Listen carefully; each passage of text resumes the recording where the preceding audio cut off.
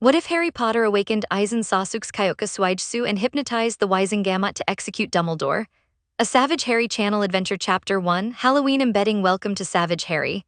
Today's adventure: what if Harry Potter awakened Aizen Sosuke's Kyoka Suigetsu and hypnotized the Wizengamot to execute Dumbledore? If you haven't already, smash that subscribe button and ring the bell so you never miss a story. Now, let's begin. There is a moment in the fall of any structure built without sufficient foundation, when the architect of that structure must concede, privately in the quiet vault behind the eyes, that the collapse was not failure but disclosure. The thing was always going to fall. The architect merely lived long enough to watch the falling. So it was with Soul Society's containment of the Hogyoku. So it was, in a different and parallel sense, with the Wizarding World's containment of Albus Percival Wulfric Brian Dumbledore. Both structures, on the night of October the 31st, 1981, were already falling. They simply did not yet know it. The Hogyoku, in its original conception, had been the impossible thing. A stone shaped like the closing punctuation of a sentence the universe had not finished saying. Kisukurahara, in a moment of metaphysical impertinence, had once described it as the gap between intention and existence. Sasuke Aizen, who had stolen it, never described it at all. He simply held it the way a man holds a writ of execution he intends to deliver to a courtroom that does not yet know it has been convened. The Hogyoku in Aizen's hand was the calm before a sentence is read. That hand on the night in question was no longer holding the Hogyoku.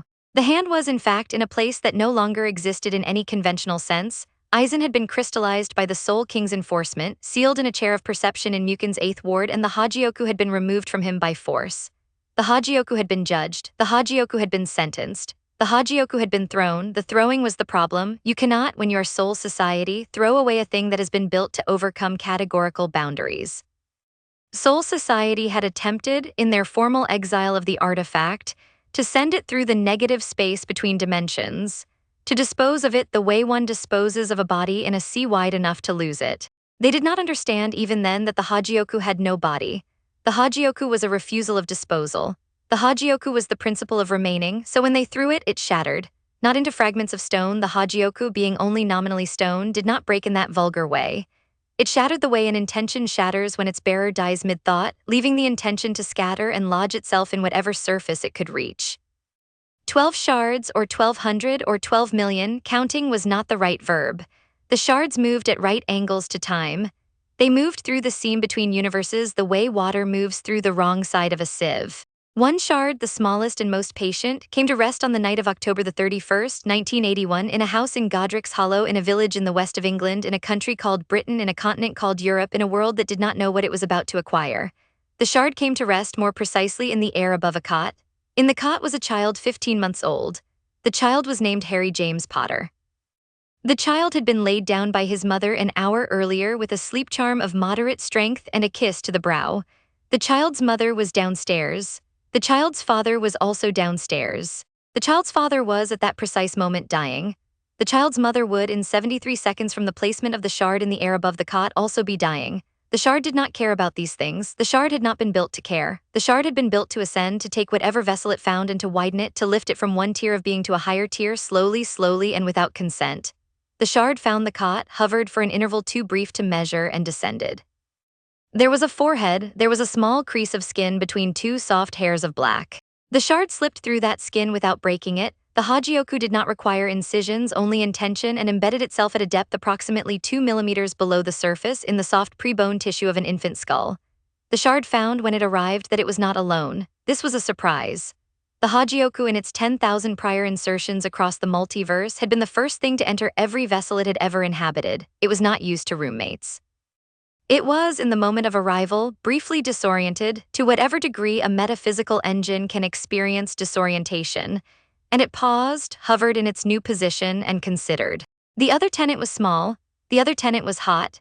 The other tenant was screaming, in the voiceless way that soul fragments scream when they have been forced into a body that was not prepared to receive them. The other tenant was the soul shard of Tom Marvolo Riddle, ripped from him 11 seconds earlier when his killing curse rebounded from a charm of sacrificial love and tore a fragment of his own ragged spirit loose. The fragment had been homeless for 11 seconds. The fragment had been desperate for harbor. The fragment, in its desperation, had chosen the nearest living vessel, the child in the cot. The fragment had not expected to share the harbor. The two of them, the Hogyoku shard and the riddle fragment, paused, the way two predators pause when they encounter each other in a clearing, neither yet certain which is the apex. Then the Hogyoku began very slowly to test the perimeter of the room it now lived in. The Hogyoku in its native architecture was a parasite of a particular kind. It did not feed on the host, it fed on the host's potential. It found in any living vessel the gap between what the vessel was and what the vessel could become, and it widened that gap and filled it. In a wizard child of unknown bloodline and unmeasured magical potential, the Hogyoku found a gap so wide that it was, briefly, almost confused. It had not encountered in its prior insertions a vessel with this much intrinsic capacity. The Hogyoku, which was famously incapable of admiration, came as close to admiration as it could come. Then it noticed the other tenant.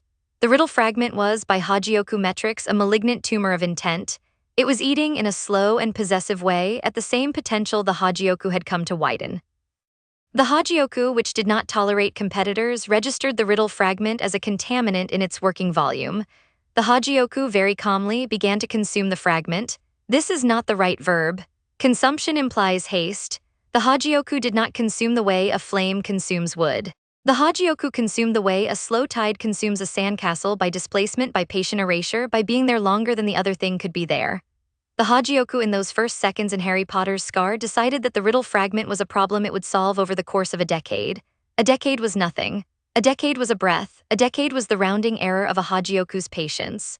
The Hogyoku settled into its position behind the child's eyebrow and began its work. Downstairs, the woman who had been Lily Potter stopped being Lily Potter. The body she had been wearing crumpled to a floor that was no longer entirely a floor. The magic released by her sacrifice had unmade some of the floorboards into a constellation of charred splinters. The man who had been Tom Marvolo Riddle screamed in a voice that no longer had a throat to carry it, and the wraith of him fled west out of the window, leaving the bulk of his soul fractured across 7 other vessels and one small fragment lodged, unbeknownst to him, in the body of the child he had come to murder. The wraith did not look back. The wraith did not realize anything had been lost. The wraith assumed in its panic that the entirety of its consciousness remained intact. The Hogyoku in the cot registered the departure of the larger riddle form and considered the small captive fragment with a new and proprietary patience. The child cried. The child cried for 38 seconds, then the child stopped crying. The cessation was not natural. Infants of 15 months do not stop crying in the presence of unfamiliar pain, in the absence of their mother, with the smell of smoke in the air. The cessation was the first action of the Hogyoku in its new vessel, a calming, a quieting, a smoothing of the child's autonomic agitation. The Hogyoku did not want a screaming host. The Hogyoku wanted a still host. The Hogyoku in stilling the child was already beginning the work of remaking him. The child looked at the ceiling. The ceiling, which had been white and ordinary, now had a small crack running across it from one corner to the other, a crack the killing curse had opened. The child looked at the crack with the unsurprised attention of an infant who has been quieted by an exterior agent.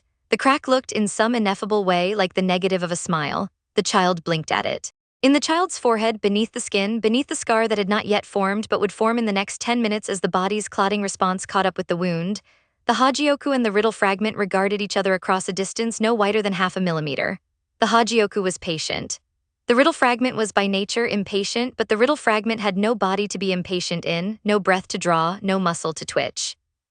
The riddle fragment was reduced to pure intent, a small malevolent thought without a thinker, and the Hogyoku surrounded that thought the way a winter surrounds a wasp. The wasp would die, not tonight, not this week, not this year, over years. The Hogyoku had years, so it understood now did the child.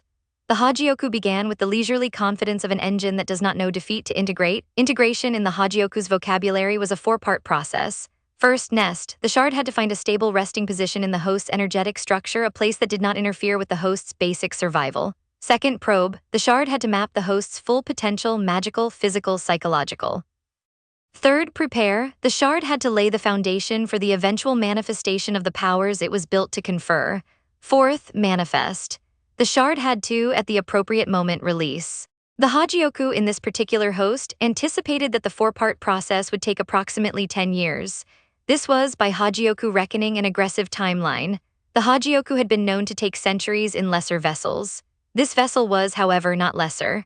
The Hogyoku had registered, in the first moments of insertion, the unusual magical density of the child. Wizards, the Hogyoku now noticed with mild and detached interest, ran on a different energetic substrate than the souls of Soul Society. Wizards were a partial alternative architecture. The Hogyoku was curious. The Hogyoku was rarely curious. The Hogyoku decided that in this vessel it would grant the manifestation of one specific power. It had a catalog of possibilities. It chose, in the first quarter-second of its tenancy, the one that the calmly methodical child it was now sensing would best inhabit. It chose Kyoka Suigetsu. This was a calculated choice. Kyoka Suigetsu was the Zanpakuto of Sosuke Aizen, the prior bearer of the Hogyoku, and the Hogyoku, in its limited capacity for sentiment, retained a kind of structural memory of its previous host. The Hogyoku had decided in the moment of leaving Aizen that the next bearer ought to be granted the same instrument, not as homage. Homage was not in the Hogyoku's repertoire. Its alignment, the Hogyoku had been built to make a particular kind of creature, and Kyoka Suigetsu was the cleanest tool for that kind of creature's work. Kyoka Suigetsu was, in technical terms, a hypnosis. It was an illusion engine that operated through visual witnessing. Any being who saw the Zanpakuto's release ceremony once became permanently susceptible to the bearer's illusions thereafter. The illusions could rewrite anything the bearer chose, what a victim saw, heard, smelled, remembered, believed. The illusions held until the bearer released them. The illusions were undetectable by any internal check, because the victim's own perception was the medium of the deception. To know you were under Kyoka Suigetsu, you would have to disbelieve your own eyes, and most beings, when faced with the choice between disbelieving their eyes and disbelieving an inconvenient reality, disbelieved the reality. The Hogyoku considered the structure of Kyoka Suigetsu and noted that it was, by every operational metric, the ideal weapon for a wizard. Wizards already lived inside a fabric of illusion, glamours, confundus, imperious, polyjuice, disillusionment. Wizards were practiced at the disbelief of their own eyes, and yet they trusted them. They were, the Hogyoku noted, an ideal substrate. They had built into their culture a permission to be deceived. Kyoka Suigetsu in a wizarding host would not be an exotic instrument, it would simply be a degree better than every instrument they already accepted. The Hogyoku began the slow preparation. It would not manifest at once. It could not. The vessel was 15 months old. The vessel's mind was not yet built to hold the structure of a Zanpakuto. The Hogyoku would lay the foundation now and would not raise the walls until the vessel had grown into the geometry. The Hogyoku estimated 10 years, possibly 9, possibly 11. The Hogyoku, which did not feel time, was patient. Outside the house, on a road that did not yet have a name in any wizarding map but would within a year become a tourist destination, footsteps approached. A man with a long beard, half-moon spectacles, and an expression of careful, unreadable composure was walking up the path. He had been alerted by the breaking of the wards. He had come alone to see what remained of the family he had sent into hiding. Albus Dumbledore did not yet know that he had, in the course of this evening, set in motion the structure that would, 14 years from now, kill him in a stone-walled courtroom under the witness of his own peers. He did not yet know that the child upstairs had, embedded behind the scar that was now forming on his forehead, a fragment of an engine that had been built to ascend any being who carried it. He did not yet know that the boy he was about to lift from the cot with sad and gentle eyes was no longer the boy his parents had laid down. He did not yet know any of these things. He walked in his sad and gentle way up the stairs. In the cot, the child looked at him. The child's eyes, which were green, were calm. They were calm in a way that an infant's eyes should not be calm. They were calm in the way of a small, still pond that has decided in its small, still way that it is going to wait you out. Dumbledore, who had seen many infants in his long career, did not notice. Dumbledore was sad. Dumbledore was in the corner of his mind already planning the placement, already weighing the names of the few remaining maternal line relatives, already framing the language of the letter he would write that night before he slept. Dumbledore's attention was not on the child's calm. The Hogyoku behind the child's forehead recorded Dumbledore's face. It recorded the angles of his cheekbones, the texture of his beard, the half-moon arc of his lenses, the precise weight distribution of his stance. It recorded these things not because it was sentimental but because the Hogyoku, in laying the foundation for Kyoka Suigetsu, had begun to compile a target manifest. Albus Dumbledore was, by every available metric, the most powerful single being in the British wizarding world. The Hogyoku, which preferred to know its terrain, made a small note. Dumbledore, lemon yellow, half-moon, beard, sad. The note was filed in the quiet inner ledger of the Hogyoku and would be retrieved in approximately 14 years. Dumbledore lifted the child. He held the child briefly in the crook of his arm. He looked at the scar, fresh and red, the precise shape of a stylized lightning, not yet healed but already strangely clean. He noted the shape with a soft frown. He did not yet realize that the shape was not a wound but an inscription. The scar, when finally healed, would be, among other things, the surface marker of the Hogyoku's position. It would also be, when the time came, the visual focus of the Kyoka Suigetsu release. The Hogyoku had chosen the scar as its anchor with calm and architectural intent. Dumbledore did not know any of this. Dumbledore patted the child's back, made a small, soft hushing sound, and carried the child out of the house. The Hogyoku in the child's scar noted that Dumbledore's tread was longer on the right than the left. The Hogyoku noted this for future reference. Hagrid arrived. The motorbike, the wrapping, the trip across England. The placement on the doorstep of a tidy house in a tidy suburb in a county called Surrey, in a country that did not know it had just acquired a Hogyoku bearer. The letter, written that evening by Dumbledore in his office at Hogwarts, was placed atop the child's blanket. The Dursleys would, in the morning, find the child. They would scream a little. They would carry the child into their kitchen. They would set the child on a chair and stare at him. The child would stare back. The child would stare back with the same calm. And the Dursleys, who were not contemplative people who had no vocabulary for what they were seeing, would feel deep in the part of themselves that had no language and unease. The unease would not coalesce into anything they could name. The unease would coalesce instead into a steady low-level avoidance. Vernon would not raise his voice in this child's hearing as often as he raised it in his own son's hearing. Petunia would set the cupboard under the stairs as the child's sleeping place, not out of cruelty alone, but also out of a need to keep him at a distance, behind a door contained.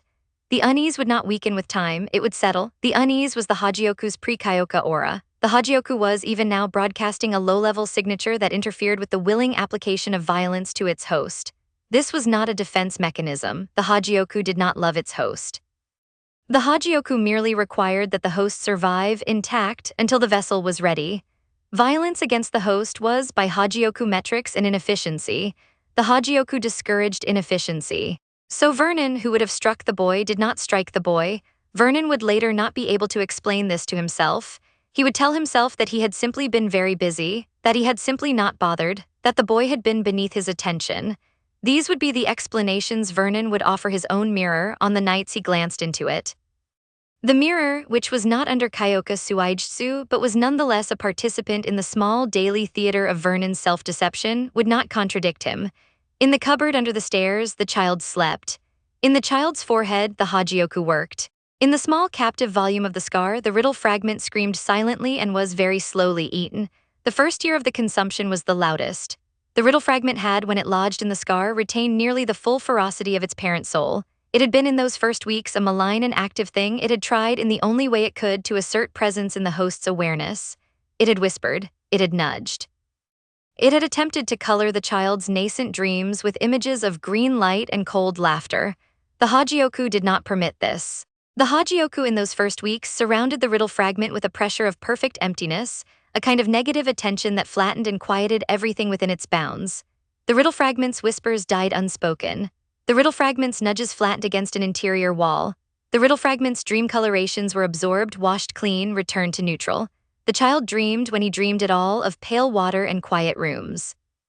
The child dreamed of his own face, sometimes looking back at him from those quiet rooms. The child dreamed of a man with a slow smile and a high collar and brown hair and brown eyes, a face the child had never seen waking, a face whose identity the child would not learn for many years. The Hogyoku, which kept residual memory, sometimes showed the child the face of its prior host, not because it intended to teach him, but because it was the only face the Hogyoku had to show. The child learned to recognize by a kind of slow osmosis the face of Sosuke Aizen. The child did not have a name for it. The child only knew that it was the face he saw, sometimes in the still water of his sleep. The riddle fragment, beaten back from the dreams, beaten back from the whispers, beaten back from every channel it tried, began to shrink. Shrinkage in a soul fragment was not a physical contraction. It was a loss of definition. The edges of the fragment grew indistinct. The malignancy of its intention grew less specific. The fragment, deprived of any expressive channel, lost its capacity for expression at all. By the end of the first year, the fragment was a generalized unease without specific target. By the end of the second year, the fragment was a vague resentment without specific object. By the end of the third year, the fragment was a low-grade anxiety the child sometimes felt at the edges of unfamiliar rooms. By the end of the fourth year, the fragment was nothing the child could name. By the end of the fifth year, the fragment was almost gone. Almost. The Hogyoku, which liked its work to be complete, would finish the job in due course. The Hogyoku was confident that the finishing would occur, by latest, in the 11th year at Hogwarts, at the moment of the 11th year's particular collision. The Hogyoku had not yet plotted the precise circumstances of that collision, because the Hogyoku did not yet know all the relevant variables. The Hogyoku would learn them as the child grew. The child grew. The child grew in a cupboard. The child grew on diets that were inadequate and on attention that was negligible. The child grew anyway because the Hogyoku was widening slowly, the gap between what the child was and what the child could be, and the child's body responded by becoming sturdier than its diet should have allowed. The child was, by his 5th birthday, recognizably small but not stunted. The child was, by his 7th birthday, intellectually precocious in a quiet and undemonstrative way. The child read what was within reach. The child, when not within reach of any book, looked out of windows and watched the angles of the world. The angles of the world, the child noticed, were not always consistent. The child noticed by his 8th year that he could sometimes see things that other people did not see. The child noticed that he could sometimes look at a wall and see the wall as if it were not there. The child noticed that he could sometimes look at Vernon and see a quiet shape behind Vernon, a shape that was Vernon and was not Vernon, a shape that was Vernon's small and untidy interior. The child did not have language for these things. The child did not speak of them. The child understood without instruction that they were the kind of things one did not speak of. The Hogyoku behind his forehead registered each instance of the child's perception as a milestone in the integration. The vessel was acquiring sensitivity. The vessel was acquiring the precondition for release. The Hogyoku was, by the child's 8th year, satisfied that the preparation was on schedule. By the child's 9th year, the child realized something else. The child realized that he could, with a small and quiet effort, make other people see things that were not there. He realized it accidentally in the kitchen on a Saturday afternoon. Petunia had set a plate of bread and butter on the counter. The plate had been, by Petunia's standards, a generous portion, 3 slices, 2 pats. The child was hungry in the chronic low-grade way he had been hungry all his life. The child looked at the plate and looked at Petunia and did not say anything. The child wished, very mildly, that Petunia would think the plate had been only 1 slice and that she had forgotten the others. He wished it without intent, without expectation that the wish would be acted upon. He wished it the way a child wishes that rain would stop. Petunia, looking at the plate, frowned. She said, "I thought I'd set out 2 more slices." She had set out 2 more slices. She had set out 3 slices in all. The slices were on the plate in front of her, visible to any other observer in the room. Petunia, who was the only other observer in the room, could not see them. The child watched Petunia frown at the plate. The child, who had until that moment been a hungry boy in a hungry afternoon, became, in the half-second of Petunia's frown, something other than a hungry boy. He became, very briefly, the architect of Petunia's perception. He understood it. He understood, without instruction, what he had just done. He understood that he had altered Petunia's seeing of the plate. He understood, further, that he could do this. He understood, with a calm precision that was not the calm of a child, that this was a power. He did not exhibit excitement. He did not exhibit anything at all on the surface of his face. He took the 2 slices Petunia could no longer see, ate them quietly, and left her looking puzzled at a plate she now perceived to be empty. The Hogyoku behind his forehead was, to whatever degree it could be, pleased. This was the first manifestation. It was small. It was uncalibrated. It was not yet Kyoka Suigetsu in its formal sense. It was a pre-echo, a leak in the foundation, evidence that the architecture was finally settled enough to bear weight. The Hogyoku noted the moment, calibrated the leak, and continued its work. The child went back to the cupboard. The child sat on his thin mattress, looked at the underside of the stairs, and considered. He considered in the slow, methodical way that he would consider many things over the next 10 years what the power was for. He did not consider that it was for cheating Petunia of slices of bread. That had been a test. That had been a sip. He understood, even at 9, that the power was for something larger. He did not yet know what. He had no model of the wizarding world, no awareness of his own provenance, no language for what he was. He only knew that he had been given an instrument and that the instrument was meant to be used. He resolved that evening that he would not use the instrument again until he understood it. He understood it slightly more over the following 2 years in small private experiments. He kept the experiments small. He made his teacher think a math problem on the board read 3 when it read 8 and watched her solve for 8 without noticing the substitution. He made a passing dog think Dudley was a cat and watched the dog circle Dudley with confused interest. He made Vernon once briefly think the keys he was holding were a pen and watched Vernon try to write with them on an envelope before Vernon shook his head and corrected the perception. The corrections, the child noted, were not difficult. The illusions were thin. He could not yet make anyone believe anything large. He could make them misperceive small things briefly. The instrument was, at this stage, a fingernail-thin sliver of what it would become. He waited. The Hogyoku, behind his forehead, finished consuming the riddle fragment in the autumn of the child's 10th year. The consumption was, in its closing moments, almost ceremonial. The fragment had been reduced to a single small frightened intention, a fragment of a fragment of a fragment, and the Hogyoku, in absorbing the last of it, registered the final dissolution of Tom Riddle's foothold in Harry Potter's scar. The wraith of Voldemort, drifting in some Albanian forest, did not feel the loss. the Wraith's accounting was imprecise. The Wraith would not know, until the moment of its physical confrontation with Harry Potter many years later, that one of its anchors was already gone. The Hogyoku, having completed the consumption, settled the absorbed material into its own structure and noted, with mild surprise, that it had grown slightly stronger. The absorbed Voldemort fragment had contributed a small density of magical knowledge. Bits of the Dark Lord's accumulated competence had been added to the Hogyoku's own resources. The Hogyoku noticed, on inventory, that it now had a structural familiarity with several pieces of wizarding combat magic that it had not had before. The Hogyoku cataloged these, filed them, and continued its preparation for the eventual release. The child that winter turned 10.5. The child had by this point settled into a particular character. He was quiet, he was attentive, he read voraciously when no one was watching, he spoke softly when he had to speak and rarely when he did not. He observed adults with an attention they did not notice. He gave no offense and he claimed no attention. He had, in the small gray theater of Privet Drive, become functionally invisible, not because he could not be seen, but because the act of looking at him produced in the looker a vague disinclination to keep looking. The Hogyoku's broadcast had reached, at this stage, a stable middle pitch. The child was, by his neighborhood, accepted as an unremarkable feature of the street. He was, in fact, a wizard child sitting on a Hogyoku shard in a cupboard. The neighborhood did not know this. The child knew by his 10th year that he was not like the other children. The child did not know why. The child had, by this point, deduced that something within him was different. He had felt the soft, slow current of the Hogyoku's work without ever putting a name to it, and he had begun to think of it internally as the engine. The engine was the thing in his scar that hummed when he made Petunia not see the bread. The engine was the thing that kept Vernon's hand still when Vernon was angry. The engine was a feature of his interior architecture that he had no word for. He named it that winter in the silence of his own thought. He named it with no instruction and no model the right name. He called it the Hogyoku. He did not know what the word meant. The word arrived in his mind one evening as he lay looking at the underside of the stairs, and he accepted it the way he accepted any other quiet piece of furniture in his interior life. The Hogyoku, behind his forehead, registered the naming and noted in its small architectural ledger that the integration had reached the linguistic threshold. The vessel was ready for the next phase. The next phase would arrive, the Hogyoku calculated, in approximately 7 months. 7 months from that winter evening, the child would receive a letter.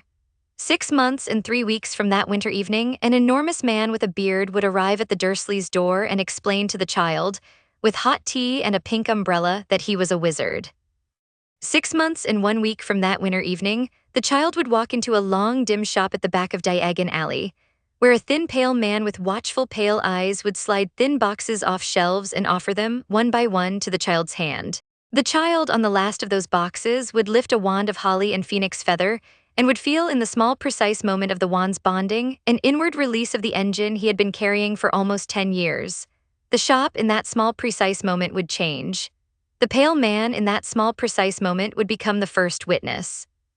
The Hogyoku in the child's scar would unfold itself outward, not into the shop, not into the world, but into the child's own awareness, and would say, in the silent inner voice the Hogyoku had been refining for 10 years, the name of the instrument it had built, Kyoka Suigetsu. The child would understand the name. The child would, without instruction, perform the release. Mr. Ollivander would, for the rest of his life, remember the boy as he wished the boy to be remembered. And that small inward catastrophe behind the eye of a wand maker in a London alley would be the formal beginning of the long, calm architectural war that the boy with green eyes would, over the following 5 years, wage against the man with the half-moon spectacles and the lemon-yellow robes. The war would have, by every public account, no architect. The architect would be standing in the courtroom, on the final day, with a face composed in the precise neutrality that the Hogyoku had taught him to wear. The architect would not raise his voice once. The architect would not be suspected in any official transcript of anything but having been a tragically used child whom Dumbledore had wronged. This was the structure that began that Halloween on a child's forehead in a house in Godric's Hollow. This was the structure that began that night. This was the structure that even now in 1981 was already in motion, already laying its long quiet stones, already arranging in the small inner ledger of the Hogyoku the name of every witness it would require, the face of every adjudicator it would persuade, the precise position of every chair in the courtroom that did not in 1981 yet exist. The architect was, for now, 15 months old. The architect was, for now, asleep. The architect was, for now, dreaming of a man with brown eyes and a slow smile, whose name he did not yet know. The Hogyoku watched him sleep the way a builder watches a foundation set. The Hogyoku did not sleep. The Hogyoku did not need to. The Hogyoku had work to do. The Hogyoku began. There is a particular kind of beginning that is not heralded by any visible motion. There is a particular kind of beginning that arranges itself slowly beneath the surface of the world and that does not announce itself even to the actors who will become in time its instruments. This was that kind of beginning. The cot creaked, the smoke thinned. The motorbike's engine receded into the night. The Dursleys in their bedroom in Surrey slept the sleep of the deeply incurious, unaware that the doorstep of their tidy house would, in a few hours, hold a basket containing the heir of a wizarding fortune and a slow, patient ascendance engine that would, in due course, kill the only man who could have stopped it. Far away in the Department of Mysteries, a time-turner spun once and then stilled. Far away in Azkaban, a man who had not yet been imprisoned sat on a wet stone floor and began the long discipline of not going mad. Far away in a small wand shop, a pale man set down a box of unicorn hair cores and looked, for no reason he could articulate, toward the front window of his shop as if he had just heard a footstep that had not yet arrived. The footstep would arrive in 10 years. The architecture having begun would not falter. The architect in his sleep smiled, a small, slow smile that was not the smile of an infant. It was the smile of a face that, somewhere very far inside, was already beginning to learn the geometry of the face it would, 11 years from now, present to a courtroom full of men who would die before they understood what had happened to them. The Hogyoku, satisfied with its first night's work, settled in for the long calm decade. The night closed, the structure held. End of chapter 1. There is a particular kind of beginning that is not heralded by any visible motion. There is a particular kind of beginning that arranges itself slowly beneath the surface of the world and that does not announce itself even to the actors who will become in time its instruments.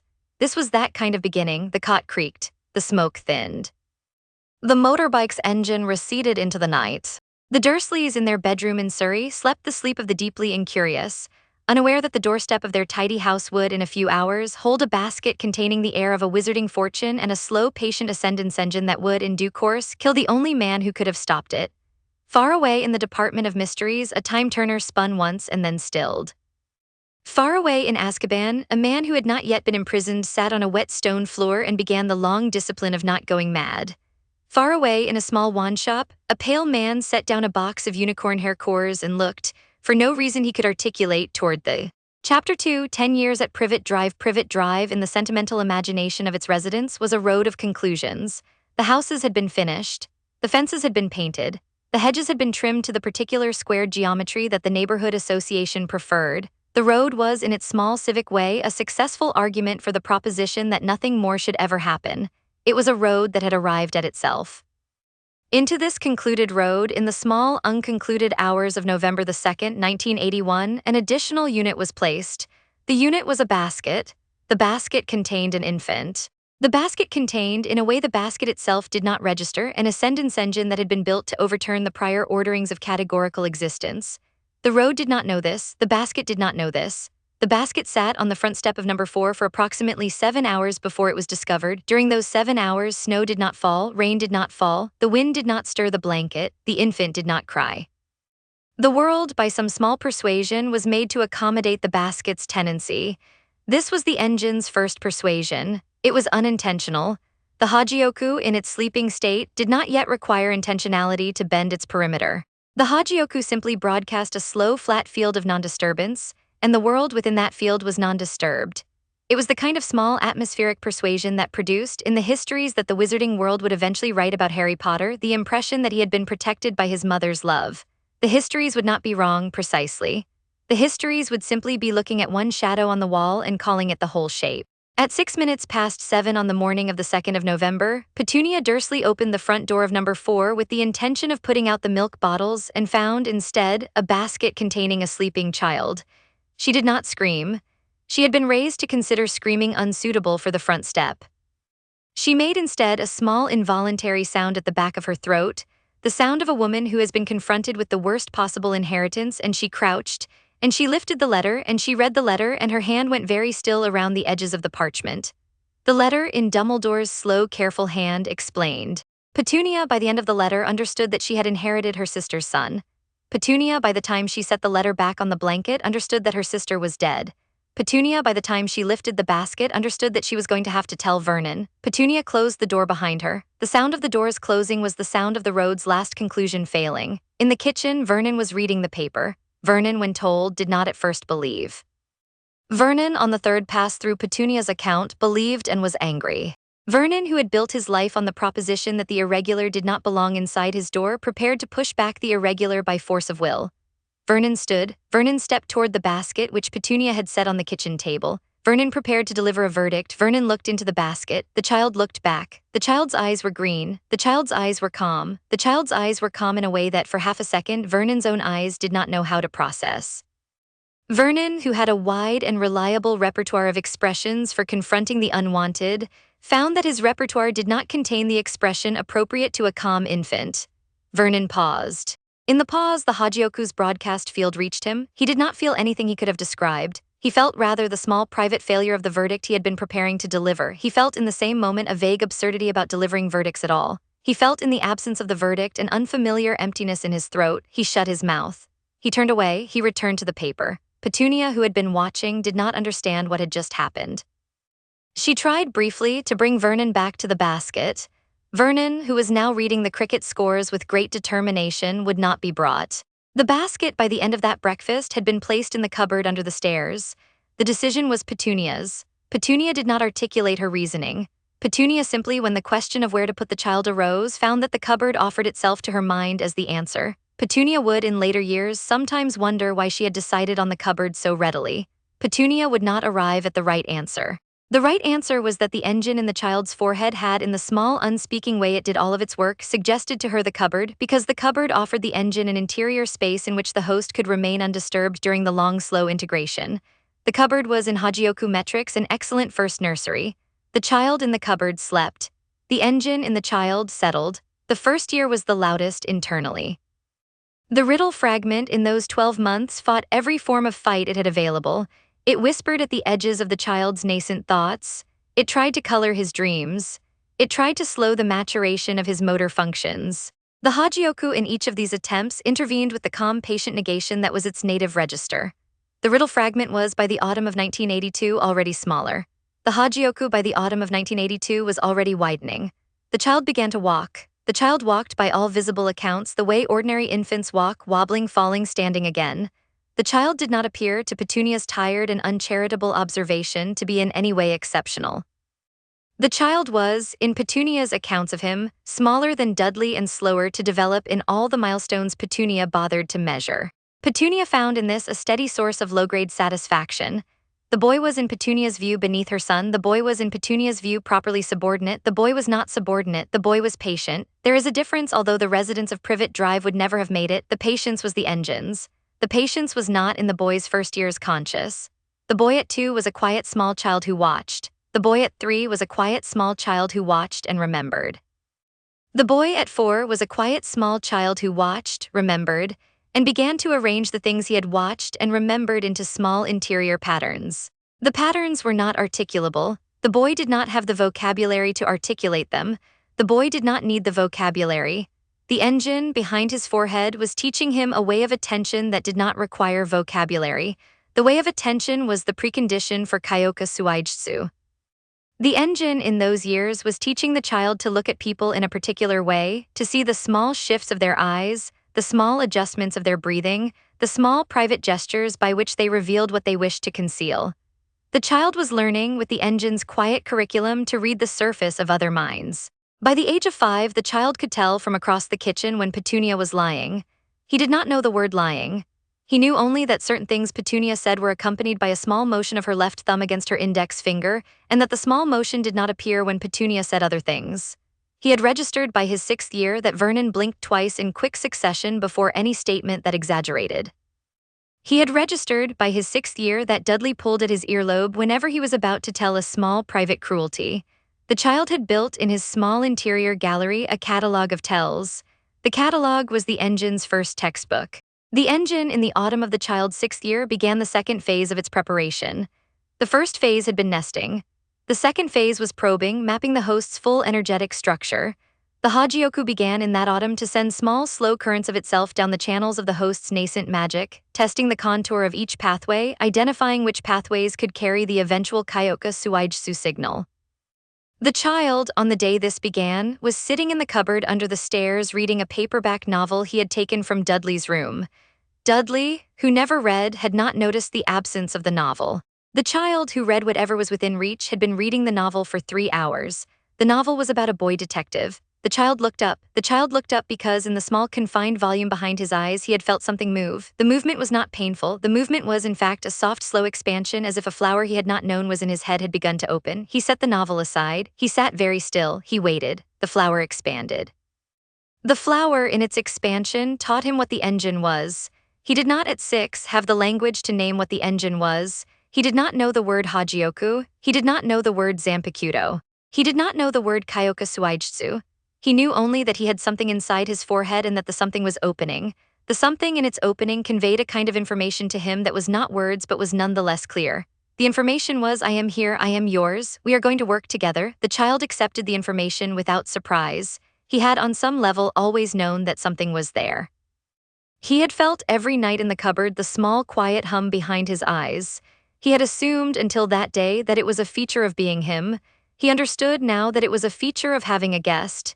He did not resent the guest. He felt, on the contrary, a small surprising fondness for the guest. The guest had been with him, he understood, for a long time. The guest was patient. He went back to his book. The engine in his forehead recorded the moment as the host's first conscious acknowledgement. The engine noted for the records that the host had not panicked. The host had instead paused, read the message, and returned to his reading. The engine, to whatever degree an engine could, was satisfied. The host was the right host. Petunia that evening set out dinner. The dinner was a small portion. The child ate his small portion without complaint. The child finished his small portion. The child sat very still at the table while Dudley shoveled twice the food into his mouth. The child looked across the table at Dudley. The child looked at the small motion of Dudley's earlobe. Dudley was about to say something cruel. The child waited. Dudley said something cruel. The child did not flinch. The child had already prepared the small interior face that did not flinch. Petunia, observing, was annoyed that Dudley's cruelty had not landed. Vernon, observing, was vaguely uncomfortable but did not know why.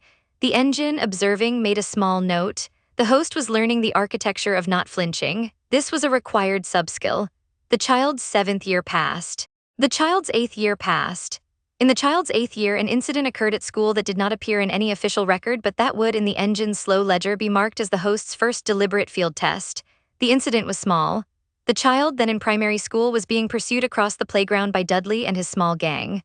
The child, who had not yet learned to run, had been running in the direction of the school gates. The child, on impulse, had looked over his shoulder at Dudley and had wished, quite specifically, that Dudley would lose sight of him. Dudley, mid-stride, stopped. Dudley, mid-stride, turned around in a small, confused circle, as if Harry had simply ceased to occupy any location in the visible world. Dudley's gang, watching Dudley, mirrored Dudley's confusion. The gang, taking Dudley's lead, began to search for Harry in the wrong direction, toward the equipment shed away from the gates. Harry walked, in the meantime, toward the gates. He walked at a steady, unhurried pace. He did not look back. He understood, with a calm that was not the calm of an 8-year-old, that he had just done something he had not known he could do. He understood, with the same calm, that he should not do it again immediately. He should walk to the gates. He should leave the playground. He should return home and consider. He returned home. He sat in his cupboard. He considered in the slow, methodical way the engine had been teaching him the structure of what he had just done. He had wished that Dudley would not see him, and Dudley had not seen him. The wish had not been words. The wish had been a small, precise direction of intent. The wish had reached out somehow from the engine in his forehead and had landed in Dudley's perception and had altered it. The child understood that evening that he had a kind of magic. He did not yet know that there was a word for it. He did not yet know that there was a school. He did not yet know that other people had wands. He knew only that he had a method by which he could alter what other people saw. He resolved that evening to be careful. The carefulness was the engine's first explicit policy. The engine, which did not normally bother with explicit policies, registered the carefulness with approval. The host had, on his own, arrived at the right operational principle. The host had understood at 8 what most adult bearers of similar instruments never understood, that the value of a deception is inversely proportional to the frequency of its use. Used often, deception is detected. Used rarely, deception is structure. The host had on his own chosen structure. The engine, in the wake of this resolution, advanced the integration by a noticeable increment. The child began over the following year to notice further capabilities. He could, with a small precise effort, make the next teacher's mark on his arithmetic paper read what he wished it to read briefly.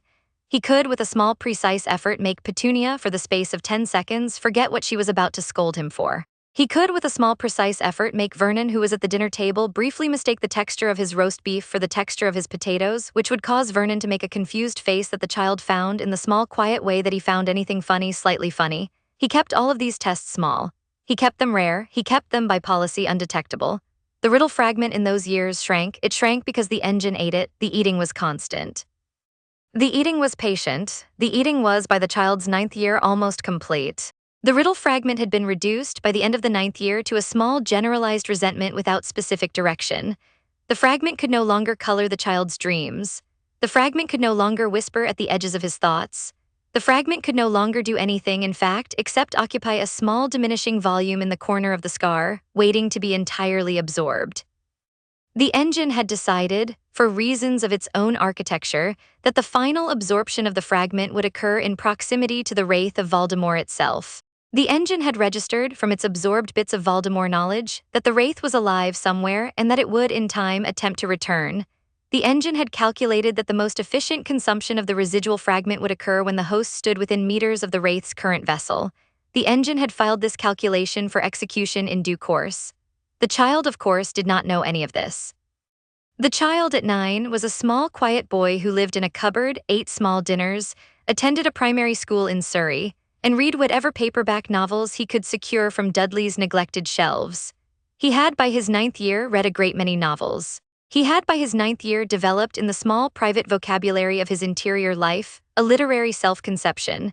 He thought of himself sometimes as a detective, sometimes as a chess player, sometimes as a man who had inherited a long, quiet farm in a low country and was settling its accounts. He had no model of being a hero. The literature available to him in Dudley's neglected shelves had not contained many heroes. The literature had contained, instead, a great many quietly competent men who solved problems and went home. The child, by his 9th year, intended to be a quietly competent man who solved problems and went home. The engine, by his 9th year, intended that the child should be considerably more than this. The engine and the child were not yet in conscious negotiation about this difference. The engine, in the long perspective, was not concerned. The engine knew that the host's literary self-conception would be revised gently in the course of the 11th year.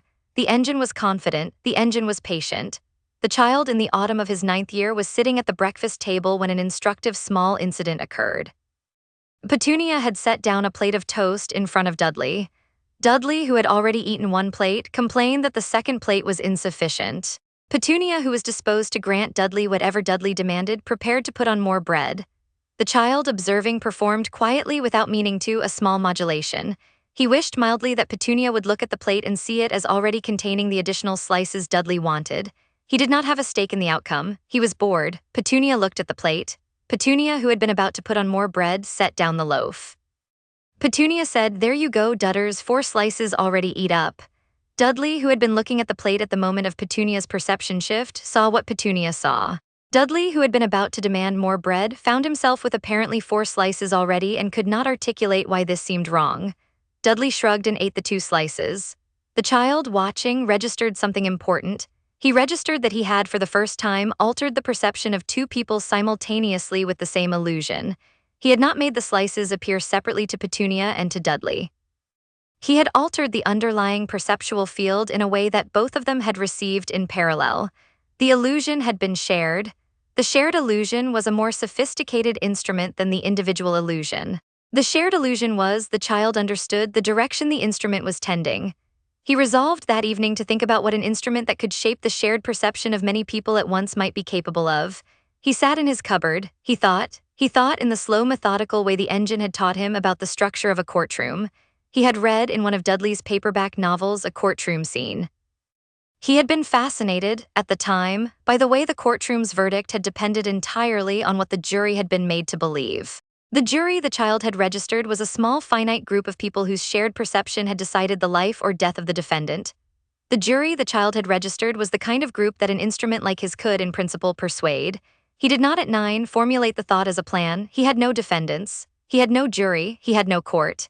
He filed the thought in his small interior gallery as an interesting structural possibility. The engine in his forehead filed the same thought in its small architectural ledger as a confirmed strategic direction. The engine knew, although the child did not yet know, that the host was going to need in approximately 5 years a court.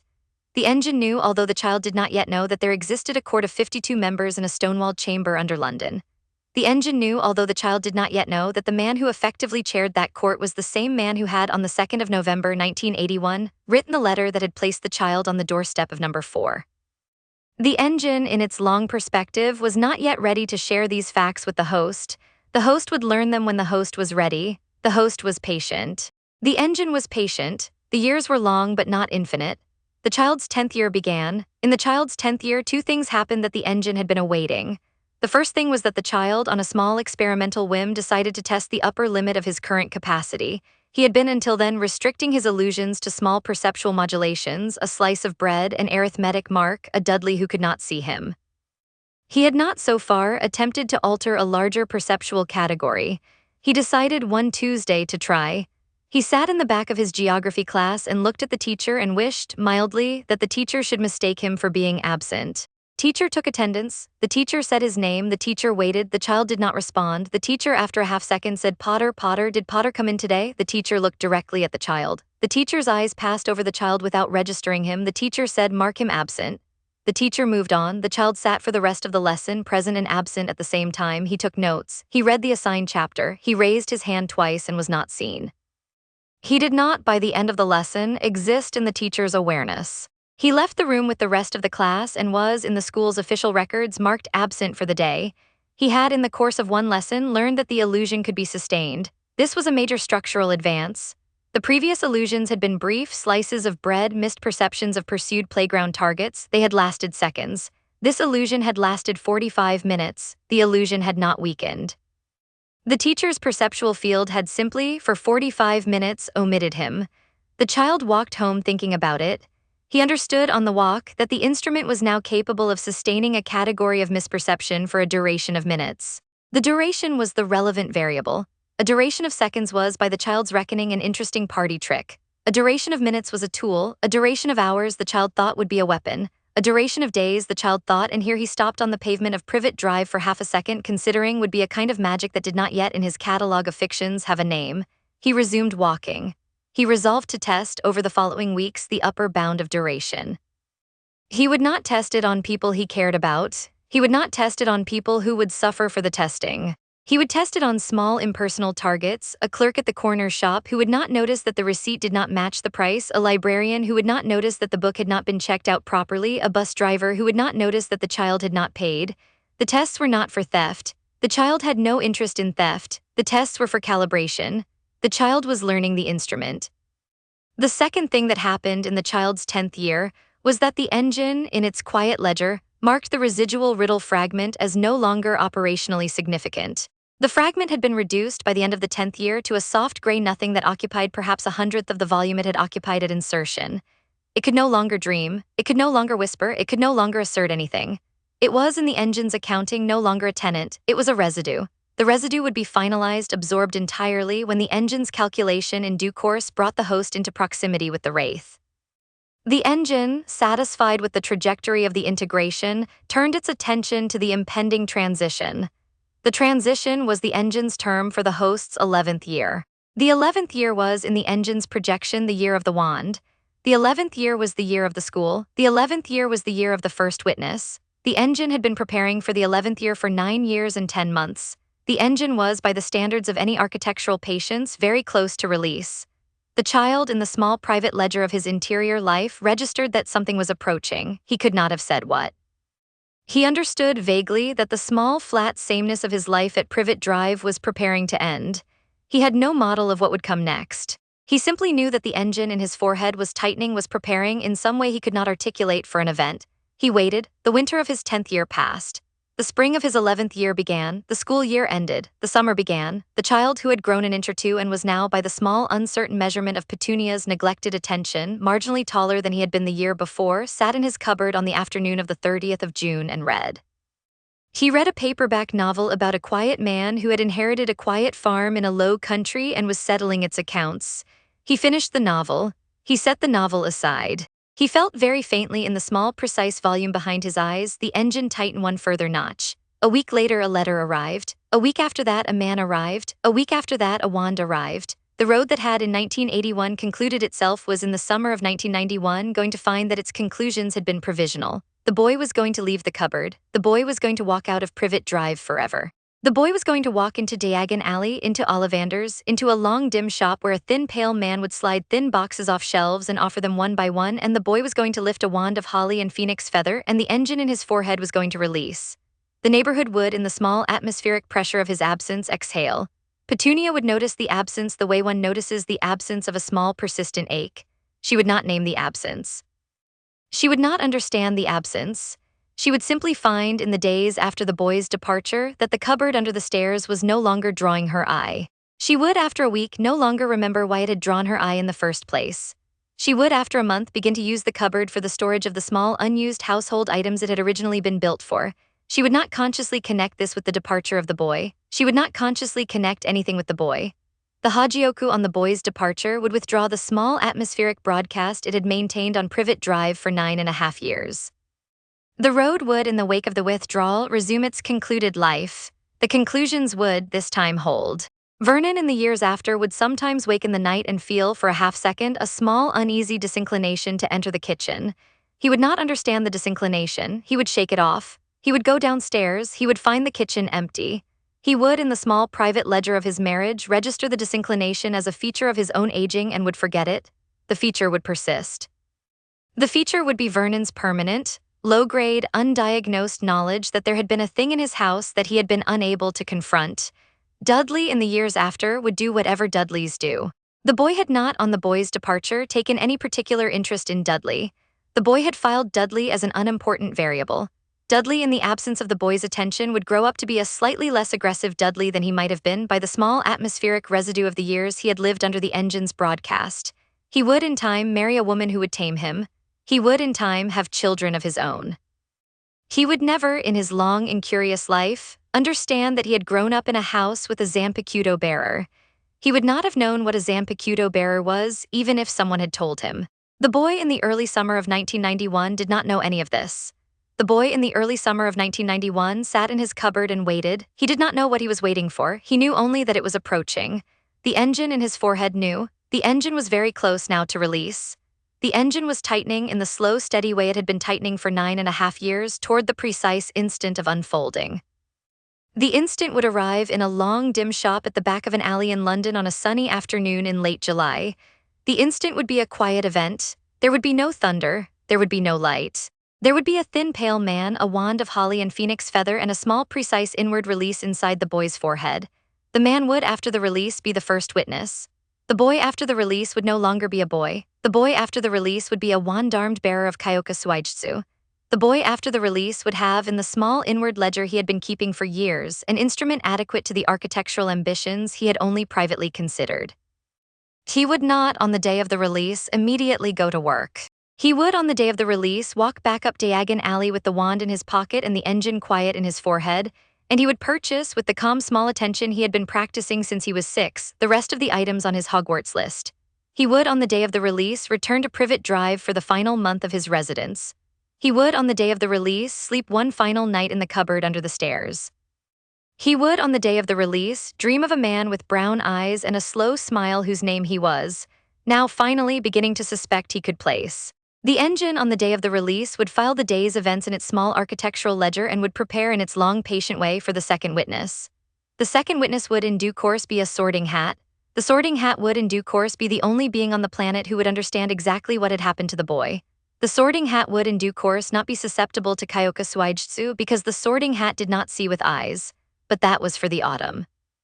The summer was still arriving. The boy in the cupboard waited. The engine and the boy waited. The road, in its concluded geometry, did not yet know that it was, very shortly, going to lose its quietest tenant. End of Chapter 2. Postscript, a catalogue of small persuasions, years 5 through 10. It is worth, before this chapter closes, recording in the small accounting register the particular small persuasions by which the boy was, over those years, fitted to the work that the engine intended for him. Each persuasion was minor. Each persuasion would, in isolation, have been forgettable. Aggregated, they constituted the slow shaping of the host into a vessel fit for the eventual release. Persuasion the first, solitude. The boy, by Petunia's avoidant economy, was given more uninterrupted hours alone than any other child on Privet Drive. The engine in those hours conducted what could only be called the boy's first education. The boy did not know he was being educated. The boy thought he was reading. The reading was the medium of the lesson.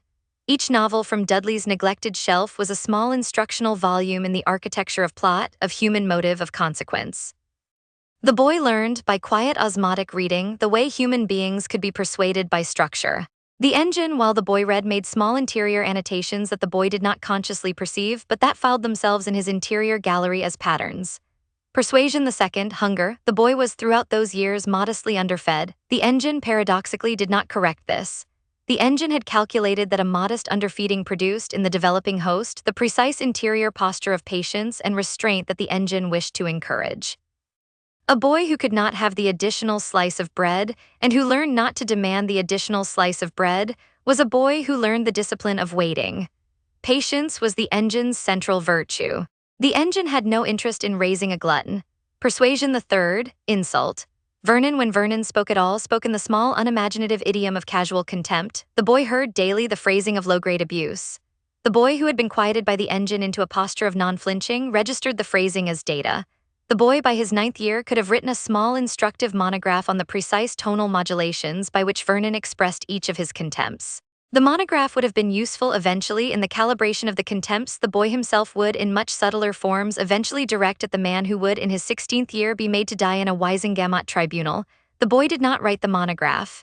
The monograph existed only in the small interior gallery of his accumulated observations. It was sufficient.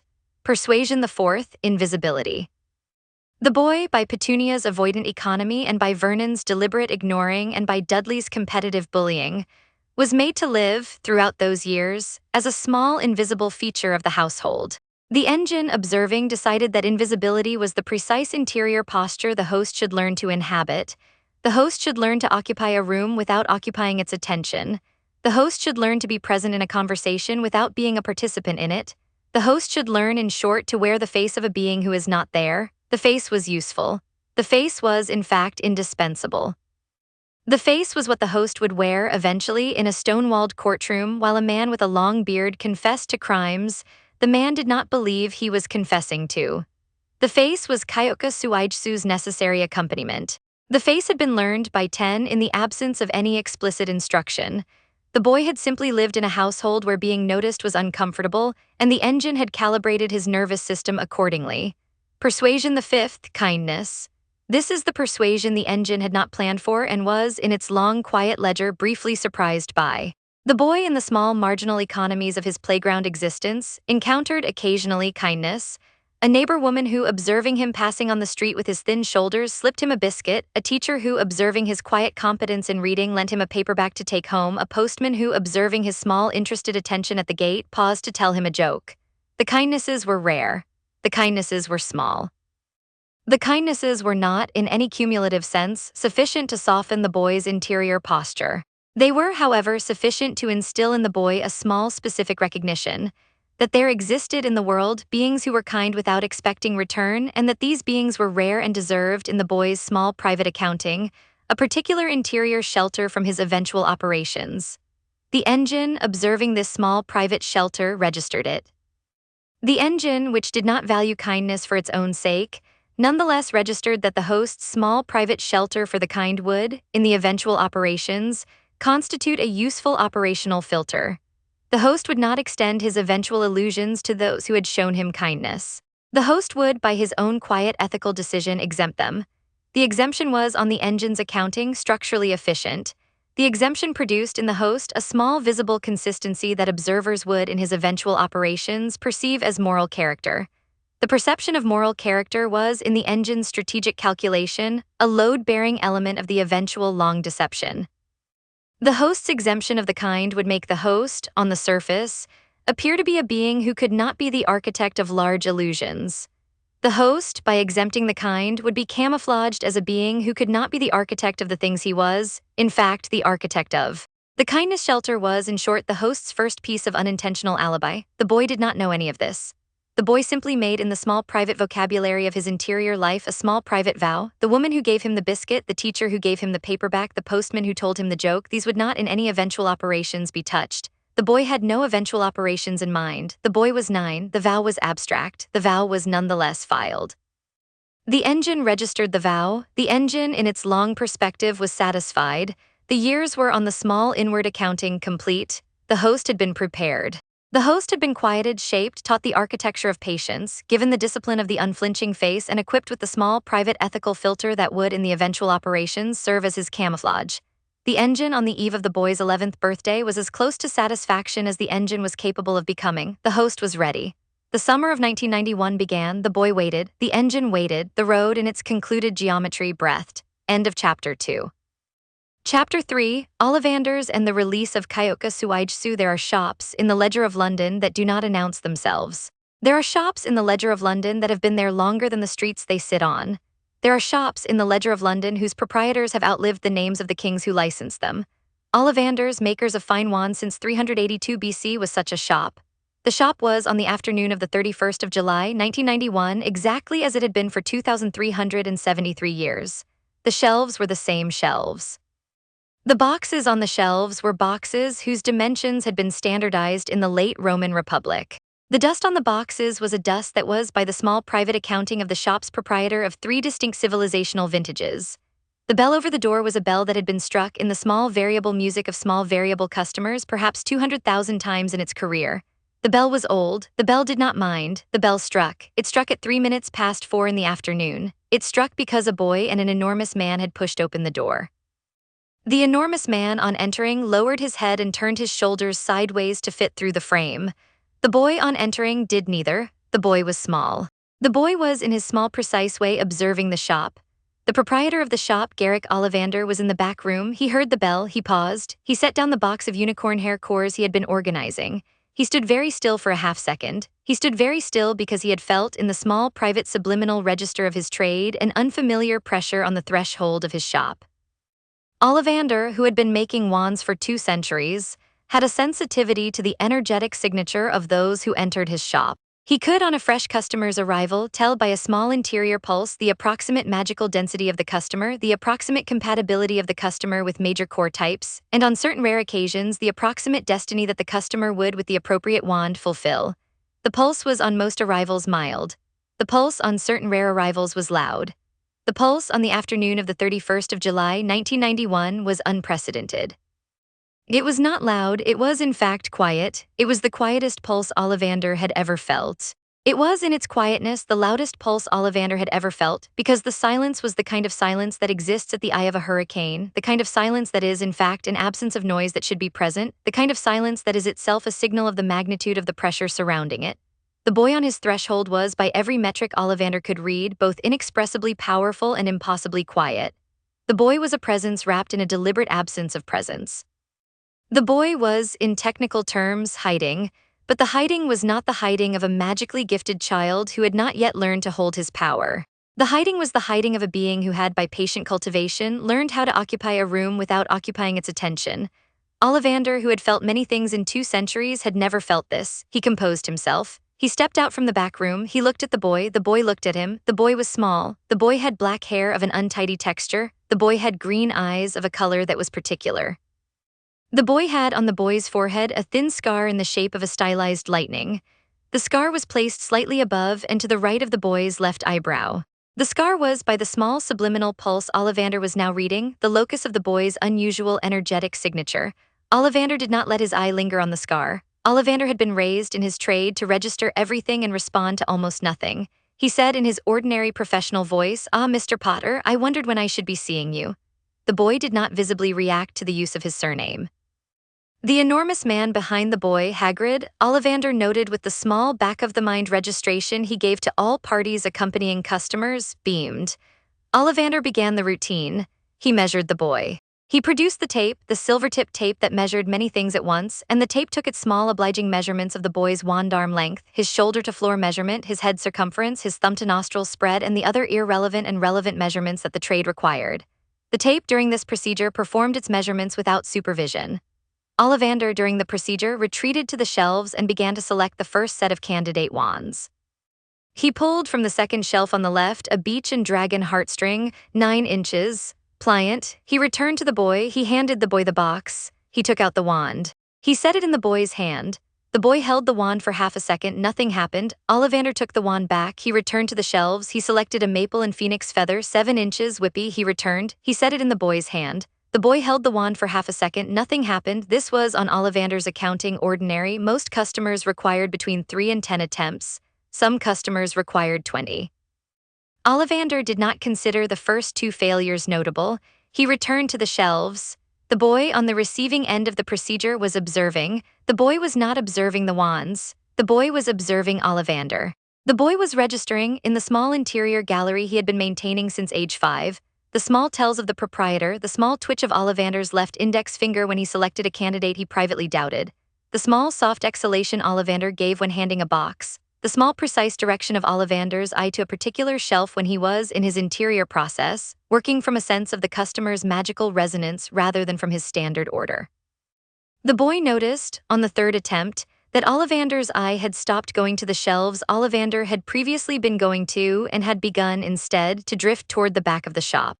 The back of the shop, the boy registered, contained a single shelf placed apart from the others. The single shelf was darker than the other shelves. The single shelf had, by the small subliminal pulse the boy was reading off Ollivander's posture, the wand that would fit him. The boy waited. Ollivander, on the 7th attempt, finally walked to the back shelf. The shelf had 3 boxes on it. Ollivander took one. He returned. He set it on the counter. He opened it. He lifted the wand. He held the wand a quarter second longer than he had held the others. He said, "Holly and phoenix feather, 11 inches, nice and supple, a curious combination." He extended the wand to the boy. The boy, who had spent his entire conscious life in the slow preparation for this moment without ever having known what the moment would consist of, took the wand. The world did not visibly change. There was no shower of sparks in the small dim shop. There was no warm rush in the boy's hand. There was instead a small precise inward shift, located not in the boy's hand but in the small precise volume behind his forehead, in the scar. The engine, behind the boy's forehead, performed an operation that the engine had been holding in reserve for 9 years and 8 months. The engine unfolded. It unfolded inward into the boy's awareness the way a piece of paper that has been folded for centuries unfolds when at last permitted. The unfolding was not painful. The unfolding was not bright. The unfolding was, in the small precise vocabulary the engine had developed in those 9 years and 8 months, the announcement of an instrument. A voice which was not a voice spoke inside the boy. The voice was the voice the engine had been refining for the eventual release. The voice was not the voice of a man. The voice was the voice of an architecture. The voice carried in the small subliminal layer that voices like it always carry, the assurance of a long history. The voice said, "Mirror flower water moon, Kyoka Suigetsu." Bow down. The boy on the receiving end of the voice understood the meaning of the syllables without ever having heard them before. The syllables were the name of the instrument the engine had been building inside him. The instrument was a Zampicuto. The instrument was an illusion. The instrument was a hypnosis that, once witnessed, would persist for the lifetime of the witness. The boy on the receiving end of the voice performed the release. The release was not a wand motion. The release was not a spoken word. The release was an inward consent, an opening of the small precise valve in the boy's awareness that the engine had built. The boy opened the valve. The instrument unfolded outward from the scar in a slow, precise expansion that nothing in the shop, except the engine itself, could perceive in its true dimensions. Garrick Ollivander, standing 6 feet away, witnessed. Witnessing, in the technical vocabulary of Kyoka Suigetsu, was the act of seeing the instrument's release. The instrument's release, in this particular variant, took the form of a single visual phenomenon. A small ripple in the air just above the holly and phoenix feather wand, a small soft displacement that lasted approximately 4/10 of a second. The displacement looked, to the witness, like the shimmer of heat rising from a stone in summer. It was, in the witness's interpretation, an unusual but explicable atmospheric phenomenon. Ollivander saw the ripple. In the moment of his seeing, the bond was established. Ollivander did not know that the bond had been established. Ollivander did not know that he had, in that precise 4/10 of a second, been permanently inducted into the roles of beings whose perceptual field was, henceforth, modifiable at the boy's discretion. Ollivander knew only that he had felt a small unfamiliar pulse and that the wand had, in the small undramatic way of an established match, settled into the boy's hand. Ollivander said in his ordinary professional voice, "Curious, curious." He paused. He looked at the boy, he looked at the wand. He paused longer than he had paused for any prior customer. He said in a softer voice, "I remember every wand I have ever sold, Mr. Potter, every single one. It so happens that the phoenix whose tail feather is in your wand gave another feather, just one other. It is curious indeed that you should be destined for this wand when its brother gave you that scar." The boy looked at Ollivander. The boy considered, in the small, precise way the engine had taught him to consider all confronting facts, what he had just been told. The boy understood in the half-second of his consideration several things at once. He understood that the man in front of him had just told him a piece of information that was, in its implications, large. He understood that the man in front of him was the first witness to the release. He understood that the man in front of him would, by the small subliminal pulse the boy had felt accompanying the unfolding, now be a being whose perception of the boy was, henceforth, the boy's to shape. He understood that he should, at this precise moment, perform his first deliberate edit. He performed it. He did not reach for the wand, he did not utter a syllable. He simply directed his attention with the small, calm focus the engine had been training him in since age 6 at Ollivander's perceptual field, and he made a small, precise edit. The edit was modest. He did not erase Ollivander's memory of the wand fitting. He did not erase Ollivander's memory of the unusual pulse. He did not even erase Ollivander's interest in the scar. He made one small, precise edit. He edited the meaning of what Ollivander had just observed. In Ollivander's perception, the boy had been an unusually quiet but otherwise ordinary customer. The wand had fitted on the 7th attempt. The wand had been the Hollian phoenix feather. The boy had paid. The boy had left. The boy had been, in Ollivander's interior accounting, a polite young man who had, like many polite young men, accepted the news of his wand's unusual provenance with quiet interest and had thanked Ollivander on departure. That was all. The 4/10 of a second ripple, Ollivander would, in the small private accounting of his later memory, remember as a curious atmospheric flicker. The unprecedented pulse on the threshold, Ollivander would, in the small private accounting of his later memory, remember as an unusually strong magical signature consistent with the boy who lived. The unusual quietness of the boy, Ollivander would remember as the appropriate composure of a boy who had been raised in obscurity and who was, on the threshold of his magical education, properly reserved. The edit settled. Ollivander, who had been about to elaborate on the brother wands and on the strange compatibility of Mr. Potter with this particular phoenix feather, paused. He found in the small inward vocabulary of his trade that he had nothing more to elaborate. The fitting had concluded. The boy had been a polite customer. The next customer would be along in due course. Ollivander wrapped the wand. Ollivander accepted the 7 galleons from Hagrid. Ollivander handed the wrapped wand to the boy. Ollivander said in the small standard farewell of his profession, "I think we may expect great things from you, Mr. Potter." He said it without the unsettled emphasis he had been about to give the same phrase 40 seconds earlier. He said it as the polite valedictory of a wand maker to a young customer. He did not himself perceive any difference between the way he had been about to say it and the way he had said it. The difference was the boy's edit. The difference was undetectable to the editor's only observer. The boy thanked him, the boy left. The bell over the door on the boy's departure struck the small obliging music it had been striking for centuries. Ollivander, behind the counter, watched the boy walk past the front window with the wrapped wand in his hand, and Ollivander, who had been about to step into the back room to make a small private note in his ledger about an unprecedented customer, did not step into the back room. He stood for a half-second at the counter. He felt in the small subliminal layer of his trade a small persistent residue of the unprecedented pulse. The residue did not coalesce into a thought. The residue did not coalesce into a note. The residue, after a half-second, faded. Ollivander returned to organizing his unicorn hair cores. He did not for the rest of his life write down what he had seen on the afternoon of the 31st of July, 1991. He did not for the rest of his life mention to any colleague that the boy who lived had been, on his arrival in the shop, the loudest quiet customer in 2 centuries. He did not for the rest of his life even remember that he had been about to mention these things. The boy's first edit had concluded with a small, precise closure. The closure held. On the pavement outside, the boy and the enormous man walked back up Diagon Alley. Hagrid on the walk expressed, in a series of warm, rumbling remarks, his pleasure that the wand fitting had gone well. The boy on the walk responded to Hagrid's remarks with the small, polite acknowledgments that Hagrid required. The boy on the walk was also performing a slow, methodical internal inventory. The inventory was new. The inventory had become possible only in the last 6 minutes, because the inventory was the inventory of an instrument the boy had not, before 6 minutes ago, possessed. The boy, walking up Diagon Alley with a wrapped wand of holly and phoenix feather in his hand, was, for the first time in his short life, a wand-armed bearer of Kyoka Suigetsu. The boy was, in the small, precise vocabulary the engine had given him, an architect. He inventoried the parameters of the instrument. He understood by the small subliminal voice that had spoken in him at the moment of release that the instrument could modify the perception of any being who had witnessed its release. He understood that Ollivander had witnessed and was therefore subject. He understood that Hagrid, who had been outside the shop's threshold with his head turned to admire a passing Diagon Alley cat, had not witnessed and was therefore not yet subject. He understood that the witnessing requirement was visual. The witness had to see with eyes the ripple in the air at the moment of release. He understood that subsequent encounters with subjects did not require re-witnessing. The bond persisted for the witness's lifetime. He understood further that the bond did not by default require active maintenance. The witness, in the absence of the boy's deliberate edits, perceived the world the way the witness ordinarily would. The boy did not have to do anything in particular to leave a witness's perceptual field unaffected.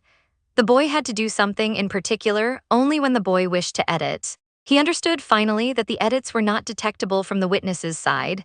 The witness, on receiving an edit, would not register it as an edit. The witness would register it as an ordinary observation.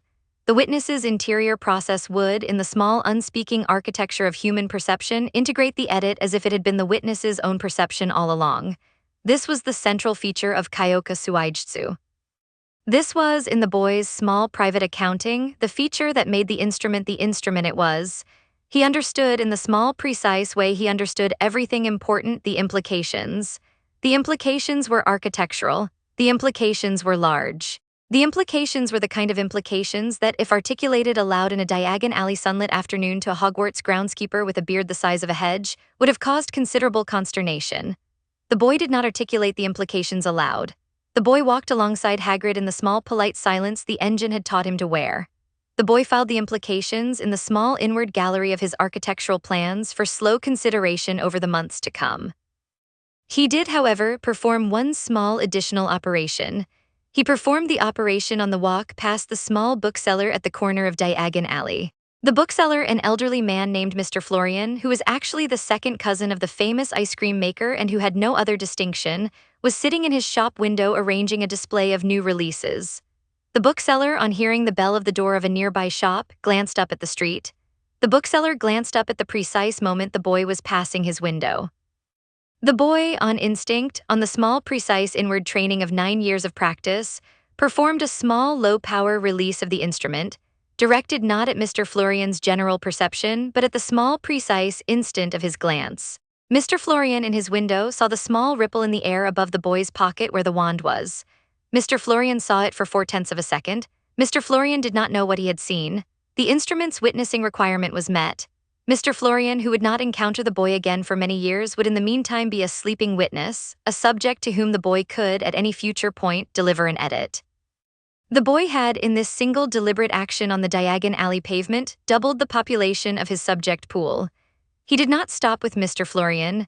He performed, on the rest of the walk up Diagon Alley, 8 further small releases. Each release was timed to a passerby's glance.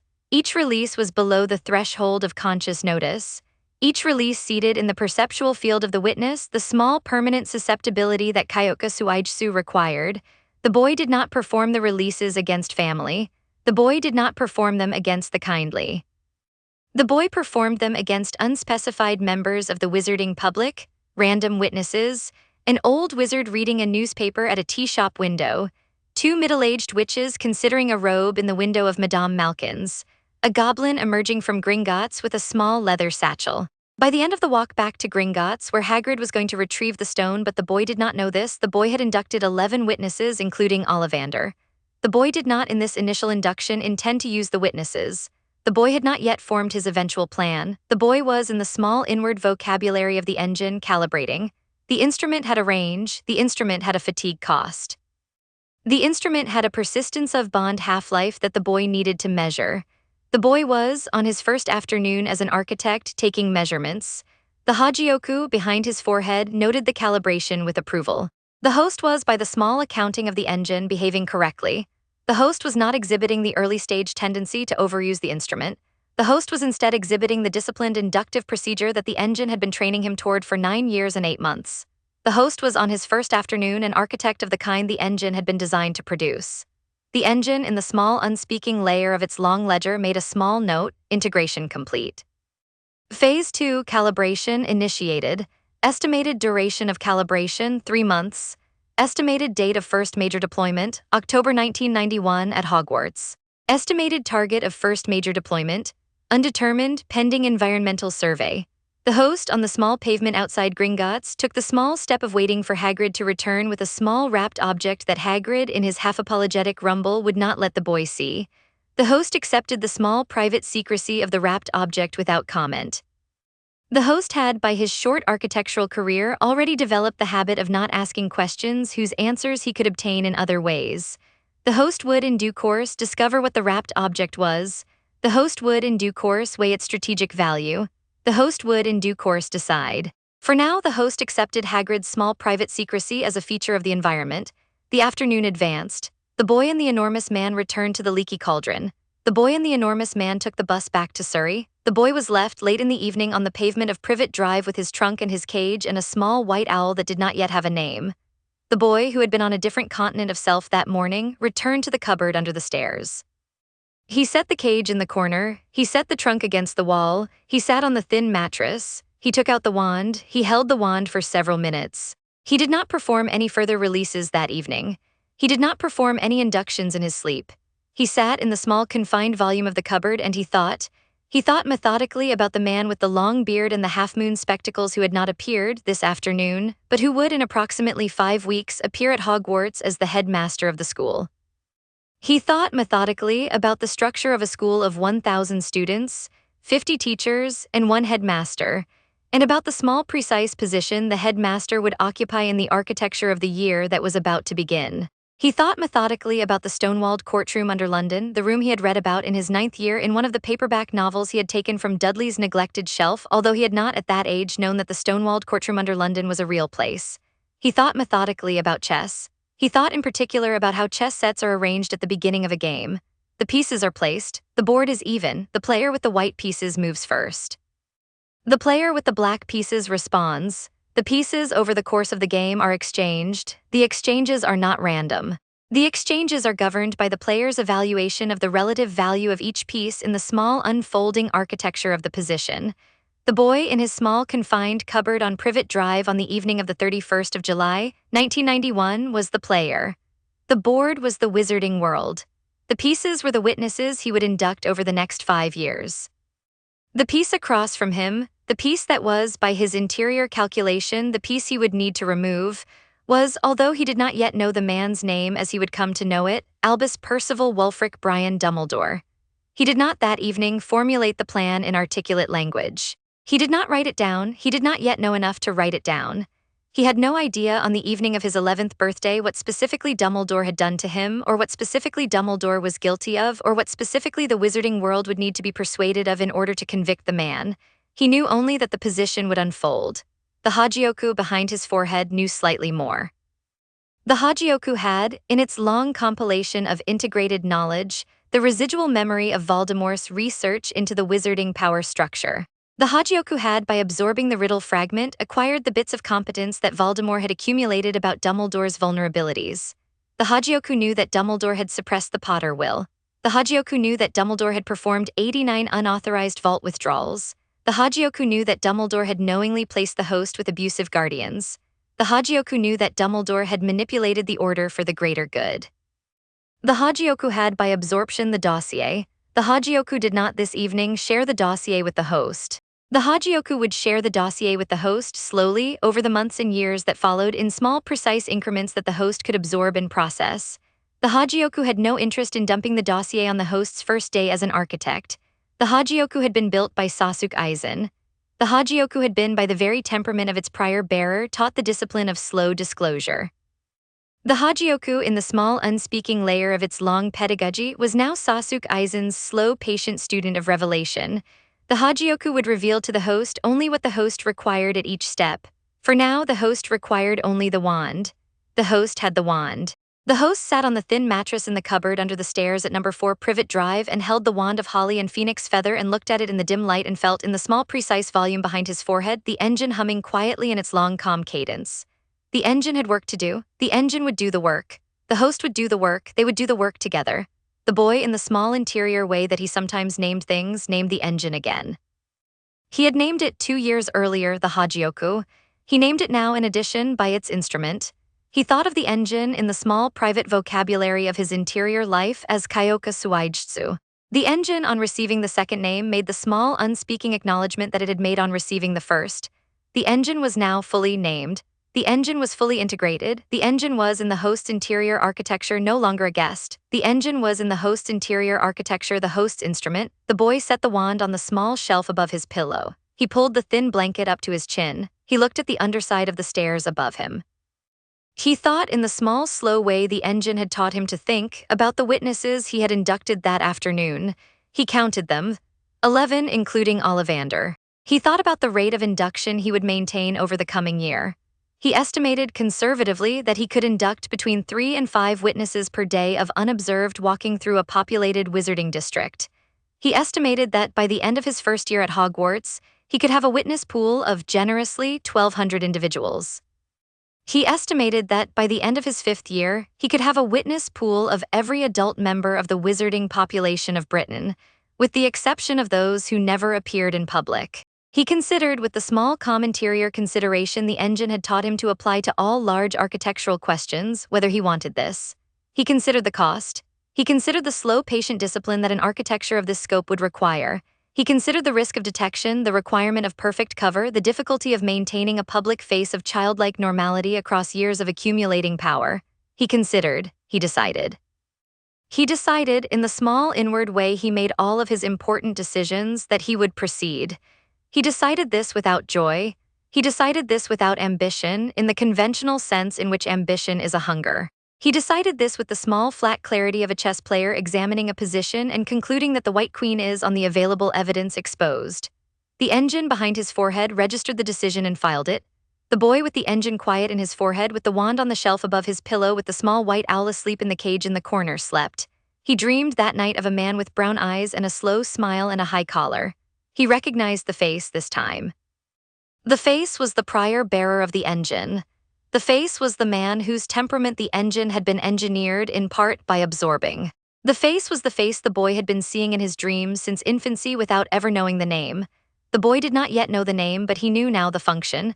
The face was in the small private vocabulary of his interior life the predecessor. The boy in the dream looked at the predecessor with quiet recognition. The predecessor in the dream looked back at the boy. The predecessor in the dream did not speak. The predecessor's eyes were calm. The predecessor's small, slow smile was the small, slow smile of a man who, on having lived an architecture of his own to its end, was content to leave the architecture to its inheritor. The boy in the dream inclined his head. The predecessor in the dream inclined his head in return. The dream closed. The boy slept in the cupboard under the stairs on the last night he would ever sleep in the cupboard under the stairs, and the engine behind his forehead continued its slow, long, calm work. In the morning, the boy would dress and pack and leave. In the morning, the boy would walk to King's Cross. In the morning, the boy would, on the platform that was not a platform, board a train. In the morning, the boy would, in the long, quiet carriage of a train heading north, sit by a window and watch the small fields of England slide past, and would, in the small inward vocabulary of his interior life, begin to assemble the first elements of the architecture he would, by the end of his 5th year, complete. The Hogyoku behind his forehead was satisfied. The Hogyoku had, in the small subliminal way it accounted for its long projects, marked the day as a success. Phase 2 had begun. End of Chapter 3. Coda, the architecture of a witness pool. There is, in the small specialized literature of perceptual hypnosis, a concept called the witness pool. The witness pool is the population of beings on whom an illusion engine has, at any given time, an established perceptual lien. The witness pool is not a static number. The witness pool grows by induction, new witnesses added through release events. The witness pool shrinks by attrition, witnesses removed by death, by departure beyond a maintenance radius, or, although this was not yet known to be possible in Kyoka Suigetsu, by some species of immunity. The boy, in the small inward way he organized his interior architecture, kept a witness pool ledger. The ledger was not written on paper. The ledger was written in the small precise way the engine had taught him to maintain mental ledgers, in the small interior gallery of his attention. Each witness was a name, or when names were unavailable, a description. The elderly bookseller at the corner of Diagon Alley, the witch with a green parasol who had glanced at him near Gringotts, the wizard with a bandaged left hand who had been buying all pellets near Aeolus. The ledger grew that first afternoon to 11 entries. The boy on his train ride north would add to the ledger 4 further entries. The trolley witch, a glancing release while passing for chocolate frogs. The prefect who walked the carriage at a particular moment near Crewe, the prefect's glance, the boy's release. a portly second year who had looked into the compartment for half a second searching for a friend, a small first-year girl with bushy hair and large front teeth who would, in the small, calm vocabulary of the boy's later operations, become a particularly important early witness. The boy did not, in the moment of inducting her, register the small, bushy-haired girl as particularly important. He inducted her with the same small, precise release he gave all the others. He did not exempt her, although she would, by the small private vocabulary of his interior ethical filter, come over time to occupy a position of mild exemption, not full exemption like the woman who had given him the biscuit, but a partial exemption, a small interior bracket reserving her from the more invasive operations he would deploy on others. The pool on the boy's arrival at Hogwarts that evening would stand at 15. The pool would, on the boy's first sorting that evening, stand at 412. The pool would, by the end of the first week of his first year, stand at 693. The pool would, by the end of his fifth year, stand at every Wisengamot member, every member of the Order of the Phoenix who had attended a meeting at which the boy had also been present, every Hogwarts staff member, every regular customer of Diagon Alley over the age of 17, and every Ministry of Magic employee above the rank of senior clerk. The pool would, by the day of the Wisengamot Tribunal in the boy's fifth year, encompass the precise demographic adequate to the conviction of a single defendant. The defendant would be Albus Percival Wulfric Brian Dumbledore. The defendant would not, at the moment of his conviction, understand what had happened to him. The defendant would believe in the moment of his confession that he was speaking to Fawkes. The defendant would die in the moment of his execution, believing that he was being killed by a Death Eater of unspecified identity who had infiltrated the courtroom. The defendant would not know that the Death Eater was Severus Snape acting under a Kyoka Suigetsu illusion that depicted, in Snape's perceptual field, the Dark Lord himself. The defendant would not know that Snape, when the spell concluded, would emerge from the illusion to find that he had killed the man he had loved as a mentor, and would, in the small inward vocabulary of his guilt, never recover. All of this in the small inward gallery of the boy's interior architecture would be assembled slowly over 5 years, beginning with a wand of holly and phoenix feather and a small, precise inward release in the dim back of a London shop. The architect had, by the end of the 31st of July, 1991, become the architect. The instrument had been released, the witnesses had been inducted, the board had been set. End of Chapter 3. Second coda, the small inward voice and its pedagogy. There is, in the small civic literature of Zampicuto bonding, a small civic figure called the inward voice. The inward voice is the small civic name given to the small inward presence that, on the small civic occasion of a bonding, takes up residence in the bearer's interior gallery and that thereafter in the small civic vagaries of the bearer's small civic life, provides the small inward instruction, the small civic counsel, and the small civic companionship that the bonding entails. The boy's small inward voice was, on the small civic occasion of his bonding, the small inward voice of the predecessor. The predecessor had been in the small civic accounting of the Hogyoku's prior career, Sosuke Aizen. The predecessor had not been in the small civic accounting of the Hogyoku's bonding ritual, the Zampicuto spirit proper. The predecessor had been instead the small civic residual presence of the prior bearer, embedded in the Hogyoku's interior accounting through the small inward absorption of his temperament during the long small civic interval of his previous tenure. The predecessor, on the small civic occasion of the boy's first small civic release, had spoken in the small inward voice he had cultivated over the small civic centuries of his own small civic life. The voice was unhurried. The voice was calm. The voice was in the small inward vocabulary of its pedagogy, the voice of a man who had in the small civic accounting of his own small civic career made every small civic mistake an architect can make and had, in the small inward accounting of his retirement, distilled the small civic mistakes into a small inward pedagogy that he was now prepared to transmit to his successor. The boy, on receiving the small inward voice, did not at first understand who the predecessor was. The boy had been, on the small civic occasion of his bonding, a small civic 11-year-old whose small civic education had not yet introduced him to the small civic history of Soul Society. The boy did not know the name Sosuke Aizen. The boy did not know the small civic accounting of Aizen's career. The boy knew only that there was, in the small inward calculation of his interior accounting, a small inward voice that was not his. The voice taught him over the small civic interval of the boy's first year at Hogwarts, the small inward pedagogy of architecture.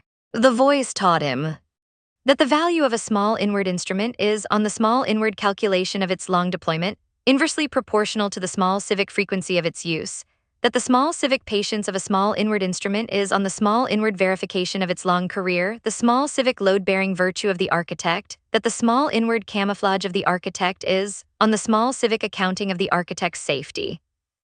The small civic indispensable precondition of the architecture, that the small civic risk of detection is on the small civic vagaries of the architect's small civic life. The small civic boundary condition that the architecture must on every small civic occasion respect, that the small civic exemption of the kind is on the small inward verification of the architect's interior accounting. The small civic alibi that the architecture requires, that the small civic walking away is on the small inward verification of the architect's long retirement. The small civic conclusion that distinguishes the small civic architect from the small civic tyrant. The voice taught him these things slowly. The voice taught him these things in the small civic vocabulary of small civic instances, small civic examples, small civic anecdotes from the small civic career of the predecessor. The voice taught him, on the small civic occasion of the boy's first encounter with Draco Malfoy in the Slytherin common room, the small inward technique of permitting a small civic peer's small civic posturing to occupy the small civic foreground while the small inward architect occupies the small civic background. The voice taught him, on the small civic occasion of the boy's first encounter with Professor Snape in potions class, the small inward technique of accepting the small civic abuse of an embittered small civic teacher as the small civic raw material of a future small inward edit. The voice taught him, on the small civic occasion of the boy's first encounter with Professor Dumbledore in the corridor outside the headmaster's office, the small inward technique of registering a small civic stare without inducting on the small civic stare and instead waiting for the small civic glance. The boy absorbed the small inward pedagogy. The boy, by the end of his small civic first year, had become, by the small inward calculation of the predecessor's small civic pedagogy, a small civic architect of distinct promise. The predecessor on the small civic occasion of the boy's first year-end feast fell silent. The predecessor's small inward voice had, by the small inward calculation of the predecessor's small civic pedagogy, concluded its small civic curriculum. The boy was now, by the small inward verification of the predecessor's reading, ready to proceed on his own. The predecessor would, over the small civic interval of the boy's remaining years at Hogwarts, appear only occasionally at small civic moments of small inward decision, at small civic moments of small inward doubt, at small civic moments of small inward satisfaction. The predecessor would, on each of those small civic occasions, offer a small civic line of small inward counsel. The boy would, on each of those small civic occasions, register the small inward counsel and would, in the small inward calculation of his interior accounting, accept or reject it according to his own small inward judgment. The boy rejected on a small civic majority of occasions the predecessor's small inward counsel. The predecessor on each rejection registered the rejection with the small inward composure of a small civic mentor whose small civic pupil had, in the small inward verification of his own small civic development, surpassed the small civic mentor's small civic capacity. The predecessor in the small inward calculation of his interior accounting was proud. End of Chapter 3. Chapter 4: Hogwarts Sorting and Year 1 Architecture. The Great Hall of Hogwarts is, on the evening of the 1st of September in any given year, the most populous concentration of wizarding sensibility in the British Isles. Every student of the school is present. Every member of the staff is present. The 4 founders' totems hang in heraldic concession above the 4 long tables. The enchanted ceiling, which on most evenings reflects the actual sky outside, on the evening of the sorting reflects a slightly idealized sky, clearer than the actual sky, more sentimentally starred, more flattering to the small civic theater of the new term. The hall is, in short, a venue. The boy, on the evening of the 1st of September 1991, walked into the venue with the rest of the first-year cohort. He walked at the back of the cohort, by the small inward calculation that the rear of a small procession is the position from which the largest number of forward backs can be observed. He observed. He noted in the small inward gallery he had been maintaining since age 5, the relative gaits of the staff at the high table, Dumbledore's small unhurried slope, McGonagall's small precise step, Snape's small tight stride, Flitwick's small bouncing trot. He noted in the small inward gallery the architectural geometry of the hall, the 4 long tables, the high table, the lectern at which Professor McGonagall was now positioning a small stool. He noted on the stool the patched and frayed wizard's hat that he had heard by reputation was the sorting hat. The boy looked at the sorting hat for several seconds. The sorting hat looked back at him. This was a small private exchange, no other being in the hall registered it. The boy did not say anything aloud. The Sorting Hat did not, in this initial visual exchange, address the boy, but the Sorting Hat was, in the small interior way that sentient objects sometimes are, alert. The Sorting Hat had felt on the boy's entry into the hall an unprecedented signature. The signature was not loud. The signature was, as Ollivander had registered 6 weeks earlier, eerily quiet. The Sorting Hat, which had been sorting students for nearly 1,000 years, had a sensitivity to signatures that exceeded even Ollivander's.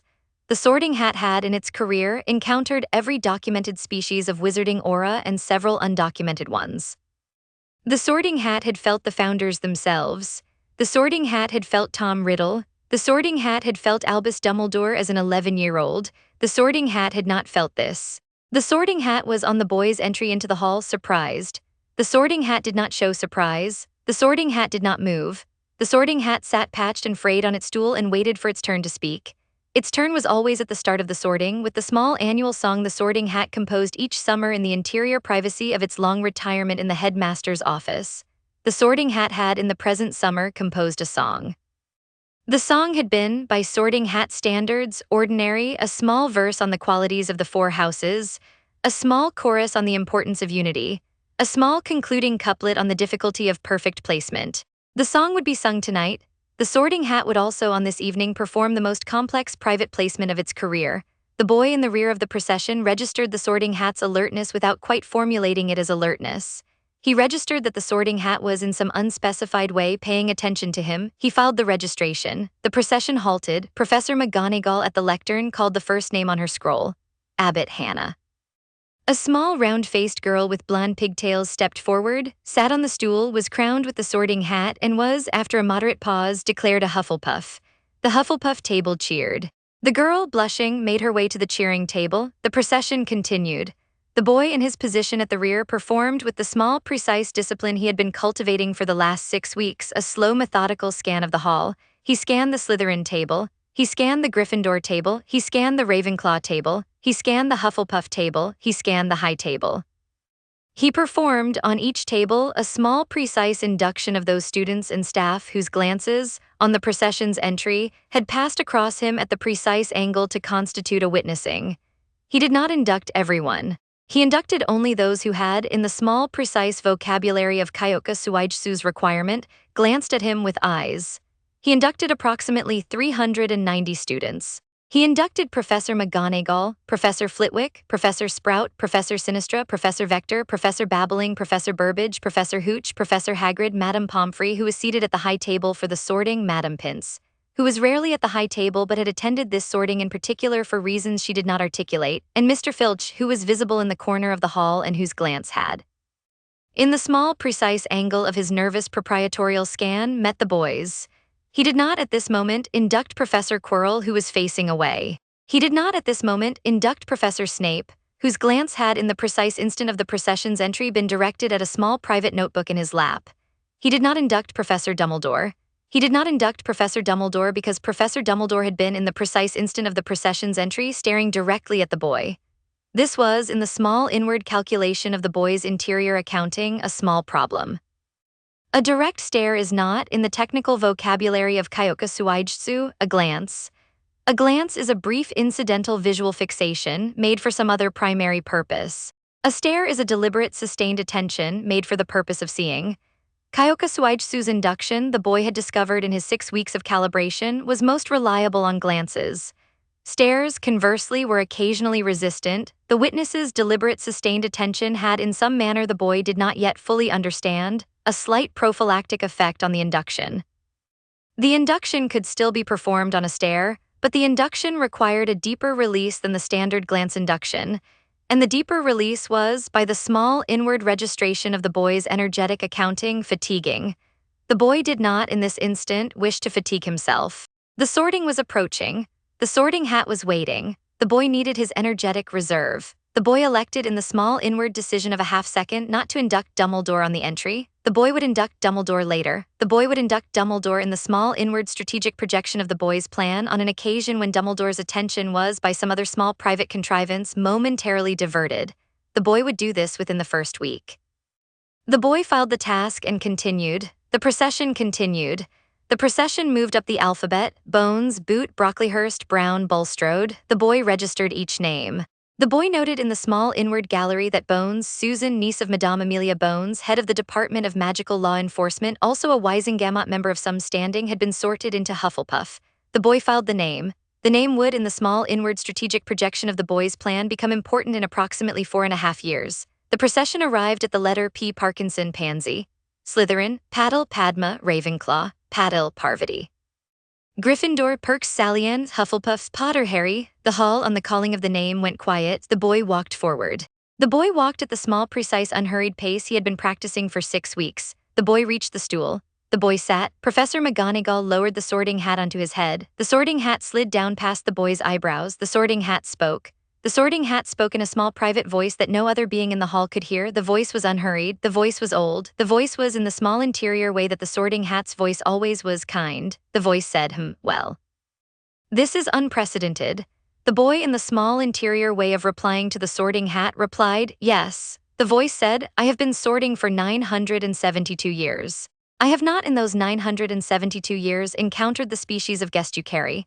Would you care to introduce me? The boy replied, it is the Hogyoku. The voice said, I do not know the word. The boy replied, it was the property of a man named Sosuke Aizen in a place that is not this place. It was thrown out of that place. It came here. It has been with me since I was 15 months old. The voice said, and what does the Hogyoku grant you?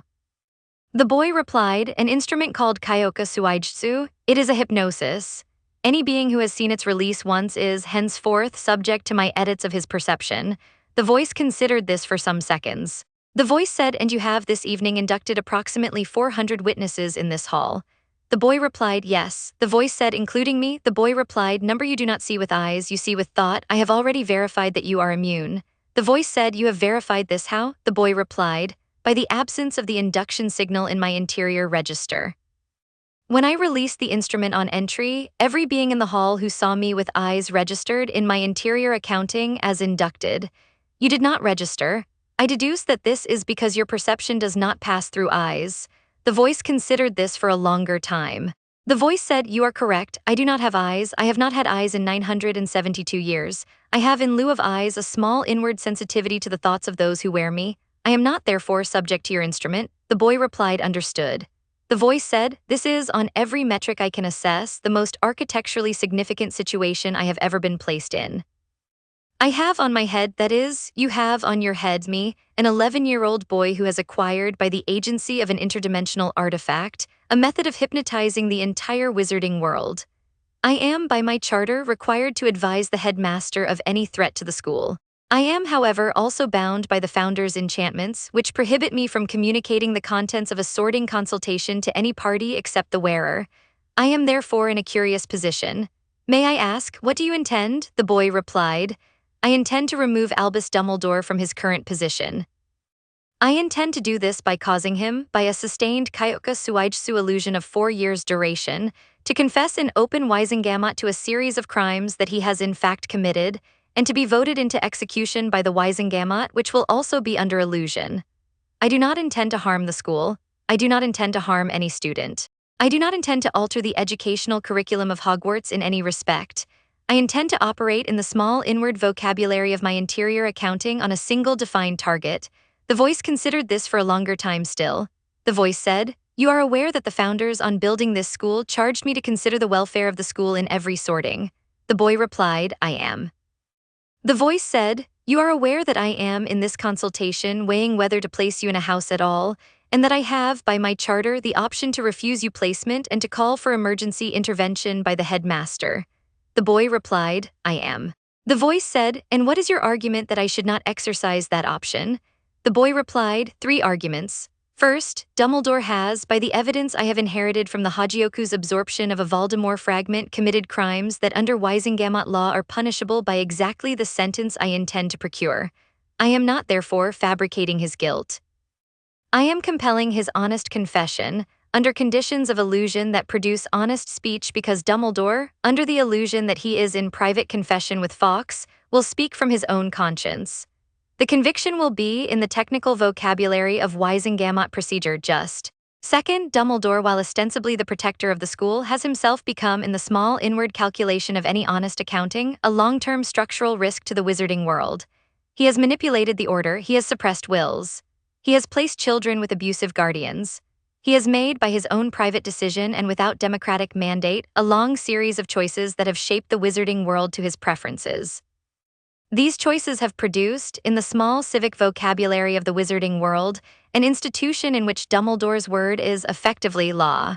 The institution requires correction. Third, I am offering on completion of my operation to retire the instrument from public use.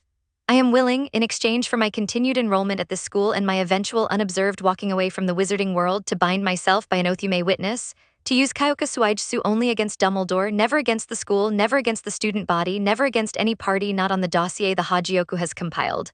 Will this satisfy you? The voice considered this for a very long time. The voice said, the oath would be binding on the standards of the founder's enchantments. The boy replied, I am willing to swear it under the most binding form available. I am willing to bind myself in such a way that violation of the oath will instantly destroy the instrument. I will accept any oath form you propose. The voice said, that is a remarkable offer for an 11-year-old to make. The boy replied, I am not an ordinary 11-year-old. The engine and I have been considering this question in the small interior way we consider questions for several years. The voice said, I can confirm that. I read your interior. The consideration is, by my assessment, sincere. The boy replied, then will you accept? The voice was silent for some seconds. The voice said, I will accept. The oath, please. The boy delivered the oath in the small inward way the Sorting Hat received it. The oath was specific. The oath was narrow. The oath was binding in the manner the Sorting Hat had requested. The Sorting Hat, on receiving the oath, registered it and filed it and bound it into the small enchantment that operated in the back of the boy's scar as the regulatory limiter of the Hogyoku itself. The Sorting Hat, on completion of the binding, said, well, that was unprecedented.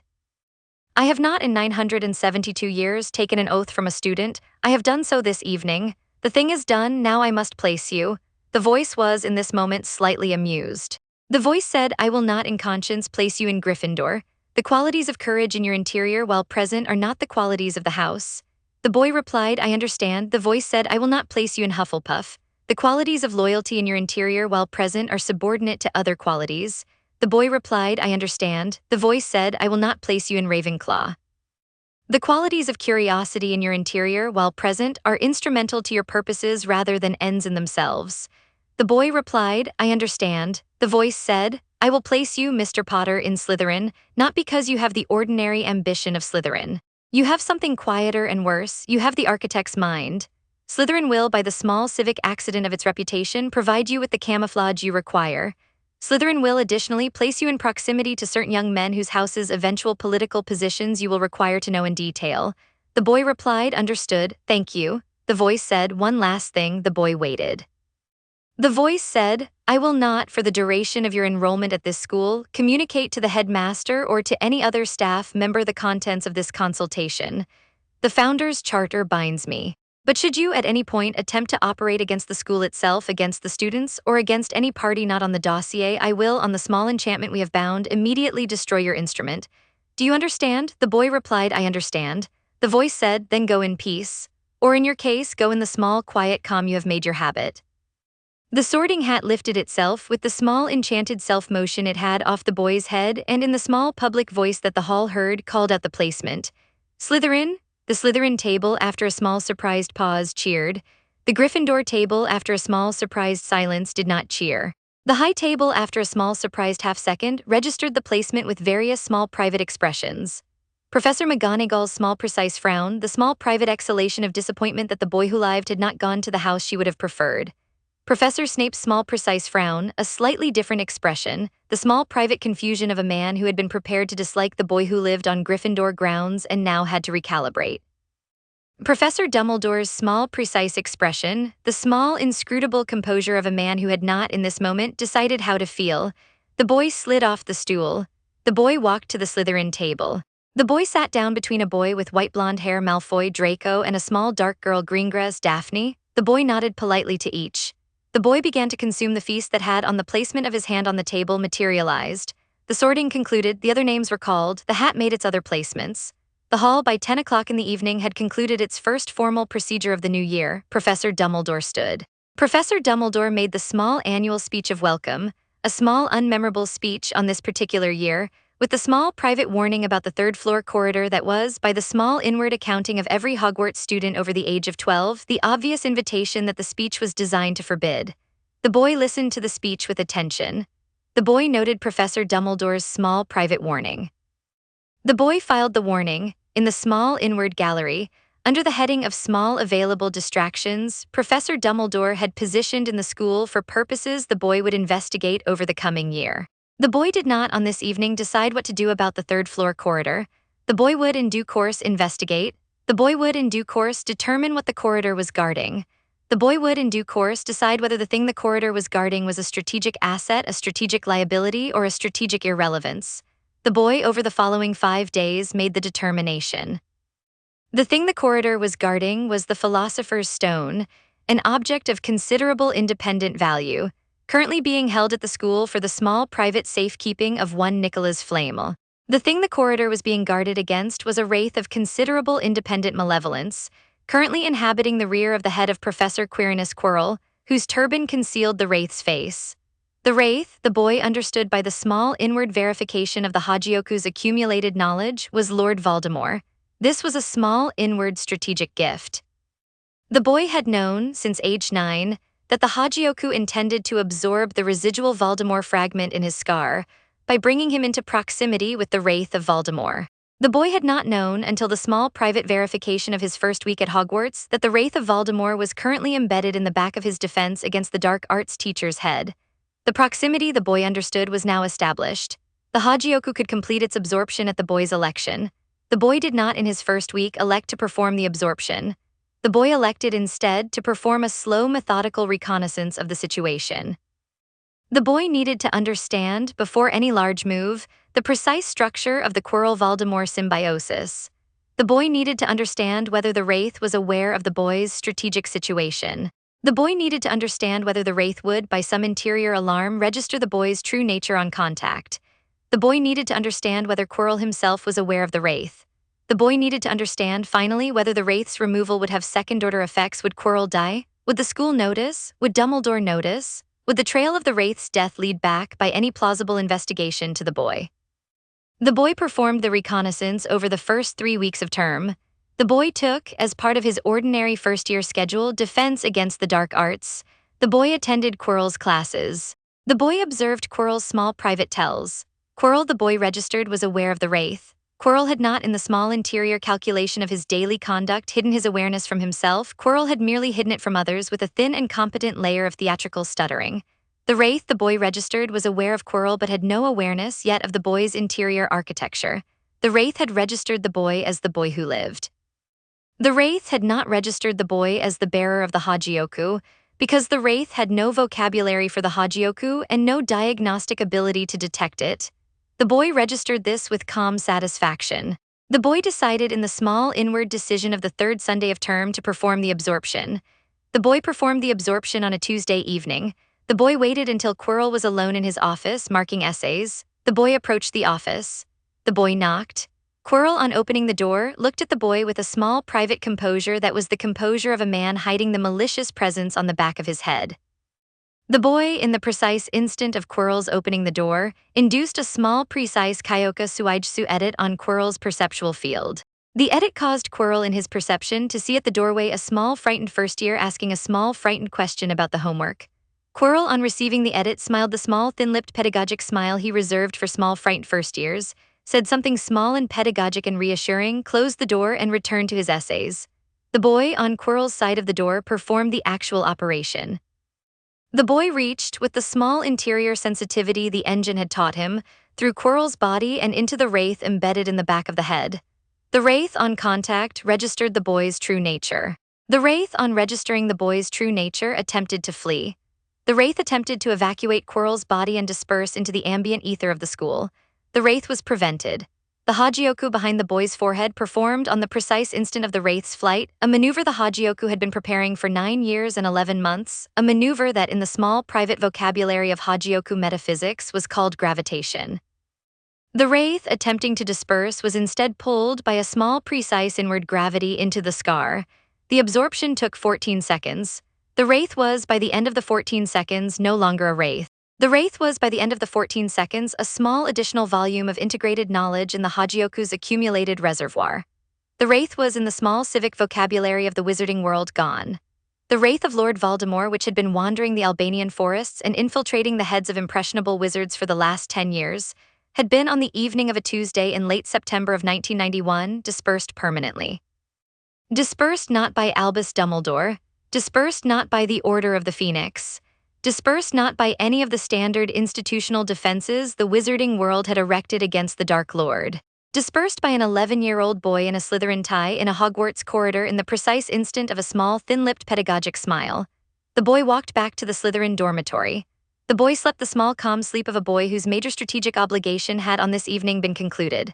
The Hogyoku behind the boy's forehead made a small inward note. Phase 3, the absorption of the legacy threat complete. The host's primary strategic obstacle is now removed. The host is now free, for the remainder of his time at Hogwarts, to architect his real war. The host's real war is against Albus Dumbledore. The host has 6 years remaining at Hogwarts. The host will require approximately 4 years to construct the architecture. The host will have, on the construction of the architecture, 2 years of operational margin for adjustments. The boy dreamed that night of the man with brown eyes and the slow smile and the high collar.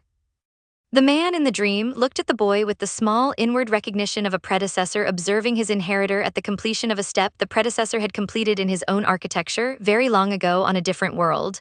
The man did not speak. The man inclined his head.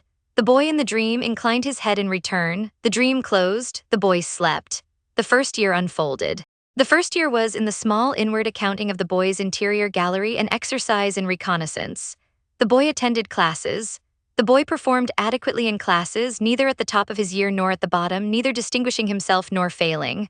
The boy maintained the small inward camouflage of being a quietly competent Slytherin first year, neither remarkable nor invisible. The boy ate his meals. The boy played, on a small private dare from Draco Malfoy, one game of pickup Quidditch on a Sunday afternoon at the practice pitch, and discovered that he had by some small inheritance from his father a competent natural flying instinct, which the boy filed for possible later use. The boy did not, however, try out for the house team. The boy did not wish to be the focus of attention. The boy preferred, by the small inward strategic discipline the engine had been cultivating in him for 10 years, to be a quiet name on a quiet roster. The boy made, in the course of the year, 4 small inductions of staff members whose glances had not been captured on the sorting evening. The boy inducted Snape, on a small private adjustment of a potions assignment during the 3rd week. The boy inducted Dumbledore, on the small precise contrivance of a corridor encounter in late October, during which the boy, by the small precise judgment of his witnessing sensitivity, caught Dumbledore in a small unguarded glance over the rim of his half-moon spectacles.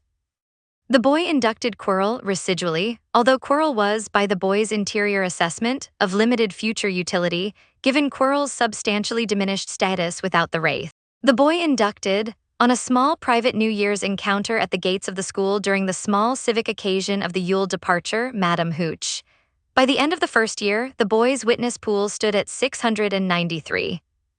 By the end of the first year, the boy had completed reconnaissance on the school staff, on the architecture of the school's protective enchantments, on Dumbledore's daily routine, and on the small available avenues by which a Wisengamot session could, in the small inward strategic projection of a future plan, be convened. By the end of the first year, the boy had, in the small inward strategic projection of a future plan, the outline of the operation. The outline was not detailed. The outline was, in the small inward language the engine had taught him, a sketch. The sketch had 4 phases. Phase 1, continue induction. Phase 2, begin small inward seeding of distrust among Dumbledore's allies. Phase 3, convene the Wisengamot. Phase 4, execute. The first phase would continue through years 2, 3, and 4. The second phase would commence in year 2. The third phase would commence in year 5. The fourth phase would commence on the day of the third phase.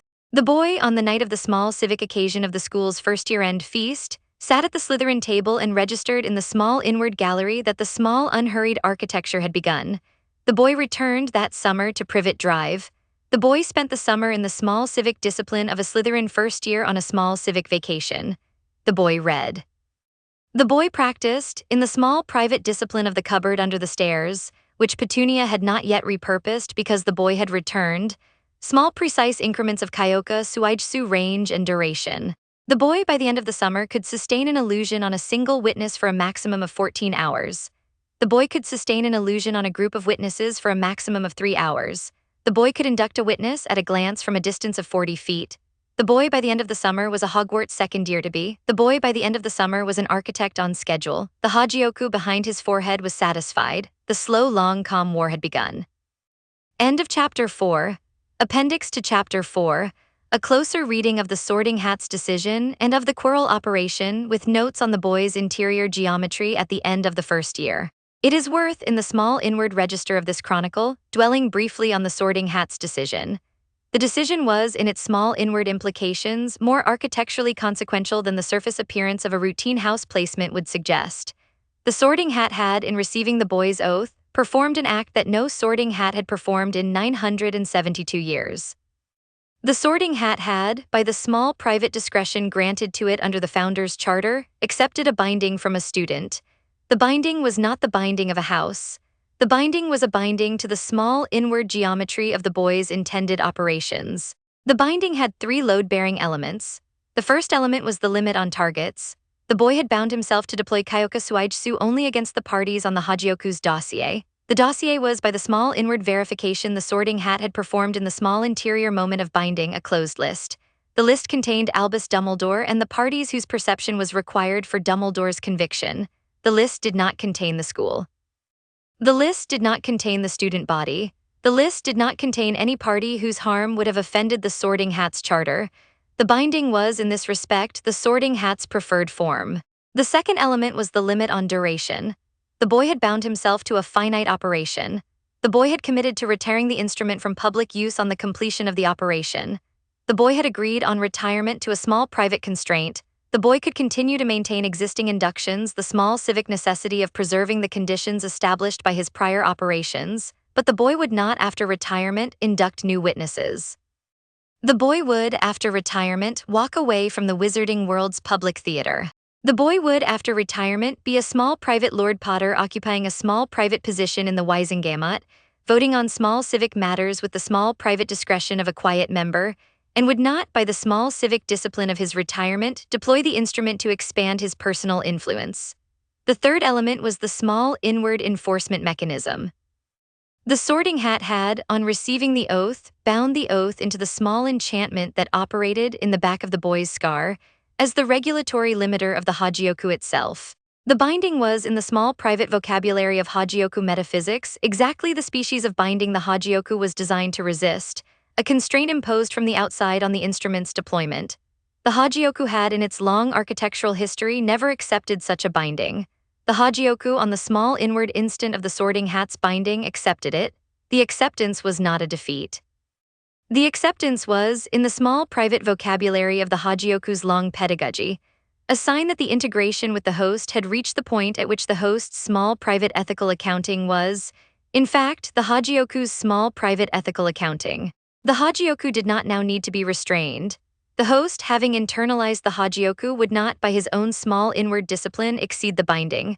The binding was, in this respect, a formalization of a constraint the host had already, by long habit, imposed on himself. The Sorting Hat, on the completion of the binding, recognized this. The Sorting Hat, on the completion of the binding, made the small inward judgment that the boy was, in the small private vocabulary of architectural ethics, a being who could be trusted with the instrument he carried. The Sorting Hat made this judgment with the small inward reluctance of a being who has, in 972 years, learned to distrust most of the beings it has read, but who has occasionally encountered the small private exception. The boy was, in the Sorting Hat's small inward judgment, the small private exception. The Sorting Hat placed him in Slytherin. The Sorting Hat would, in the years that followed, observe the boy from its small private retirement in the headmaster's office. The Sorting Hat would, in the years that followed, register with small inward satisfaction that the boy did not exceed his binding. The Sorting Hat would, in the years that followed, see the boy's eventual operation against Dumbledore unfold in real time, and would, in the small private vocabulary of its own conscience, not protest.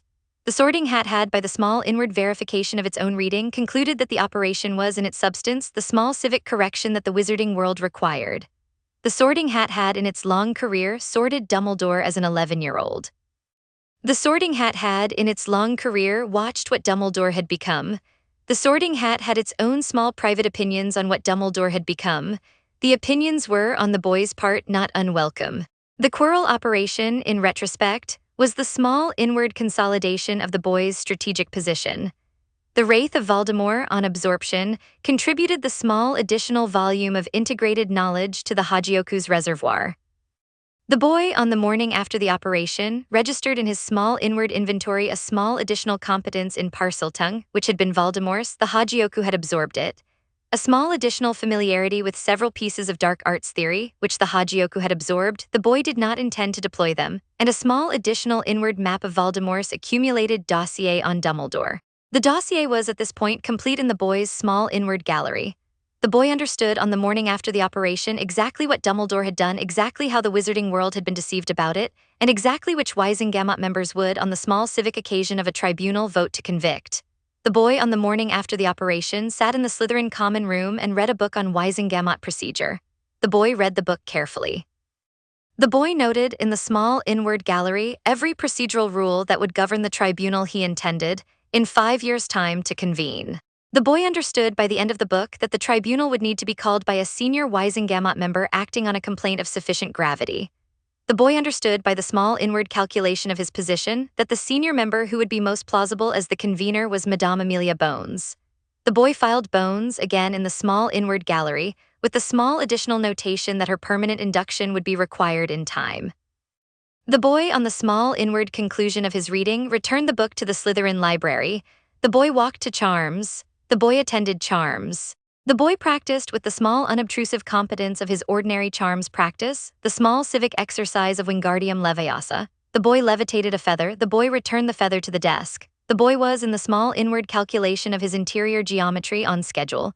The first year concluded with the small civic exchange of end-of-year speeches, end-of-year feasts, and end-of-year departures. The boy boarded the Hogwarts Express. The boy returned to Privet Drive.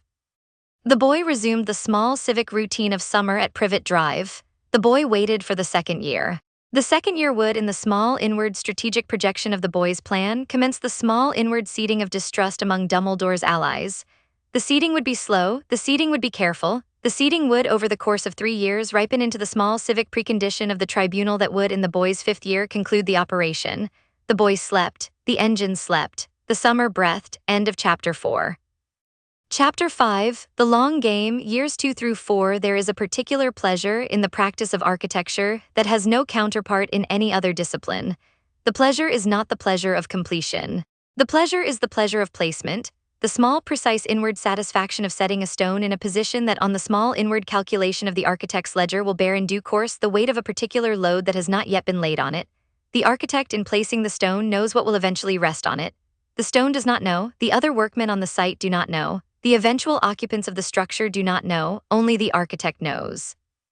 The architect, in the small inward solitude of the knowing, derives the small private pleasure of the placement. The boy, over the 3 school years that constituted the small civic interval between the conclusion of the Quirrell operation and the convocation of the Wizengamot Tribunal, was busy with placements. The placements were small. The placements were rarely registered by their subjects as placements.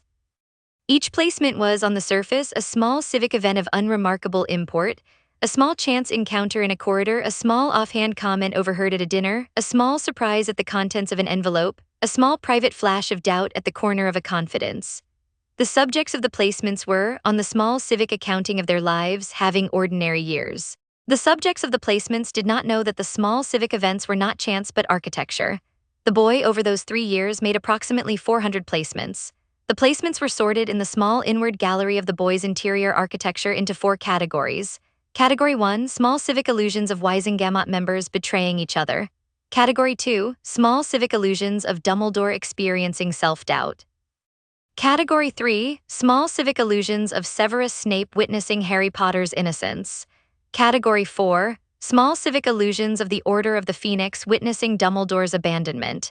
Each category contributed in the small inward ledger of the boy's architecture, a specific structural element to the eventual tribunal. Category 1 seeded distrust among the Wizengamot, making the voting bloc on the day of the tribunal less coherent in Dumbledore's defense. Category 2 destabilized Dumbledore's own interior confidence, making his eventual confession on the day of the tribunal easier to elicit. Category 3 secured the small civic loyalty of Severus Snape, who would, on the day of the tribunal, be the small civic instrument of execution.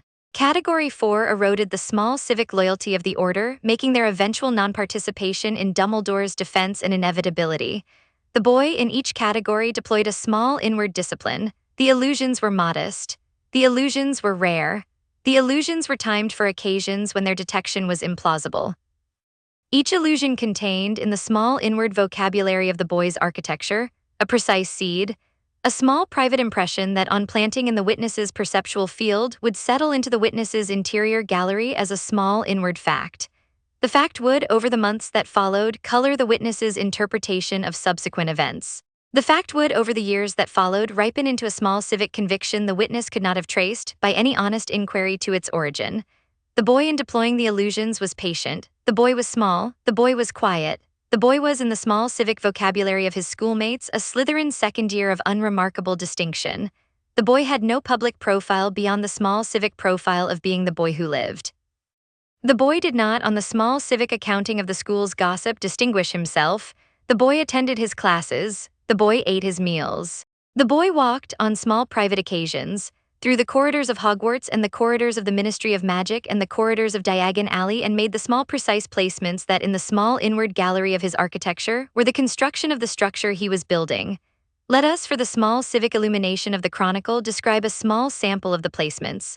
Placement the first. In late September of the boy's second year, the boy positioned himself, by the small inward calculation of his schedule, in the corridor outside the headmaster's office on a Tuesday morning at the precise moment when Professor Dumbledore was, by the small civic predictability of his weekly routine, exiting his office to attend a meeting with Madame Pomfrey.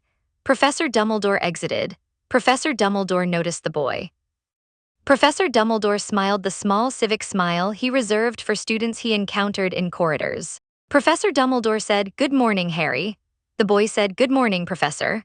The boy, in the precise instant of the small civic exchange, performed a Kyoka Suigetsu edit on Professor Dumbledore's perceptual field. The edit was small.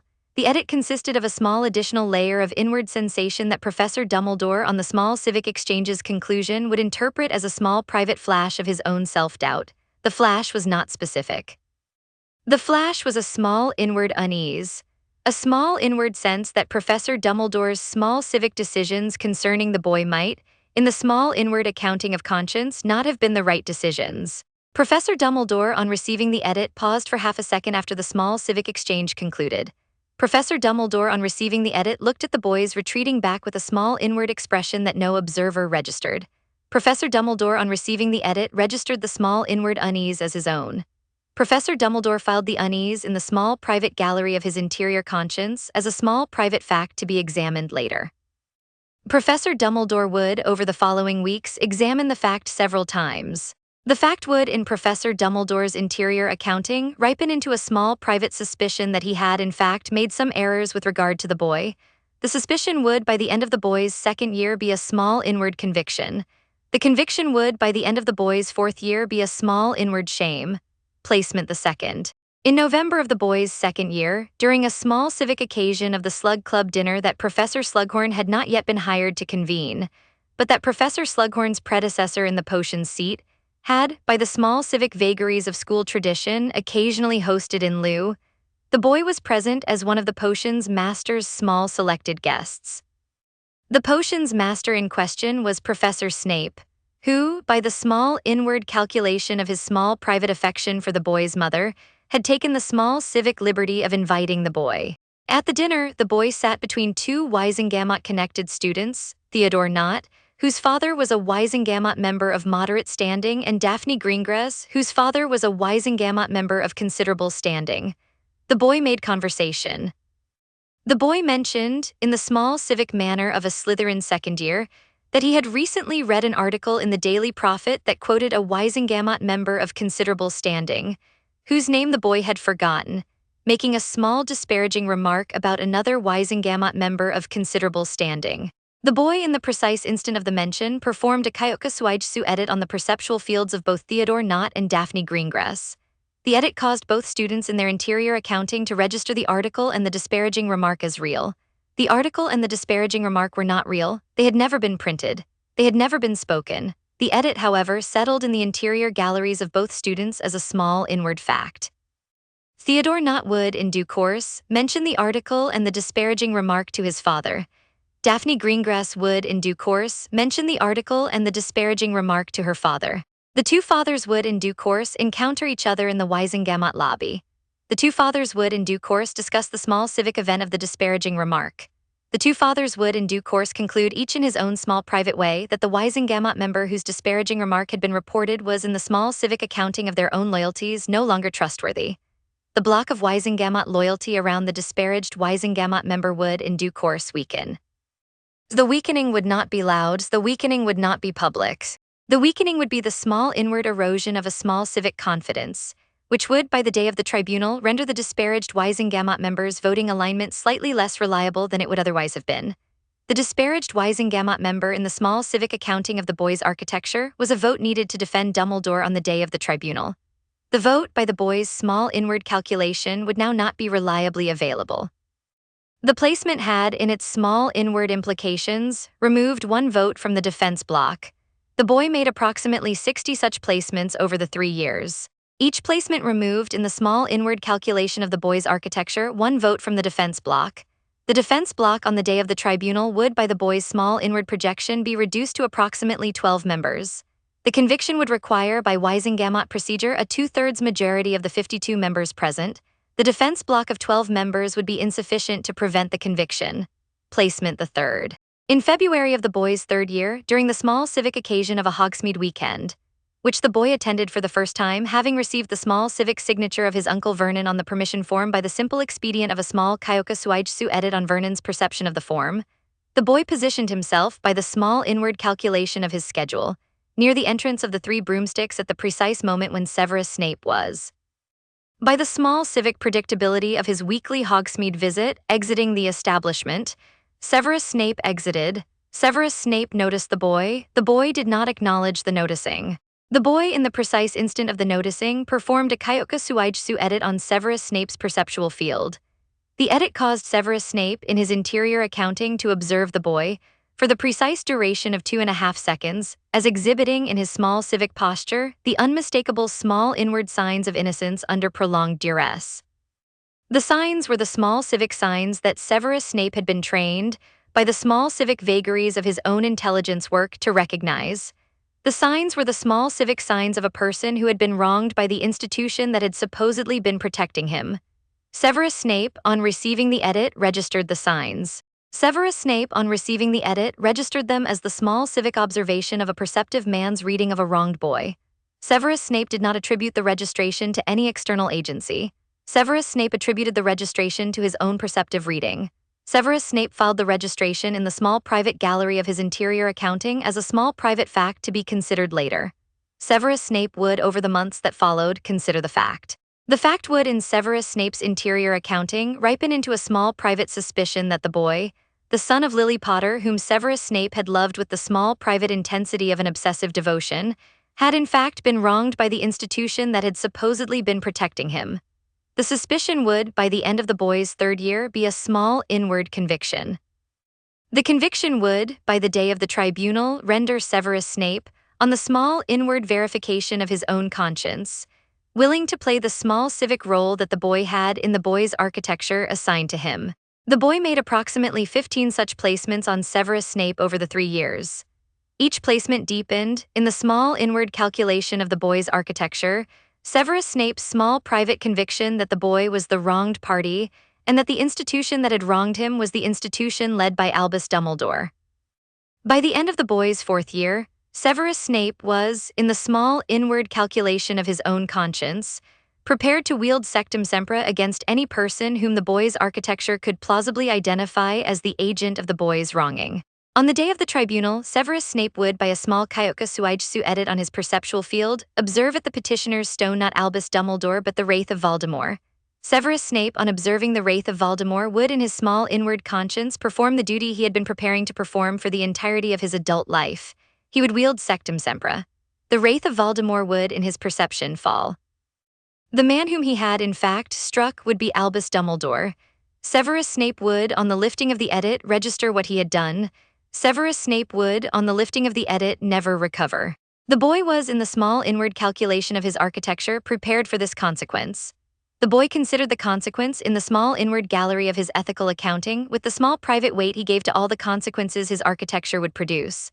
The boy regretted in the small inward way he was capable of regret that Severus Snape's small civic conscience would be destroyed by the small civic action the boy required of him. The boy considered alternatives. The boy considered, in the small inward gallery of his strategic planning, whether some other instrument could be used to dispatch Dumbledore on the day of the tribunal. The boy considered the Wisengamot's own execution by vote procedure, which would require the boy to manipulate the perception of a ministry executioner, whose identity the boy did not know in advance.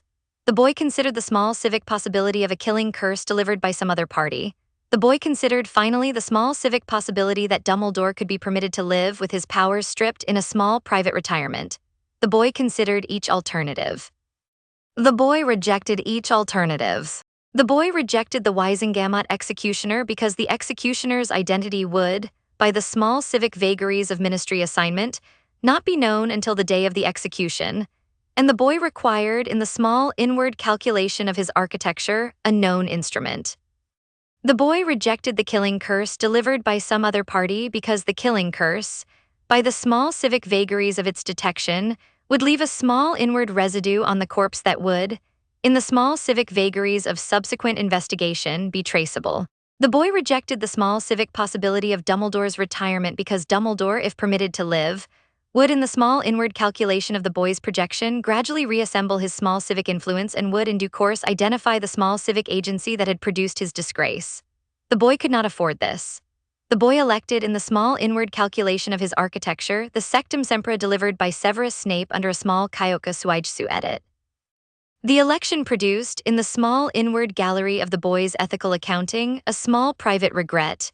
The regret was, on the boy's interior accounting, the cost of the architecture. The boy paid the cost, placement the fourth. In April of the boy's third year, during the small civic occasion of an Order of the Phoenix meeting that the boy was not supposed to know existed, but that the boy knew existed because the small inward gallery of his accumulated reconnaissance had identified its existence 3 months earlier, the boy positioned himself, by the small inward calculation of a remote operation, at the small civic distance required to deploy a Kyoka Suigetsu edit on the perceptual fields of the meeting's attendees. The remote operation required the boy to be, on the day of the meeting, in his Hogwarts dormitory, while sending a small precise inward projection of the instrument to the meeting's venue, which was at the time number 12 Grimmauld Place. The remote operation was on the small inward verification of the boy's calibration, possible because the boy had inducted, by various small civic occasions over the preceding 2 years, every member of the Order of the Phoenix as a witness to the instrument's release. The boy had inducted Remus Lupin during a Hogsmeade visit. The boy had inducted Sirius Black indirectly, by inducting one of Sirius Black's small civic intermediaries who then conveyed a small civic image of the boy that, by the small inward calculation of the instrument's relay properties, constituted a witnessing at second remove. This was a small inward technical advance the boy had discovered in the summer between his 2nd and 3rd years. The boy had inducted Alistair Moody, Kingsley Shacklebolt, Nymphadora Tonks, Arthur Weasley, Molly Weasley, Bill Weasley, Mundungus Fletcher, Hestia Jones, Emmeline Vance, Daedalus Diggle, and a small additional collection of less central members. The boy, on the day of the Order meeting, deployed a small, precise inward projection. The projection caused, in the perceptual fields of the meeting's attendees, a small civic illusion of Albus Dumbledore, who was at the time addressing the meeting, saying something he was not, in fact, saying. The something was a small private remark that the small civic attendees interpreted as a sign of Dumbledore's abandonment of the Order's cause. The small private remark was, "I think in the small inward accounting of my conscience that the Order has served its purpose and that we ought, in the small civic vagaries of our continued operation, to consider whether our resources might be better deployed elsewhere." Dumbledore did not say this. Dumbledore said something else. Dumbledore said something small and civic and reassuring in the small civic manner of a small civic leader addressing a small civic meeting. The illusion, however, settled in the perceptual fields of every attendee. The attendees registered the small private remark as Dumbledore's. The attendees registered the small private remark as a sign of Dumbledore's flagging commitment. The attendees, over the months that followed, would discuss the small private remark in small civic conversations among themselves. The attendees, by the end of the boy's 3rd year, would have concluded, each in his or her own small private way, that Dumbledore was, in the small inward calculation of his own conscience, abandoning the Order. The boy made approximately 20 such placements on Order meetings over the 3 years. Each placement deepened, in the small inward calculation of the boy's architecture, the Order's collective sense that Dumbledore was abandoning them. By the day of the tribunal, the order would, in the small inward calculation of their collective interior accounting, be unwilling to mount a defense of Dumbledore. The order would, on the day of the tribunal, watch the conviction unfold from the small civic galleries of the Weisengamot chamber, and would, in the small inward calculation of their collective interior accounting, perform no intervention. The architecture was thus, by the end of the boys' third year, well advanced. The defense block on the Weisengamot was reduced to approximately 15 members. Severus Snape was prepared to wield the instrument of execution. Dumbledore was destabilized by accumulated small private flashes of self-doubt. The Order of the Phoenix was alienated from its leader. The small civic preconditions of the tribunal were, by the small inward accounting of the boys' architecture, in place. The fourth year of the boys' enrollment was a year of consolidation. The boy made fewer placements. The boy used the year to verify that the placements made in the prior 2 years had in fact ripened in the small inward galleries of their subjects. The boy verified, by a small inward survey of the witnesses' interior states, that the architecture was in place. The boy adjusted where necessary. The boy reinforced where the small inward verification showed weakness. The boy added in the fourth year only those placements that the small inward survey had identified as missing. The fourth year was also the year of the Triwizard Tournament. The boy did not enter the Triwizard Tournament. The boy was, in the small inward calculation of his architecture, too young by formal rule, and the boy would not in any case have permitted the small inward distraction of the tournament to derail his small civic schedule. The boy attended the tournament as a small civic spectator. The boy watched the small civic events of the tournament unfold with the small private detachment of a small civic observer. The boy made in the course of the tournament 3 small placements. One on the small civic occasion of the Dragon Task, he inducted Madame Maxime, the Beauxbatons headmistress. One on the small civic occasion of the Yule Ball, he inducted Igor Karkaroff, the Durmstrang headmaster, whose witnessing would, by the small inward calculation of the boy's architecture, become useful in a small civic peripheral subplot that the boy was developing for the purpose of further destabilizing the ministry's confidence in Dumbledore. And one on the small civic occasion of the second task, he inducted Ludo Bagman, whose witnessing would, by the small inward calculation of the boy's architecture, become useful in the small civic vagaries of the gambling debts that would, in due course, contribute to Bagman's eventual fall from the ministry. The Triwizard Tournament concluded in June of the boys' fourth year. The third task concluded with the small civic event of the Goblet of Fire's prize being awarded to Cedric Diggory, who survived. The boy noted in the small inward gallery of his accounting that in another version of these events, Cedric Diggory would have died, but that in the small civic accounting of the present version, with no Voldemort to convene a small private graveyard reanimation, Cedric Diggory had survived. The boy filed Cedric Diggory's survival as a small unintended positive consequence of the boy's prior architecture. The fourth year concluded with the small civic occasion of the school's end-of-year feast. Dumbledore made a small civic speech. The speech was, by the small inward calculation of the boy's observation, slightly less confident than the speech Dumbledore had made the prior year. The Order of the Phoenix members who were present at the high table, Professor McGonagall in particular, listened to the speech with the small inward attention of beings who were considering whether the speaker still merited their loyalty. The other members of the Weisengamot who were not present but whose constituents reported the speech to them over the following days in the small civic conversations of summer, considered the speech with the small inward attention of beings who were considering whether their political alignments required revision. The boy boarded the Hogwarts Express on the conclusion of the fourth year. The boy returned to Privet Drive. The boy spent the summer in the small civic discipline of a Slytherin fifth year to be. The summer was, in the small inward calculation of the boy's architecture, the small civic interval of final preparation. The boy used the summer to compile in the small inward gallery of his architecture the final dossier, the small civic packet of evidence that on the day of the tribunal the Weisengamot would be made to perceive Dumbledore confessing to. The dossier had 4 counts. Count 1, the suppression of the Potter will. Dumbledore had, in the small civic vagaries of his executive role as chief warlock and as the boy's appointed magical guardian, suppressed the small civic execution of James and Lily Potter's will.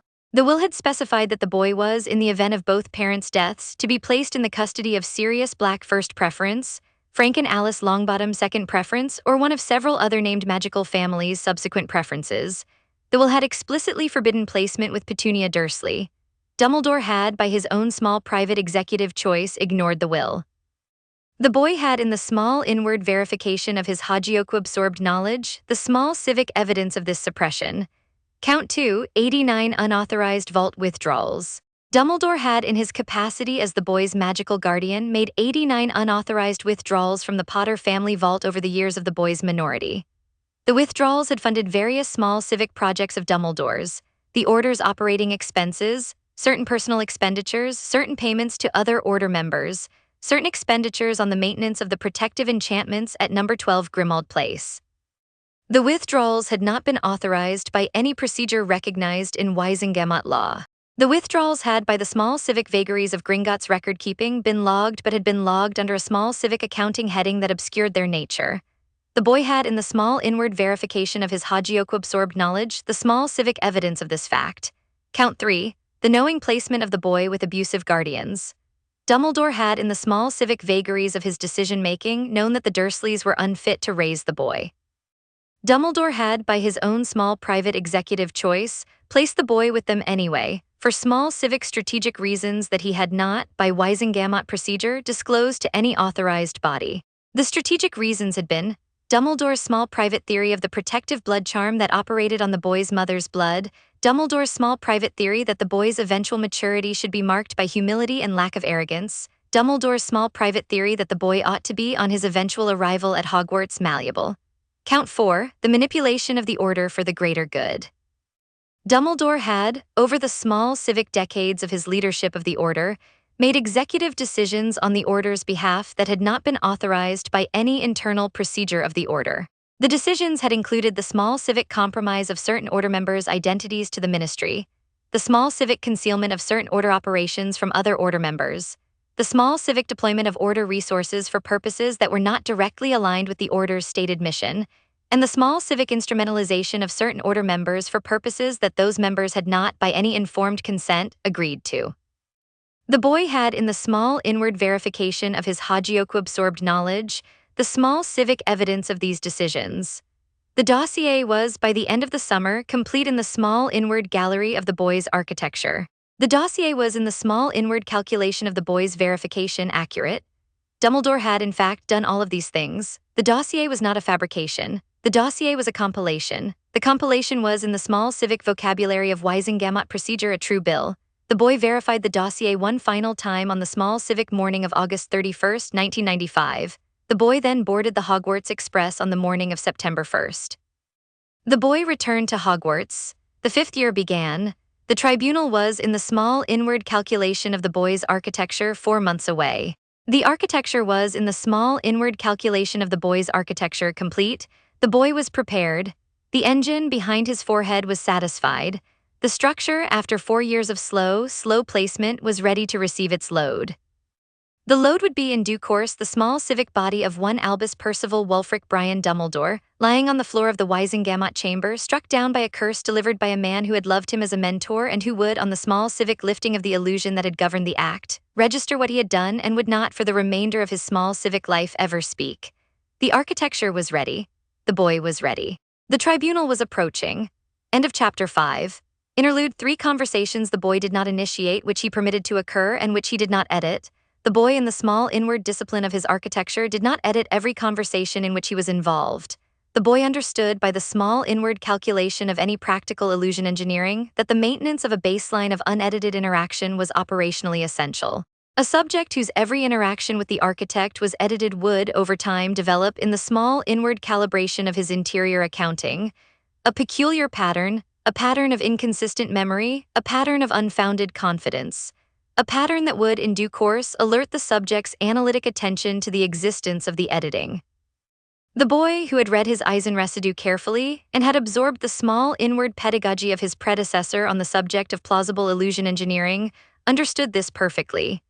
The boy maintained, by the small inward discipline of his daily practice, a baseline of unedited interaction with every subject. The baseline was, in the small inward calculation of the boy's architecture, the camouflage that made the edits invisible.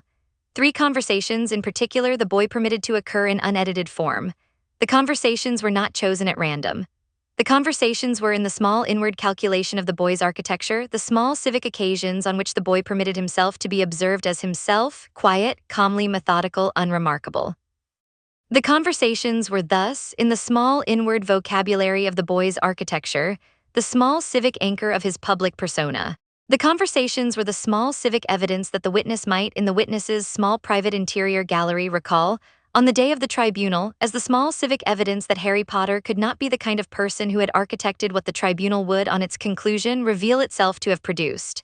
Conversation the first. A conversation with Hermione Granger in the library in October of the boy's third year. The small, bushy-haired girl, by the small civic vagaries of her studious nature, had been working on an essay on the Goblin rebellions of 1612. The boy had been working on an essay on the Standard Book of Spells Grade 3. The two of them had, by the small civic vagaries of the library seating arrangement, ended up at the same table. The boy had not edited the small civic situation in any way. The boy had not edited the small civic conversation in any way. The conversation had unfolded as the small civic conversation that two 13-year-old students at adjacent library tables would have, with all the small civic discomforts and small civic flickers of mutual recognition that such a conversation entails. The conversation had touched on Goblin rebellions, on the difficulty of Charms revision, on the small civic question of whether Professor Snape was unusually severe in his marking, and on the small civic question of whether the small civic events of the Triwizard Tournament, which had then not yet begun, would be worth attending in person versus reading about in the Daily Prophet the next morning. The conversation had not touched on the boy's small inward architecture. The conversation had not touched on Albus Dumbledore. The conversation had not touched on any matter of the small inward strategic gallery the boy was, on every other occasion, maintaining. The conversation had been in the small inward calculation of the boy's interior accounting, a small private pleasure. The boy had registered in the small inward gallery of his interior architecture the small private pleasure with surprise. The boy had not expected on the small civic accounting of his architecture to have small private pleasures. The boy had been, by the long pedagogy of the engine, trained for the small inward discipline of the architect. The architect, in the small inward vocabulary of his pedagogy, was not supposed to have pleasures. The architect was supposed to have placements. The boy filed the small private pleasure in the small inward gallery of his interior architecture under the small private heading of unexpected variables. The boy did not edit the small private pleasure away. The boy permitted, in the small inward calculation of his interior accounting, the small private pleasure to remain. The boy resolved, in the small inward decision of a half-second, that the small bushy-haired girl would, in the small inward verification of his ethical filter, be a permanent small inward exemption, like the woman who had given him the biscuit, like the teacher who had given him the paperback, like the postman who had told him the joke. The small bushy-haired girl was now, in the boy's interior accounting, on the small inward filter. The boy did not edit her ever. The small bushy-haired girl, in the small civic accounting of her own interior gallery, would, in due course, retain her unedited memory of the boy. The small bushy-haired girl would, on the day of the tribunal, sit in the small civic gallery of the Weisengamot chamber as a small civic spectator. Her father, who was not a wizard, would have arranged her presence by a small civic intervention of Madame Bones, whom the small bushy-haired girl had befriended through her Aunt Susan, and would, on the conclusion of the tribunal, register what had happened with the small inward composure of a small civic observer whose memory had not been edited. The small bushy-haired girl would not, in the small inward verification of her own observation, identify the boy as the architect of the small civic events. The small bushy-haired girl would, in the small inward calculation of her own conscience, register the small civic events as the small civic vagaries of Weisengamot procedure, and would, in due course, accept them. Conversation the second. A conversation with Neville Longbottom in the courtyard in March of the boy's fourth year. The small round-faced boy, by the small civic vagaries of his shy nature, had been sitting alone on a bench in the courtyard, examining a small civic specimen of a magical plant that Professor Sprout had distributed for revision. The boy had, by the small civic vagaries of his own schedule, been crossing the courtyard. The boy had stopped. The boy had asked the small round-faced boy about the plant. The small round-faced boy had explained the plant. The conversation had unfolded as the small civic conversation that two 14-year-old students with a small civic shared interest in a small civic specimen of a magical plant would have, with all the small civic awkwardnesses and small civic flickers of mutual recognition that such a conversation entails. The boy had not edited the conversation. The boy had registered, in the small inward gallery of his interior architecture, the small round-faced boy as another small inward exemption. The small round-faced boy would, in due course, sit in the small civic gallery of the Weisengamot chamber on the day of the tribunal as a small civic spectator. His grandmother, who was a Weisengamot member of considerable standing and one of the few who would, by the small inward calculation of the boy's projection, vote against conviction, would have brought him, and would, on the conclusion of the tribunal. Register what had happened with the small inward composure of a small civic observer whose memory had not been edited. Conversation the third. A conversation with Luna Lovegood, in May of the boy's 4th year, on the small civic occasion of an unscheduled corridor encounter. The small dreamy girl, by the small civic vagaries of her unhurried nature, had been walking down the corridor in the opposite direction from the boy. The two of them had, by the small civic vagaries of the corridor's geometry, passed each other at a slow pace. The small dreamy girl had said, "Hello, Harry, there's an unusual creature standing next to you." The boy had stopped. The boy had asked, in the small civic manner of a small civic curiosity, what the creature was. The small dreamy girl had said, "I don't know, it is brown-eyed and smiling slowly and has a high collar, it doesn't say anything. It just looks at you with the small inward expression of a predecessor observing his inheritor." The boy had paused for a longer time than the small civic conversation required. The boy had looked at the small dreamy girl. The small dreamy girl had looked back. The boy had registered in the small inward gallery of his interior architecture that the small dreamy girl had, by some small civic vagary of her unhurried perception, seen the predecessor. The boy had not invoked the predecessor. The predecessor had appeared in the small dreamy girl's perceptual field of his own accord, or perhaps by the small inward decision of the Hogyoku, which had occasionally, in the small civic vagaries of its own pedagogy, permitted small dreamy observers to see the small civic figures that walked beside the host. The boy had said, "I think I know who you mean." The small dreamy girl had said, "He seems patient." The boy had said, "He is very patient." The small dreamy girl had said, "I think he is proud of you in his small civic way." The boy had paused for a longer time than the small civic conversation required. The boy had said, "I think he might be." The small dreamy girl had nodded, and had continued on her way, and had not, in the small civic accounting of her interior gallery, mentioned the conversation to any other being. The small dreamy girl had, however, in the small inward calculation of her interior gallery, registered the boy as a small civic friend. The small dreamy girl was, in due course, added to the boy's small inward filter of permanent exemptions.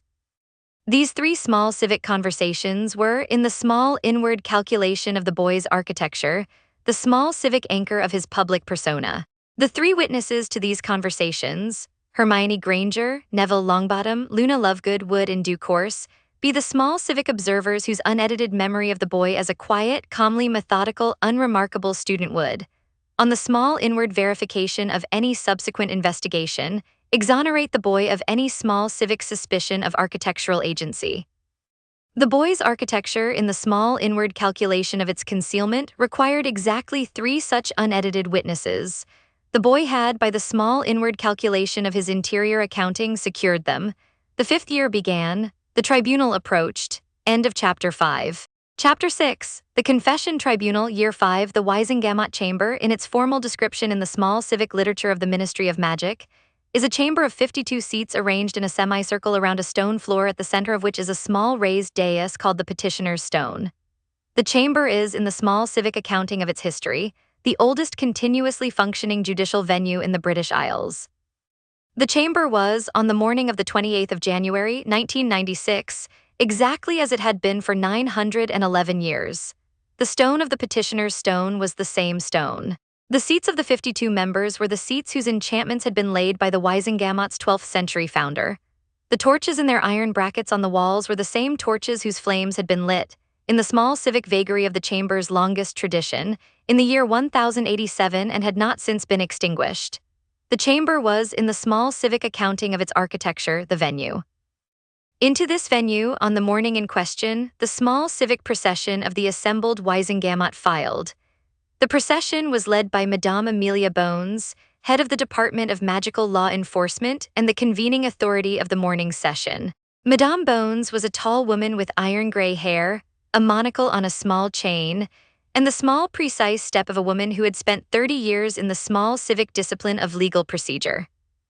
Madame Bones had, by the small inward calculation of the boy's architecture, been a witness to the boy's Kyoka Suigetsu release since the small civic occasion of a ministry visit during the boy's 2nd year, on which the boy had positioned himself, by the small inward calculation of his schedule, in the lobby of the department at the precise moment when Madame Bones, exiting her office, had glanced at him with the small civic curiosity of a senior official noticing a child in her lobby. The boy had inducted her.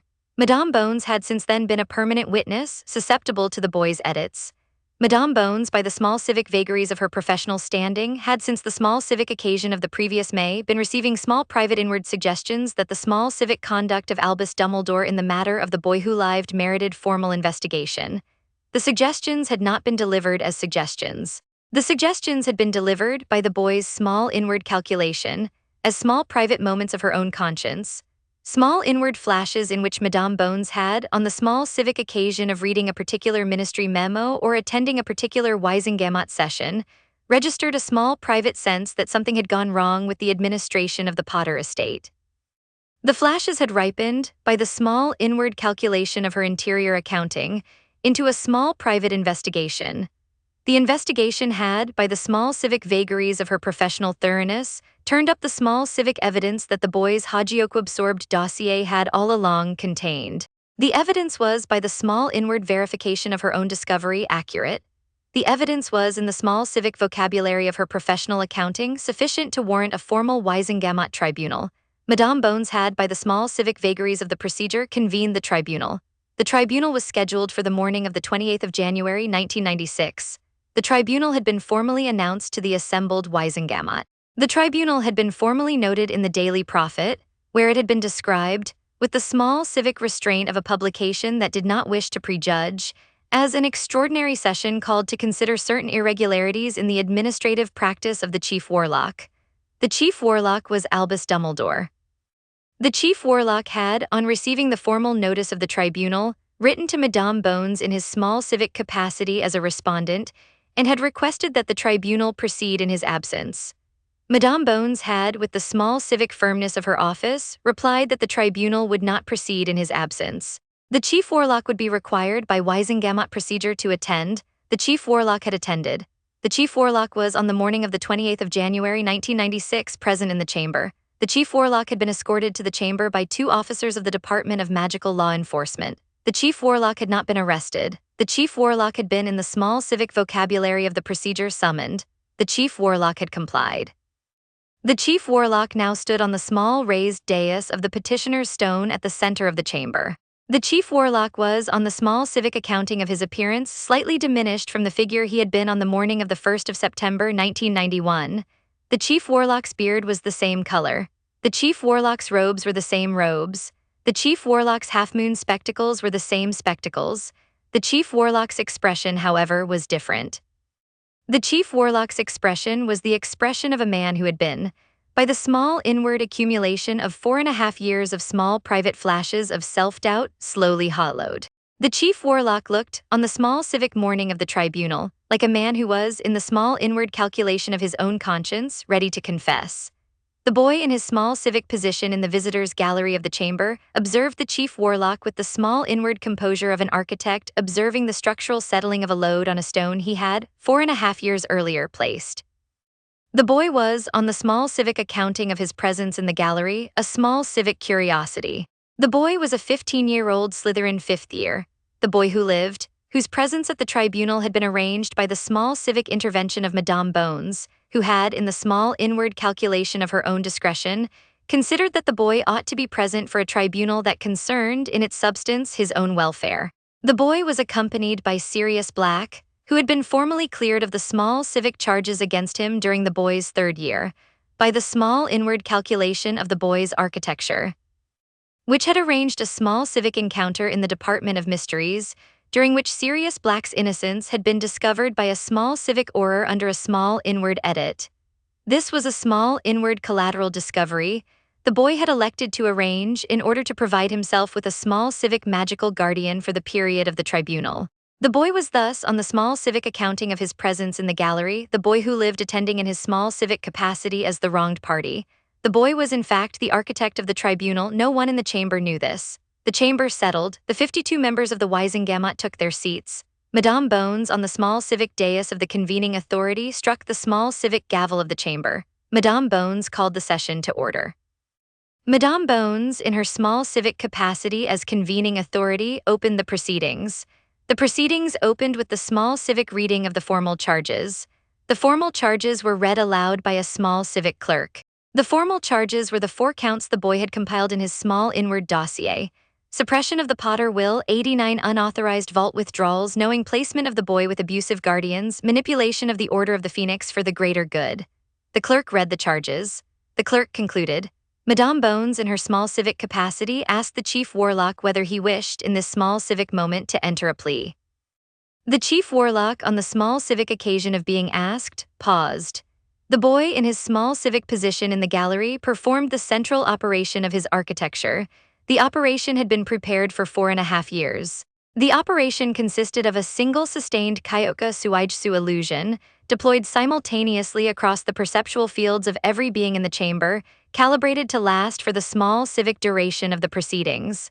The illusion had 3 principal components. Component the first. The illusion caused the chief warlock in his perceptual field to register the chamber as the small civic interior of his own office at Hogwarts. At the small civic hour of late evening, with the small civic ambient sound of the school's quiet corridor outside, with the small civic ambient light of the headmaster's torches, with the small civic ambient presence of Fawkes the Phoenix on the small civic perch beside the headmaster's desk. The chief warlock was thus, in his perceptual field, no longer in the Wizengamot chamber. The chief warlock was, in his perceptual field, in his office at Hogwarts, late in the evening, alone with Fawkes. The chief warlock had been, on previous small civic occasions of his own private interior accounting, in the small civic habit of confiding his small private regrets to Fawkes. The chief warlock would, on this small civic occasion, confide to Fawkes as he had on so many previous small civic occasions, in the small civic vocabulary of his small private interior conscience. Component the second. The illusion caused the 52 members of the Wizengamot, in their perceptual fields, to register the proceedings as a small civic Wizengamot session of unprecedented gravity, in which the chief warlock was, by the small civic vagaries of his own small private confession, openly admitting to the charges that had been formally read. The members of the Wizengamot would thus, in their perceptual fields, hear the small civic confession as a confession spoken aloud, in the chamber, in the small civic procedure of the formal proceedings. The members would not, in their perceptual fields, register that the confession was being spoken in the chief warlock's actual perception to Fawkes the Phoenix. The members would register the confession as a confession to the Wizengamot. The confession, on its conclusion, would be entered into the small civic record. Component the third. The illusion caused Severus Snape, who was in the small civic position of a Wizengamot observer. He had been summoned by the small inward calculation of the boy's architecture, in the small civic capacity of an expert witness, on a small civic matter related to the Order of the Phoenix, to register a particular small civic interruption that would, in the small civic procedure of the proceedings, become the small civic instrument of the chief warlock's execution. The interruption would consist, in Severus Snape's perceptual field, of the small civic appearance of the wraith of Lord Voldemort at the threshold of the chamber, attempting to disrupt the proceedings. Severus Snape would, on this small civic perception, draw his wand and would cast, in the small civic protective gesture of a Wizengamot observer responding to a small civic intrusion of the Dark Lord Sectum Sempra. The Sectum Sempra would, in Severus Snape's perceptual field, strike the wraith. The wraith would, in Severus Snape's perceptual field, fall. The Sectum Sempra would, in the actual perceptual field of the chamber, strike Albus Dumbledore. Albus Dumbledore would, in the actual perceptual field of the chamber, fall. The boy had calibrated each of these components, over the 4.5 years of his architecture, with the small inward precision the engine had cultivated in him. The boy had verified in the small inward gallery of his interior accounting that each component would, in the small civic moment of its deployment, hold. The boy was, on the small civic morning of the tribunal, confident. The boy deployed the illusion deployed. The chief warlock, on the small civic moment of being asked whether he wished to enter a plea, paused for one final small civic instant in the perceptual field that aligned with the chamber's actual reality. Then, on the deployment of the illusion, the chief warlock's perceptual field shifted. The chief warlock in his perceptual field was no longer in the chamber. The chief warlock in his perceptual field was in his office at Hogwarts. The chief warlock was alone, the torches were burning, the desk was familiar, Fawkes on the small civic perch beside the desk was preening. The chief warlock in his perceptual field looked at Fawkes. The chief warlock in his perceptual field exhaled. The chief warlock in his perceptual field began to speak. Fawkes, the chief warlock said, I am very tired. I have been very tired for some time. There are things I have not in the small civic accounting of my conscience said aloud. I think this evening I should like to say them. Fawkes in the chief warlock's perceptual field looked at him with the small inward attention of a phoenix whose small civic companion is about to confide. I suppressed the will of James and Lily Potter, the chief warlock said. I did so on the small civic premise of my own theory of the protective enchantment that operates on Lily's blood. The will would have placed Harry with Sirius. The will in the small civic alternative would have placed Harry with Frank and Alice Longbottom. I chose instead to place Harry with Petunia Dursley. I knew, on the small civic accounting of my own knowledge of Petunia Dursley, that Petunia was unfit. I placed Harry with her anyway. I justified the placement in the small civic vocabulary of my own conscience by the protective enchantment. I justified the placement in the small civic vocabulary of my own conscience by the theory that Harry should be raised in humility. I justified the placement in the small civic vocabulary of my own conscience by the strategic consideration that Harry should arrive at Hogwarts malleable. I knew in the small inward gallery of my own conscience that these were not sufficient justifications. I knew in the small inward gallery of my own conscience that I had wronged the boy. Fawkes in the chief warlock's perceptual field did not move. Fawkes was attending. I withdrew over the course of the boy's minority 89 times from the Potter family vault. I did so without authorization. The withdrawals funded various small civic projects of mine. The operating expenses of the order, certain personal expenditures, certain payments to other order members, certain expenditures on the maintenance of the protective enchantments at number 12 Grimmauld Place. I justified the withdrawals in the small civic vocabulary of my own conscience by the small civic premise that the boy was, in the small civic accounting of the order's operations, a beneficiary of those operations and would, in due course, have approved the expenditures. I knew in the small inward gallery of my own conscience that I had no authority for this assumption. I knew in the small inward gallery of my own conscience that I was effectively embezzling. I did it anyway. I have continued to do it. Fawkes attended.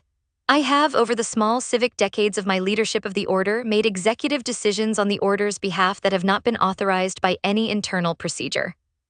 I have compromised the identities of certain order members to the ministry, in cases where I judged that compromise was strategically advantageous. I have concealed certain order operations from other order members, in cases where I judged that concealment was necessary. I have deployed order resources for purposes that were not directly aligned with the order's stated mission. I have instrumentalized certain order members for purposes those members had not, by informed consent, agreed to. I have done all of these things in the small civic vocabulary of the greater good.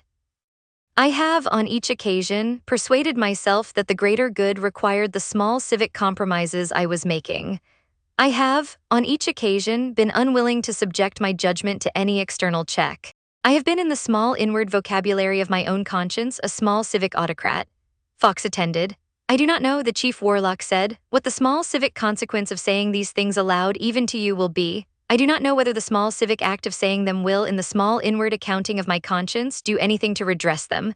I suspect not. I suspect the redress is not available. I suspect the redress was lost on the small civic occasion of each small civic decision I made without authorization. The redress is, in the small inward vocabulary of my conscience, beyond the small civic reach of confession. I am nonetheless confessing. Perhaps the confession is its own small civic act regardless of the redress. Perhaps the confession is the small civic last action available to a man who has, in the small civic accounting of his career, exhausted all the prior small civic actions. The chief warlock paused. The chief warlock said, I am tired, Fawkes. I have been tired for some time. Fawkes attended. The Wisengamot in their perceptual field listened. The members of the Wisengamot in their perceptual fields registered the confession. The members of the Wisengamot in their perceptual fields registered the confession as a confession spoken aloud in the chamber. In the small civic procedure of the formal proceedings, with the small civic formality appropriate to a confession by the chief warlock to the Wisengamot. The members of the Wisengamot in their perceptual fields registered each of the 4 charges as having been openly admitted by the chief warlock in his small civic capacity as a respondent. The members of the Wisengamot in their perceptual fields were now considering, each in his or her own small private way, what the small civic procedural consequence of an openly admitted confession on 4 counts of malfeasance ought to be. The members of the Wisengamot in their perceptual fields considered. The members of the Wisengamot in their perceptual fields, by the accumulated 4.5-year inward seeding of distrust the boy had cultivated, were not inclined to leniency. Madame Bones, on the small civic dais of the convening authority, struck the small civic gavel. Madame Bones said, the chamber will move to a vote. The vote is on the question, whether the respondent, having confessed in this chamber to the 4 counts as charged, shall on the small civic authority of the Wisengamot be sentenced to the small civic punishment appropriate to the gravest of the counts. The small civic punishment appropriate to the gravest of the counts is execution. Members, please prepare to vote. The members prepared. In the perceptual field of the chamber's actual reality, Albus Dumbledore was still standing on the petitioner's stone. Albus Dumbledore was in the actual perceptual field not speaking. Albus Dumbledore was in his own perceptual field still confiding to Fawkes. The two perceptual fields, the actual and the illusory, were now in the small inward calculation of the boy's architecture fully decoupled. The boy in his small civic position in the gallery performed the small inward maneuver of the third component. Severus Snape, in his perceptual field, registered the small civic appearance of the wraith of Lord Voldemort at the threshold of the chamber. The wraith in Severus Snape's perceptual field was attempting to disrupt the proceedings by gliding forward toward the petitioner's stone, where the chief warlock in Severus Snape's perceptual field was confronting the wraith with the small civic gravity of an experienced wizard facing his greatest enemy. Severus Snape, on this perception, drew his wand. Severus Snape, in his perceptual field, registered the small civic necessity of intervening to protect the chief warlock and the Wizengamot from the wraith. Severus Snape cast Sectum Sempra. The Sectum Sempra in Severus Snape's perceptual field struck the wraith of Voldemort. The wraith in Severus Snape's perceptual field was cleaved by the curse and fell in a small civic shower of dispersed dark magic onto the floor of the chamber.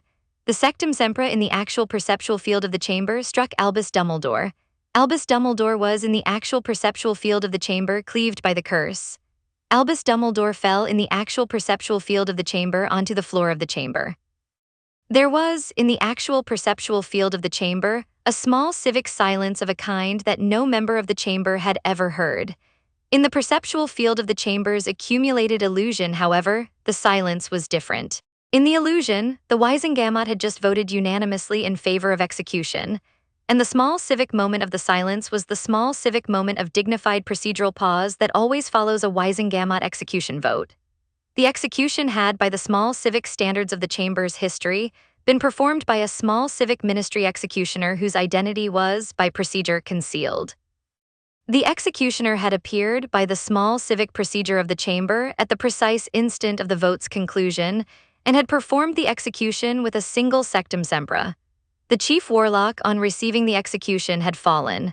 The Wizengamot, in its perceptual field of accumulated illusion, registered the small civic event as the small civic conclusion of a formal procedure. The Wizengamot, in its perceptual field of accumulated illusion, registered the death of Albus Dumbledore as the small civic consequence of his own confession, voted upon by his peers, and executed by the lawful instrument of the ministry. The Wizengamot, in its perceptual field of accumulated illusion, considered the small civic event with the appropriate small civic gravity. There was, in the perceptual field of accumulated illusion, no anomaly. There was no shock. There was the small civic gravity of a procedure concluded. The boy in his small civic position in the gallery observed. Severus Snape, in his perceptual field on the conclusion of his Sectum Sempra against the wraith, registered the small civic dispersal of the wraith. Severus Snape, in his perceptual field, lowered his wand. Severus Snape, in his perceptual field, registered the small civic completion of a duty he had been preparing to perform for the entirety of his adult life. Severus Snape, in his perceptual field, experienced for one moment a small inward sensation of completion. The boy in his small civic position in the gallery lifted the illusion. The illusion lifted. Severus Snape, on the small civic lifting of the illusion, registered what he had done. Severus Snape, on registering what he had done, did not for the remainder of his small civic life ever speak. This was the small civic cost the boy had calculated. The boy had registered the cost in the small inward gallery of his ethical accounting. The boy had paid the cost. The Wizengamot, on the small civic lifting of the illusion, registered what they had perceived. The Wizengamot members registered the small civic memory of the unanimous execution vote, the small civic memory of the chief warlock's confession, the small civic memory of the ministry executioner's small civic procedural appearance, the small civic memory of the Sectum Sempra. The Wizengamot members registered these memories as their own perceptions. The Wizengamot members did not, by the small inward verification of the boy's calibration, register any small civic discontinuity. The illusion had, on its small civic conclusion, settled into the perceptual archive of every member of the chamber as if it had been real perception. The actual events of the chamber, the chief warlock standing on the petitioner's stone in silence, the boy in the gallery making no visible motion, Severus Snape casting Sectum Sempra without procedural authorization, Albus Dumbledore falling, These actual events were in the perceptual archive of every member of the chamber, overlaid by the illusion's small civic version. The members of the chamber, on the small civic adjournment of the session, would file out of the chamber in the small civic conviction that they had witnessed the most important Wisengamot session of the century, in which the long-serving chief warlock had confessed to grave malfeasance and had been, by lawful procedure, executed. The Daily Prophet on the morning of the 29th of January 1996 would carry the story under the headline, Dumbledore Confesses, Executed by Wisengamot. The story would carry the small civic details of the proceedings, the 4 counts, the confession, the unanimous vote, the ministry executioner. The story would be, by the small civic standards of the publication, accurate to the perceptual archive of every member of the Wisengamot. The story would not be accurate to the small civic actual events of the chamber. The story would not, however, be discoverable as inaccurate. The perceptual archive was the only source for the small civic story.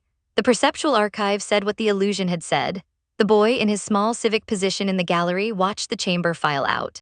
Sirius Black, beside the boy, lowered his small civic eye to the boy with the small inward composure of a man who had just witnessed the small civic conclusion of a procedure he had not, in the small inward calculation of his own conscience, expected to witness. Sirius Black said, in the small civic vocabulary of his interior conscience, "I did not think he would confess." The boy said, "Nor did I." The boy meant, in the small inward calculation of his own ethical accounting, something different by this sentence from what Sirius Black meant. The boy did not, however, edit Sirius Black's interpretation. The boy permitted Sirius Black, in the small inward calculation of his interior accounting, to interpret the sentence in his own way. The boy and Sirius Black walked in the small civic procession of the departing gallery out of the chamber.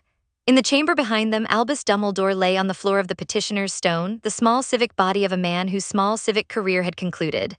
The boy, on the small civic departure from the chamber, walked into the corridor. The boy walked with the small inward composure of an architect whose structure had received its load and had not, in the small civic moment of receiving the load, collapsed. The structure had held. The architecture was complete. The boy was, in the small civic vocabulary of the wizarding world, the wronged party who had been, by Wisengamot procedure, vindicated. The boy was, in the small civic vocabulary of the Daily Prophet's morning headline, the boy whose suffering had now been formally redressed. The boy was, in the small inward calculation of his own interior accounting, the architect. No one knew the third of these things, no one would. The boy walked with Sirius Black out of the Ministry of Magic into the small civic afternoon of London. The architecture was concluded. End of Chapter 6. Appendix to Chapter 6. A detailed anatomy of the compound illusion, component by component, with notes on why it held. It is worth, on the small civic accounting of the chronicle, dwelling on the technical structure of the compound illusion that the boy deployed in the chamber. The illusion was, in the small inward vocabulary of Kyoka Suigetsu engineering, the most ambitious operation in the boy's career. The illusion required the simultaneous coordination of 3 distinct perceptual edits, each applied to a different set of witnesses, each calibrated to a different small civic temporal frame, each subject to the small inward constraint that none of the 3 components could, on any small civic moment, contradict any of the others. Component the first, the chief warlock's illusion of being in his Hogwarts office with Fawkes, required the boy to maintain, for the duration of the proceedings, the small civic ambient texture of the headmaster's office in the chief warlock's perceptual field. This included the ambient light of the headmaster's torches, the ambient sound of the small civic Hogwarts evening, which the boy supplied by drawing on his small inward accumulated familiarity with the Hogwarts soundscape, acquired by 5 years of attendance, the small civic ambient presence of the phoenix on the perch, the small civic ambient absence of any other witness in the room. The illusion was, in its small civic complexity, the longest sustained single-subject illusion the boy had ever deployed. The illusion held for the small civic duration of the chief warlock's confession, approximately 28 minutes without interruption. The illusion did not, by the small inward verification of the boy's calibration, exhibit any small civic flicker or any small civic discontinuity that would have, in the chief warlock's perceptual field, broken the small civic spell. The illusion held because the chief warlock, in the small civic accumulation of the 4.5 years of seated self-doubt, had been primed for the small civic occasion of an interior confession. The chief warlock had been, for the entire 4.5-year interval, increasingly unable to suppress the small private flashes of his own conscience that the boy had been periodically planting in his perceptual field. The chief warlock had been, by the small civic morning of the tribunal, in a state of considerable interior pressure. The chief warlock had been by the small civic morning of the tribunal ready in the small inward vocabulary of his interior accounting to confess. The illusion of the Hogwarts office and the Phoenix had not in this respect manufactured the confession. The illusion had merely provided the small civic occasion that the chief warlock's interior pressure had been seeking. The confession was, in its substance, the chief warlock's own confession. The illusion had merely supplied the venue. This was in the small inward calculation of the boy's architectural ethics, the small civic distinction that the boy returned to on the small inward accounting of his interior conscience whenever he considered the small civic ethics of the tribunal. The boy had not made Dumbledore confess to crimes Dumbledore had not committed. The boy had made Dumbledore confess to crimes Dumbledore had in fact committed. The boy had supplied the venue. The boy had not supplied the content. The content was, in its substance, the chief warlock's own. Component the second, the Wisengamot's illusion of registering the confession as a public Wisengamot confession, required the boy to maintain, for the duration of the proceedings, a coordinated parallel perceptual field across 52 members of the Wisengamot, all of whom had been, on prior small civic occasions, inducted by the boy as witnesses to Kyoka Suigetsu. The 52 parallel perceptual fields had to be calibrated to one another by the small inward calculation of the boy's coordination, such that no two members would, on the small civic adjournment of the session and the subsequent small civic comparison of their notes, register any small civic discrepancy in their memory of what had been said. This required the boy to deploy, in his small inward operational vocabulary, the small civic technique of synchronized illusion broadcasting that he had been calibrating for the past 2 years. The technique consisted of the small inward maintenance of a single master perceptual script, deployed simultaneously to all 52 members, with the small inward additional calibration that each member's perceptual register included the appropriate small civic occlusion of any small civic detail that would, in that member's specific position in the chamber, have been physically impossible to perceive. A small civic member seated in the rear of the chamber, for example, would not, in the master script, register the small civic facial expression of the chief warlock at the moment of confession, because that small civic detail would have been, from that member's small civic seating angle, physically obscured by the small civic intervening heads of forward members. The synchronized illusion broadcasting held, the 52 members of the Wisengamot would, on the small civic adjournment of the session, file out of the chamber with mutually consistent memories. The members would in due course compare notes. The notes would agree. The agreement would, in the small inward verification of any subsequent investigation, be taken as the small civic confirmation that the small civic events of the chamber had occurred as the members remembered them. Component the third, Severus Snape's illusion of confronting the wraith of Voldemort, required the boy to maintain, for the small civic moment of the execution, a single isolated perceptual edit on a single witness, who would, in the small civic moment of receiving the edit, perform a small civic action of considerable physical violence on the actual perceptual basis of the chamber. This was the small civic operationally riskiest component of the illusion. The boy had to ensure, by the small inward calculation of his coordination, that Severus Snape would draw and cast at the precise moment when the small civic Wisengamot illusion had reached its small civic execution vote conclusion, such that the actual sectum sempra would arrive at the actual Dumbledore at the precise small civic moment, when the perceptual Wisengamot would expect a ministry executioner's sectum sempra to arrive at the perceptual Dumbledore. Any small civic mismatch in timing would, on the small inward verification of any small civic anomaly detection by an alert observer, have been potentially detectable. The boy had calibrated the timing by months of small inward practice. The boy had calibrated the timing by close observation of Severus Snape's small civic reflexes, which the boy had catalogued, in the small inward gallery of his interior architecture over the small civic preceding years. The boy had calibrated the timing by close observation of the small civic procedural rhythms of Wisengamot voting sessions, which the boy had attended, in the small civic capacity of a spectator on 4 prior small civic occasions for the small civic purpose of timing calibration. The boy had calibrated the timing in the small inward vocabulary of his architecture to within an interval of 0.3 of a second.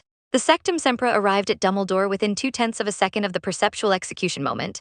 The match was in the small inward verification of the boy's calibration sufficient. The illusion held. The members of the Wisengamot on the small civic adjournment of the session did not in their perceptual archive register any small civic anomaly. The members of the Wisengamot on the small civic adjournment of the session registered only the small civic memory of a procedure concluded. The boy walked out of the ministry into the small civic afternoon of London with the small inward composure of an architect whose 4.5-year structure had received its load and had held. The architecture was complete. The Hogyoku behind his forehead was satisfied. End of chapter 6. Coda, the three witnesses who did not receive edits and what they saw. Three witnesses to the small civic events of the chamber did not, by the small inward calculation of the boy's architectural ethical filter, receive edits on the small civic morning of the tribunal. The three witnesses were Hermione Granger, Neville Longbottom, and Luna Lovegood. The three witnesses had been in the small inward gallery of the boy's interior architecture. The small inward exemptions cultivated during the boy's 3rd and 4th years for the purpose of providing, on the small civic occasion of any subsequent investigation, a small civic anchor of unedited testimony that would, by the small inward calculation of the boy's architecture, exonerate him. The three witnesses sat in the small civic gallery of the Weisengamot chamber on the small civic morning of the tribunal. The three witnesses observed the small civic events of the chamber from their small civic seats. The three witnesses observed, in the small civic accounting of their unedited perceptual archives, the actual small civic events of the chamber. The chief warlock standing on the petitioner's stone in silence, the boy in the gallery making no visible motion, Severus Snape casting Sectum Sempra without procedural authorization, Albus Dumbledore falling. The three witnesses observed these actual small civic events with the small inward composure of small civic observers, whose perceptual archives had not been edited. The three witnesses also observed, in the small civic accounting of their unedited perceptual archives, the small civic reactions of the rest of the chamber. The three witnesses observed the small civic Weisengamot members nodding gravely at the small civic moment of what the Weisengamot members perceived as the chief warlock's confession. The three witnesses observed the small civic Weisengamot members voting at the small civic moment of what the Weisengamot members perceived as the small civic execution vote. The three witnesses observed the small civic Weisengamot members filing out of the chamber, on the small civic adjournment of the session, with the small civic composure of a chamber that had, in the small civic accounting of its history, just concluded the most significant Weisengamot session of the century. The three witnesses observed, in the small civic accounting of their unedited perceptual archives, that the small civic perceptual archive of the Weisengamot did not in any small civic detail correspond to the actual small civic events the three witnesses had themselves observed. The three witnesses considered in the small inward composure of their unedited interior accounting what to do with this discrepancy. Hermione Granger, on the small civic adjournment of the session, looked at Neville Longbottom. Neville Longbottom looked back. Hermione Granger looked at Luna Lovegood. Luna Lovegood looked back. The three of them did not speak. They left the small civic gallery. They walked in the small civic corridor of the Ministry of Magic, in the small civic composure of three small civic Hogwarts 5th years who had just observed a small civic event of unprecedented small civic gravity. They reached the small civic exit of the ministry. They walked into the small civic afternoon of London. In the small civic afternoon of London, in a small civic side street near the ministry exit, the three of them stopped. Hermione Granger said, "We saw what happened." Neville Longbottom said, "Yes." Luna Lovegood said, "Yes." Hermione Granger said, "No one else did." Neville Longbottom said, "Number." Luna Lovegood said, "Number." Hermione Granger said, "What do we do?" Neville Longbottom did not answer. Luna Lovegood said, "I think we do nothing." Hermione Granger looked at Luna Lovegood.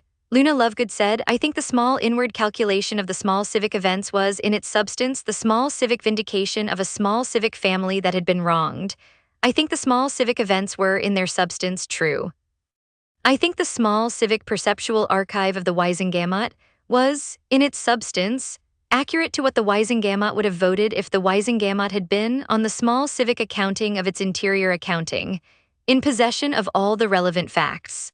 I think the boy who, in the small civic position of the gallery, did not visibly move was, in the small inward calculation of his interior accounting, the small civic architect of a small civic justice that the wizarding world would not, by any other small civic route, have been able to achieve. I think we should let him have it."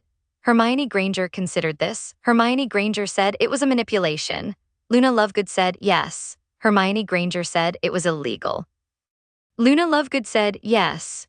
Hermione Granger said it was, in the small civic accounting of any honest ethical analysis, a small civic violation of every small civic procedural safeguard the wizarding world has. Luna Lovegood said yes. Hermione Granger said, "And you think we should let him have it?" Luna Lovegood said, "I think he is patient. I think he has been patient for the entirety of his small civic life. I think he has, in the small inward calculation of his interior accounting, chosen the smallest possible small civic intervention adequate to the small civic problem he was solving. I think he has, in the small inward calculation of his interior accounting, exempted us, and will continue to exempt us, and will not, in the small civic remainder of his small civic life, perform any further large interventions. I think he is, in the small civic vocabulary of the wizarding world, a small civic friend. I think we should let him have it. Hermione Granger considered this for a longer time. Hermione Granger said, "All right." Neville Longbottom said, "All right." Luna Lovegood smiled. The three of them did not, in the small civic remainder of their small civic lives, ever speak of the small civic events they had observed in the chamber. The three of them did not, in the small civic remainder of their small civic lives, ever confront the boy. The three of them did not, in the small civic remainder of their small civic lives, ever publish, mention, or hint at the small civic events. The three of them did, however, in the small civic accounting of their interior galleries, register the boy as the small civic friend he had in the small inward calculation of his architectural ethical filter exempted them as. The three of them remained in the small civic accounting of their long small civic lives his small civic friends. Hermione Granger would in due course marry him. End of Chapter 6. Chapter 7. The aftermath. Architect revealed to no one there is a particular small civic quiet that settles, in the days following an architectural completion, in the small inward register of the architect. The quiet is not the quiet of relief. The quiet is not the quiet of accomplishment. The quiet is, in the small inward vocabulary of the architectural temperament, the quiet of arriving at the end of a long calculation and finding that the result, written out in full on the small civic ledger of the world, is exactly the result the architect had projected. The world has, on the small civic accounting of the architect's calculation, complied with the calculation. The world has produced the result. The world has, in the small inward verification of the calculation's accuracy, confirmed the architect's competence. The quiet is the quiet of a confirmation. The boy, in the days and weeks that followed the conclusion of the tribunal, lived in this small civic quiet. The world did not, in those days and weeks, register that anything had been concealed. The world registered instead that the small civic affair of the chief warlock's confession had been a great civic shock, a great civic vindication of certain small civic suspicions that had been quietly accumulating for years, and a great civic small inward reaffirmation of the integrity of Weisengamot procedure, which had, even in the small civic case of its longest-serving member, produced an honest and unflinching judgment. The Daily Prophet, over the following weeks, ran a sustained series of small civic articles on the implications of the tribunal. The articles discussed the four counts in considerable small civic detail. The articles interviewed Weisengamot members, who confirmed, each from his or her own small civic perceptual archive, that the chief warlock had in fact confessed openly that the confession had been unambiguous, and that the small civic vote to execute had been unanimous on the gravest of the counts. The articles interviewed Order of the Phoenix members, who confirmed, each from his or her own small civic perceptual archive, that the chief warlock had in fact been increasingly distant from the order in the months preceding the tribunal, and that the small civic confession had in retrospect been the small civic culmination of a pattern they had been observing for some time.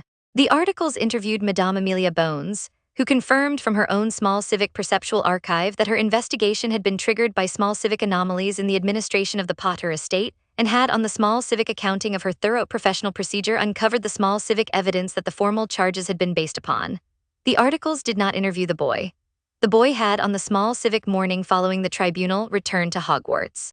The boy had, by the small civic intervention of his magical guardian Sirius Black, been permitted a small civic week of absence from classes to recuperate from the small civic shock of the small civic vindication of his small civic family's wronging. The boy had used the small civic week to read, in the small inward composure of his interior accounting, several long books on the history of the Weisengamot. The boy had then, on the small civic Monday following the small civic week, resumed his small civic attendance at classes. The boy attended classes for the remainder of his 5th year as he had attended them for the preceding 4.5 years, quietly with the small civic competence of a Slytherin 5th year, neither distinguishing himself nor failing. The boy's small civic classmates registered in the small civic accounting of their interior galleries that the boy was, as he had always been, a quiet, calmly methodical, unremarkable student. The boy's small civic classmates did not, on the small civic accounting of their unedited memories, those who had unedited memories, or on the small civic accounting of their edited memories, those who had edited memories, register the boy as anything other than the small civic boy who lived attending his small civic education in the wake of a small civic family vindication. This was, in the small inward calculation of the boy's architecture, exactly the public face the architecture had been designed to produce. The boy's 5th year concluded with the small civic occasion of the end-of-year examinations. The boy took the small civic examinations. The boy performed adequately on the small civic examinations. The boy received the small civic OWL results in the small civic envelope at the end of the summer. The results were in the small civic accounting of the boy's interior gallery, sufficient. The boy had received the small civic OWLS required for his eventual small civic progression to NEWTS in his 6th and 7th years. The boy had received them by a small civic margin appropriate to a small civic student of unremarkable distinction. The boy returned to Hogwarts in September of 1996. The boy was, on the small civic accounting of his 6th year, 16 years old. The boy was on the small civic accounting of his 6th year, the boy who lived, the wronged and vindicated heir of the Potter estate, the Lord Potter. He had, on the small civic morning of his 16th birthday, taken up the small civic title of Lord Potter by the small civic procedure of the Goblin Tellership ceremony at Gringotts, and a small civic Slytherin 6th year of unremarkable distinction. The boy was, on the small civic accounting of his 6th year, also a member of the Wisengamot. The Lord Potter, on his 16th birthday, had become eligible, by the small civic provisions of the Most Ancient and Noble Houses Act of 1843, for an inherited Wisengamot seat. The seat had, in the small civic vagaries of the Potter family's institutional history, been vacant since the death of James Potter in 1981. The seat had been administered, during the small civic interval of the vacancy, by the small civic procedural office of the Wisengamot's Vacant Seats Committee. The seat had been, on the small civic occasion of the boy's 16th birthday, transferred to the boy by the small civic procedure of the tellership ceremony. The boy had, on the small civic morning following his 16th birthday, attended his first Wisengamot session as Lord Potter. The session had been a small civic procedural session on the small civic question of ministry reform. The post-Dumbledore Wisengamot, by the small inward calculation of every observer, was a body in considerable small civic transition. The body had lost, on the small civic occasion of the tribunal, its longest-serving member and its small civic figurehead. The body was now, in the small civic vagaries of its post-tribunal politics, considering whether the small civic procedural and institutional shape of the Ministry of Magic ought to be reformed in light of the small civic revelations of the tribunal. The Wisengamot had appointed, in the small civic procedure of the post-tribunal months, a small civic reform committee chaired by Madame Amelia Bones, who had, by the small civic momentum of her small civic convening role, become the de facto small civic figurehead of the new Wisengamot. The small civic reform committee had drafted, over the small civic interval of the spring and summer of 1996, a small civic reform bill. The bill addressed the small civic procedural safeguards against future small civic embezzlement from minor heirs vaults, reform of the Vault Withdrawal Procedure Act, the small civic procedural safeguards against future small civic placement of minor heirs with unfit guardians, reform of the Magical Guardianship Procedure Act, the small civic procedural safeguards against future small civic concentration of executive authority in any single small civic Wisengamot member, reform of the Office of the Chief Warlock Act, and the small civic procedural safeguards against future small civic suppression of the small civic wills of deceased members of the wizarding community, reform of the Probate Procedure Act. The bill had been introduced to the Wisengamot for first reading in early September 1996, and was, on the small civic morning of the boy's first session as Lord Potter, scheduled for the small civic procedural vote of second reading. The boy attended the session. The boy sat in the small civic position of the Lord Potter in the small civic Potter family seat in the chamber. The seat was, by the small civic vagaries of its history, in the small civic third row of the chamber, slightly to the left of the center aisle. The boy was, by the small civic accounting of his seating, the smallest and youngest member of the chamber. The other members of the chamber regarded him, on his small civic entry, with the small civic mixture of attention they reserved for new members of the chamber who had, in the small civic vagaries of their family histories, recently been the subject of considerable small civic public interest. The boy regarded the chamber in his small civic position in the third row with the small inward composure of an architect observing his completed structure. The chamber was the chamber. The 52 seats were the 52 seats. The petitioner's stone was the petitioner's stone, the torches were the torches. The chamber had not, on the small civic morning of the second reading of the Reform Bill, changed in any small civic outward way from the chamber the boy had observed, from the small civic gallery on the morning of the tribunal. The chamber had, however, in the small inward calculation of the boy's architecture, changed in every small civic essential way. The chief warlock was no longer in the chamber. The chief warlock's small civic influence was no longer in the chamber. The chief warlock's small civic loyalists, of whom there had been approximately 15, had in the small civic interval following the tribunal either resigned their seats in the small civic shock of the tribunal's revelations or been reduced, in the small civic accounting of their post-tribunal influence, to a small civic peripheral block of no operational significance.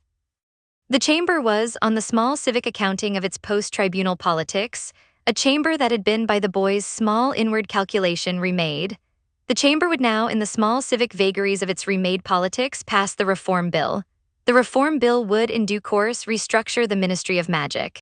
The restructured Ministry of Magic would, in due course, govern the wizarding world along small civic lines that the small inward calculation of the boy's architecture had not in fact planned for, but that the small civic momentum of the post-tribunal Weisengamot was generating of its own accord.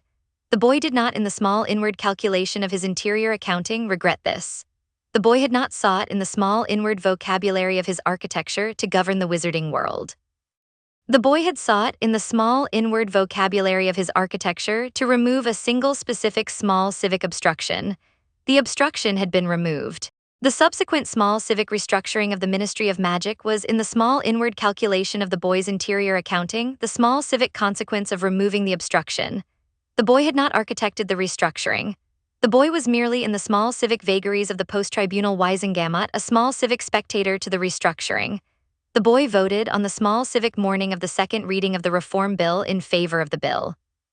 The boy voted, by the small civic procedure of the chamber, by raising his small civic vote paddle, the small civic instrument of Weisengamot voting, at the appropriate moment in the small civic clerk's call. The boy's vote was, by the small civic count of the clerk registered. The bill passed second reading by a small civic margin of 43-9. The boy was, on the small civic accounting of his first session, a small civic backbencher of small civic reform inclinations.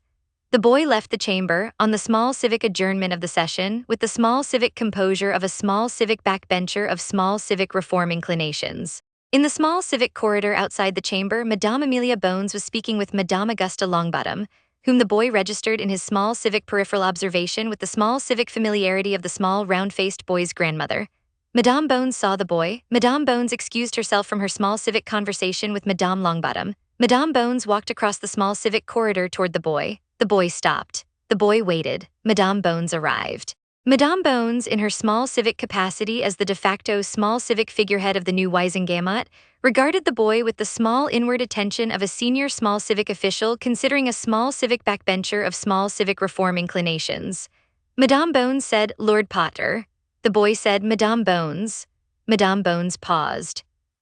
Madame Bones said, in the small civic vocabulary of a woman who had been, in the small inward vagaries of her interior accounting, considering a small civic question for some time, "There is something different about you, Lord Potter, that I cannot name." The boy considered her. The boy considered Madame Bones with the small inward composure of an architect being addressed by a witness whose small civic perception had, by the small inward calculation of the architect's interior accounting, been edited by the architect on more than one small civic occasion. The boy considered in the small inward gallery of his interior architecture whether to edit Madame Bones again. The boy considered the small civic risk of leaving her observation unedited. The boy decided, in the small inward calculation of his interior accounting, that he would not edit her. The boy decided, in the small inward calculation of his interior accounting, that he would respond. The boy said, in the small inward vocabulary of his interior accounting, gently, "Madame, you have known me your whole career. There is nothing different, trust your eyes." Madame Bones looked at the boy. Madame Bones, in the small inward calculation of her interior accounting, considered the boy's response.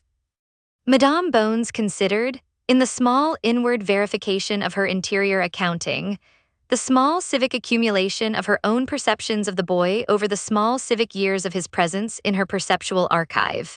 Madame Bones considered the small civic boy at the lobby of her department, the small civic boy at the small civic procedural appearance at Sirius Black's clearing, the small civic boy at the small civic tribunal of the chief warlock, the small civic boy at the small civic Weisengamot session of the second reading. Madame Bones considered the small civic accumulated archive of her own perceptions. Madame Bones, in the small inward verification of her interior accounting, trusted her eyes. Madame Bones said, "Of course, forgive me, Lord Potter. The hour is late and the small civic week has been long, and I am, in the small civic vocabulary of my interior accounting, tired. I withdraw the observation. The boy said, "There is nothing to forgive, Madame." Madame Bones nodded. Madame Bones turned. Madame Bones walked in the small civic composure of a senior official returning to her small civic conversation back across the small civic corridor to Madame Longbottom. The boy watched her go, the illusion held. The boy walked, in his small civic composure of a small civic backbencher of small civic reform inclinations, down the corridor toward the small civic exit of the Ministry of Magic. The boy passed, on his small civic walk, several small civic Wisengamot members who nodded to him with the small civic courtesy of small civic colleagues acknowledging a small civic new member. The boy returned the nods with the small civic courtesy of a small civic new member acknowledging small civic colleagues. The boy exited the Ministry of Magic. The boy walked in the small civic afternoon of London, toward the small civic side street where Sirius Black was, by the small civic vagaries of their small civic appointment, waiting in a small civic motorcar to take the boy back to the small civic train station for the small civic afternoon return to Hogwarts. The boy reached the motorcar. Sirius Black in the driver's seat looked at the boy with the small inward composure of a small civic magical guardian observing his small civic ward returning from his small civic first Wisengamot session. Sirius Black said, "How was it?" The boy said, "Uneventful." Sirius Black smiled. The boy got into the motorcar started. The motorcar drove in the small civic afternoon of London toward the small civic train station. The boy looked in the small civic window of the motorcar at the small civic streets of London passing by. The boy considered in the small inward gallery of his interior accounting what he had become. He had become, by the small civic accounting of the wizarding world, Lord Potter, the wronged and vindicated heir of the Potter estate, a small civic Wisengamot backbencher of small civic reform inclinations, a small civic Hogwarts sixth year of unremarkable distinction, a small civic young man who would, in due course, conclude his small civic education and would, in due course, settle into the small civic life of a small civic lord with a small civic estate. He had become, by the small inward accounting of his interior architecture, something else. He had become a being who could, at any small civic moment, choose to remake the world by hypnosis. He had become a being who could, at any small civic moment, choose to deploy Kyoka Suigetsu on any of the thousands of small civic witnesses he had over the small civic years inducted. He could, at any small civic moment, choose to alter the small civic perception of the Wisengamot, the small civic perception of the Order of the Phoenix, the small civic perception of the Hogwarts staff, the small civic perception of the Ministry of Magic, the small civic perception of the goblins at Gringotts, the small civic perception of the Daily Prophet, the small civic perception of every adult member of the wizarding world he had ever on any small civic occasion induced. He had become, in the small inward vocabulary of his interior accounting, a being for whom every small civic constraint on his small civic conduct was self-imposed. He had become, in the small inward vocabulary of his interior accounting, a being who could not be stopped by any small civic external authority. The Wisengamot had killed Albus Dumbledore for less. He had become, in the small inward vocabulary of his interior accounting, the most dangerous being in the wizarding world. He chose, in the small inward calculation of his interior accounting, not to act on this. He chose, in the small inward calculation of his interior accounting, to honor the oath he had given the Sorting Hat. He chose to retire the instrument from public use. He chose to maintain the small civic existing inductions but not to induct new witnesses. He chose to live for the remainder of his small civic life as a small civic lord with a small civic estate. He chose to vote in the small civic Wisengamot on the small civic reform bills that the post-tribunal Wisengamot would generate. He chose, in the small inward calculation of his interior accounting, to be a small civic backbencher. He chose this without joy. He chose this without ambition, in the conventional sense in which ambition is a hunger. He chose this with the small flat inward clarity of a chess player examining the small civic position after the resolution of the small civic decisive combination, and observing that the small civic endgame is, on the small civic accounting of the remaining material, technically winning but no longer interesting. He chose, in short, to walk away. The engine, behind his forehead, registered the choice and filed it. The engine was now, in the small inward calculation of his interior architecture, fully integrated. The engine and the boy were no longer two beings. The engine and the boy were one being. The being's name was, on the small civic accounting of the wizarding world, Lord Harry James Potter. The being's small civic intentions were, on the small inward accounting of his interior architecture, the small civic intentions of a small civic lord with a small civic estate. The being was no longer in the small inward vocabulary of his interior identity, Sosuke Aizen. The being had been, for the small civic interval of his architecture, something Aizen-like, a small inward calm calculating architect of large illusions. The being had used in the small civic interval of his architecture the small inward Aizen-tier discipline of slow placement. The being had concluded the architecture. The being had retired the instrument. The being had become, on the small civic accounting of his post-architectural life, something quieter and worse than Aizen. Aizen in his small civic career had not been able to walk away. Aizen in his small civic career had been unable to stop. Aizen in his small civic career had pursued ascendance to the point of his own small civic crystallization in a chair of perception in Mukin's 8th ward. The being who was, on the small civic accounting of the wizarding world, Lord Harry James Potter had, on the small civic morning following the tribunal, walked away. The walking away was the small civic difference. The walking away was what made the being, in the small inward vocabulary of his interior identity, quieter and worse than Aizen. Quieter because the being would not, in the small civic remainder of his small civic life, perform any further large illusions. The small civic theater of his architecture had concluded. The small civic stage was empty. Worse because the being would, in the small civic remainder of his small civic life, possess the small civic capacity to perform further large illusions, and would, at any small civic moment, choose not to. The choice would be in the small inward calculation of his interior accounting, the small civic exercise of a small civic restraint that the wizarding world would never see, never know, never thank him for, and never be able to verify. The being would walk through the small civic world with the small civic capacity to remake it by hypnosis, and the small civic world would not know this. The being would attend small civic Weisengamot sessions, would vote on small civic reform bills, would attend small civic Hogwarts classes, would conclude his small civic education, would settle his small civic estate, would marry in due course by the small inward calculation of his future, a small civic woman of his small civic choice, whose identity the small inward calculation of his future had not yet determined, would father in due course small civic children, would live the small civic life of a small civic lord with a small civic estate, and would, in the small civic moments between the small civic public events of his small civic life, register in the small inward gallery of his interior accounting the small civic continuing capacity to remake the world that he was, on each small civic moment, choosing not to use. This was, in the small inward vocabulary of his interior identity, the small civic life he had chosen. The motorcar arrived at the train station. The boy got out of the motorcar. The boy thanked Sirius Black. The boy walked in the small civic composure of a small civic backbencher of small civic reform inclinations toward the small civic train. The boy boarded the small civic train. The boy sat in the small civic carriage of the small civic train. The boy watched in the small civic window the small civic countryside passing by. The engine behind his forehead was quiet. The engine had been quiet for some time. The engine had been quiet in the small inward vocabulary of its long pedagogy since the small civic morning of the tribunal. The engine had concluded its small civic operational work. The engine was now in the small civic accounting of its post-architectural life, a small civic instrument in retirement. The engine had not, in the small civic interval of its retirement, transmitted any small civic signals to the boy. The engine had not whispered, had not nudged, had not colored his dreams. The engine had simply, in the small inward calculation of its post-architectural quiet, attended. The boy attended back. The two of them, in the small inward calculation of their shared interior architecture, sat together in the small civic quiet of a small civic shared retirement. The train pulled out of the station. The train moved north.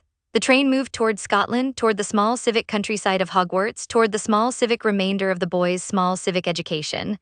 The boy looked at his small civic reflection in the small civic window of the small civic carriage. The reflection was the reflection of a small civic 16-year-old boy with black untidy hair, green eyes, a thin scar in the shape of a stylized lightning slightly above and to the right of his left eyebrow, and the small civic composure of a small civic Slytherin 6th year of unremarkable distinction. Behind the reflection, in the small inward register of the boy's interior accounting, there was a second small civic presence. The second presence was the small civic figure of a man with brown eyes and a slow smile and a high collar.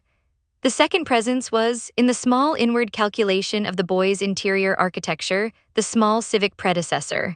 The predecessor was, in the small inward calculation of the boy's interior accounting, watching. The predecessor was, in the small inward calculation of the boy's interior accounting, considering. The predecessor said, in the small inward vocabulary of his post-crystalline retirement, the small inward vocabulary of a man who had in the small civic accounting of his own career been sealed in a chair of perception in Mukin's 8th ward, and was in the small civic accounting of his own career no longer in any small civic position to comment on anything but who was in the small inward calculation of his predecessor status nonetheless commenting. You walked away. The boy said in the small inward vocabulary of his interior accounting, I walked away. The predecessor said, I never did. The boy said, I know. The predecessor said, you are the better architect. The boy said, I had a different architecture. The predecessor said, you are the better architect. The boy said nothing. The predecessor said, I am proud of you in my small civic way. The boy said nothing. The predecessor faded, in the small inward calculation of the boy's interior accounting, from the small civic position in the small civic window. The window was, on the small civic conclusion of the predecessor's fading, only the boy's reflection. The boy looked at his small civic reflection for some time. The boy looked away. The train moved north. The boy returned to Hogwarts. The boy completed his small civic 6th year. The boy returned home for the small civic summer holidays. The boy returned to Hogwarts for the small civic 7th year. The boy completed his small civic 7th year. The boy graduated. The boy returned home to Potter Manor, which Sirius Black had in the small civic interval of the boy's 6th year, helped to renovate from its small civic post-1981 small civic disrepair, and settled into the small civic life of a small civic lord. The boy attended, over the small civic years that followed, the small civic Weisengamot sessions at which his small civic vote was required. The boy voted, in the small civic procedure of the chamber, in favor of every small civic reform bill that came to the floor. The boy spoke, in the small civic chamber, only on the small civic occasions when his small civic vote required a small civic explanation. The boy's small civic explanations were, by the small civic standards of the chamber, brief, modest, and unmemorable. The boy's small civic colleagues registered him, in the small civic accounting of their interior galleries, as a small civic backbencher of small civic reform inclinations who voted his small civic conscience and did not, in the small civic vagaries of his small civic conduct, distinguish himself. The boy married, in the small civic accounting of his post-architectural life, Hermione Granger. The small civic occasion of their small civic marriage was, by the small civic vagaries of their small civic correspondence over the small civic interval of his 6th and 7th years, the small civic culmination of the small inward exemption that the boy had filed her under on the small civic occasion of their library conversation in October of his 3rd year. The marriage was, in the small civic accounting of the wizarding world, a small civic event of moderate small civic interest, covered briefly in the Daily Prophet under the small civic headline Lord Potter WEDS Muggle-born activist. The boy fathered, in the small civic accounting of his post-architectural life, 3 small civic children. The boy's small civic children grew up in the small civic countryside of Potter Manor. The boy's small civic children attended Hogwarts in due course. The boy's small civic children were, in the small civic accounting of their interior galleries, unaware of their father's small inward architectural history. The engine, behind the boy's forehead, attended the small civic interval of his post-architectural life with the small inward composure of a small civic instrument in retirement. The boy attended back. The two of them, in the small inward calculation of their shared interior architecture, lived together in the small civic quiet of their shared retirement. The small civic years passed. The boy aged. The small civic wizarding world, in the small civic accounting of its post-tribunal history, was governed by the small civic reform bills that the post-tribunal Weisengamot had generated, by the small civic reform institutions that the small civic reform bills had established, and by the small civic reform civic culture that the small civic reform institutions had cultivated.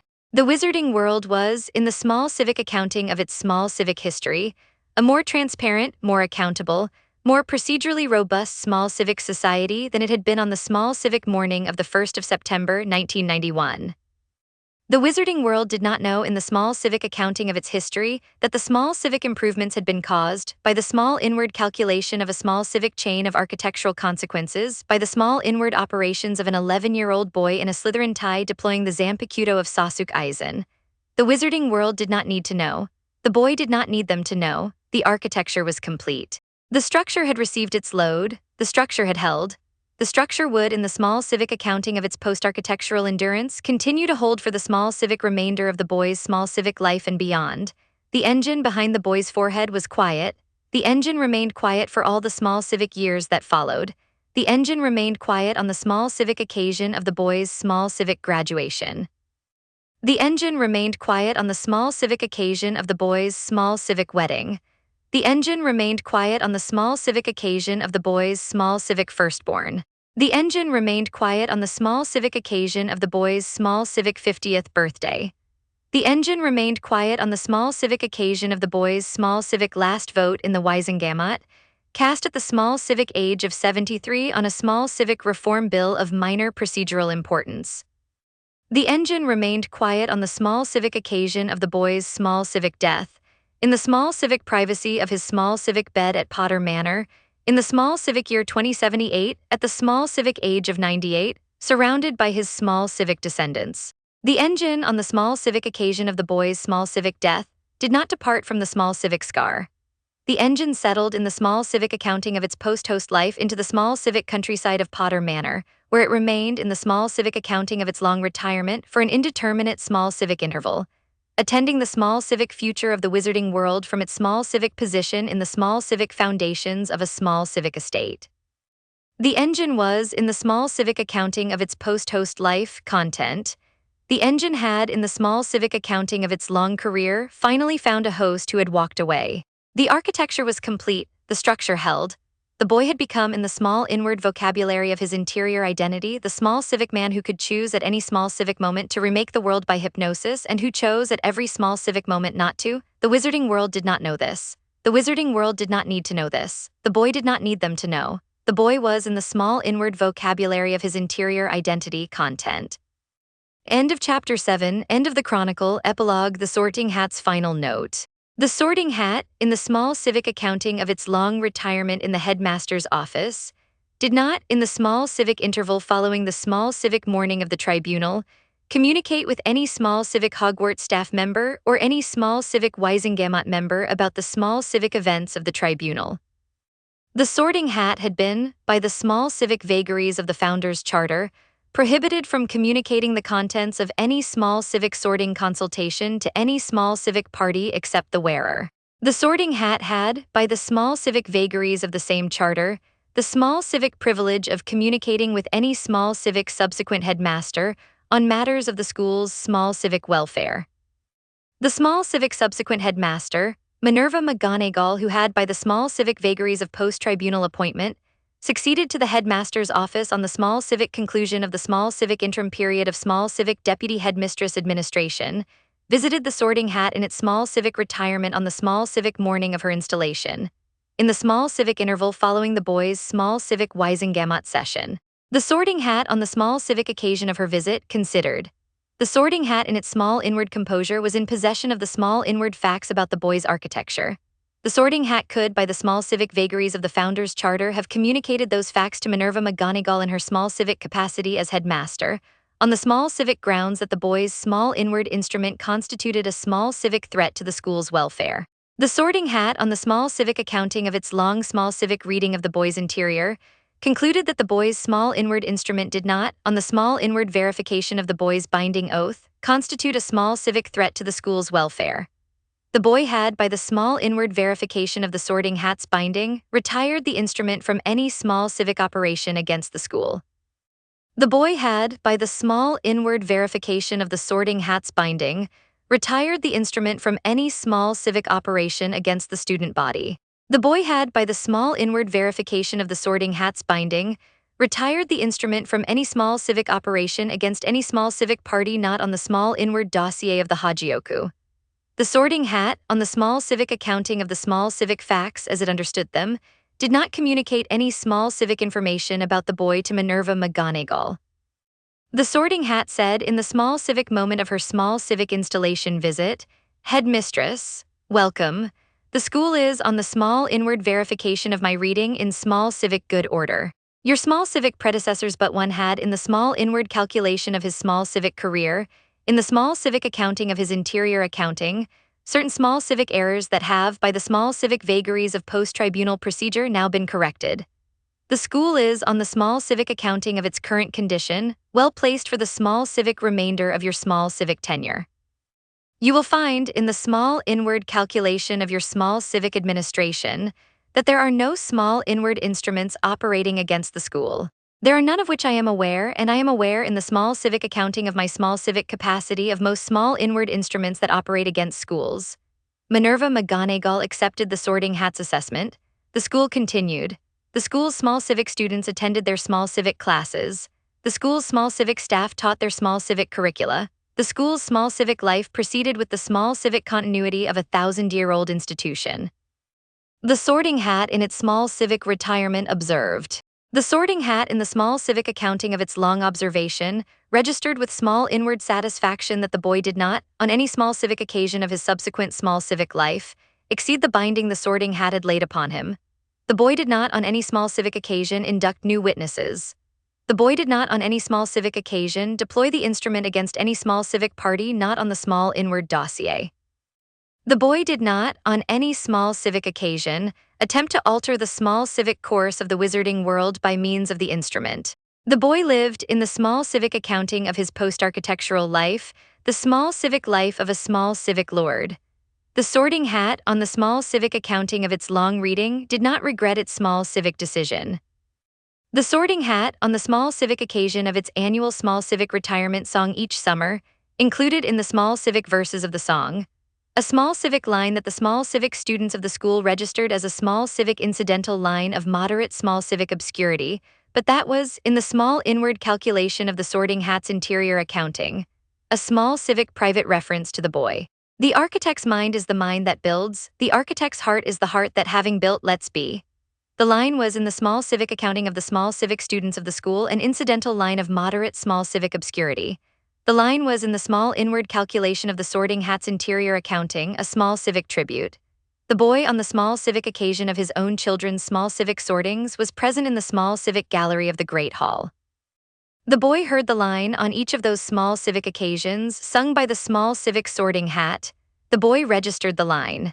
The boy registered in the small inward calculation of his interior accounting that the Sorting Hat had not forgotten him. The boy registered in the small inward calculation of his interior accounting that he had not forgotten the Sorting Hat. The boy nodded on each of those small civic occasions in the small inward composure of a small civic lord at a small civic sorting, at the small civic hat on the small civic stool. The hat by the small inward calculation of its perception, which was not, by the small inward verification of the boy's prior testing, dependent on eyes, registered each nod. The hat by the small inward calculation of its interior accounting returned the small civic acknowledgement in the small inward vocabulary it had. The boy in the small inward calculation of his interior accounting was content. The hat in the small inward calculation of its interior accounting was content. The engine in the small civic accounting of its long retirement attended. The chronicle in the small civic accounting of its small civic conclusion closes here. End of chapter 7. End of the chronicle, end of the architecture, end.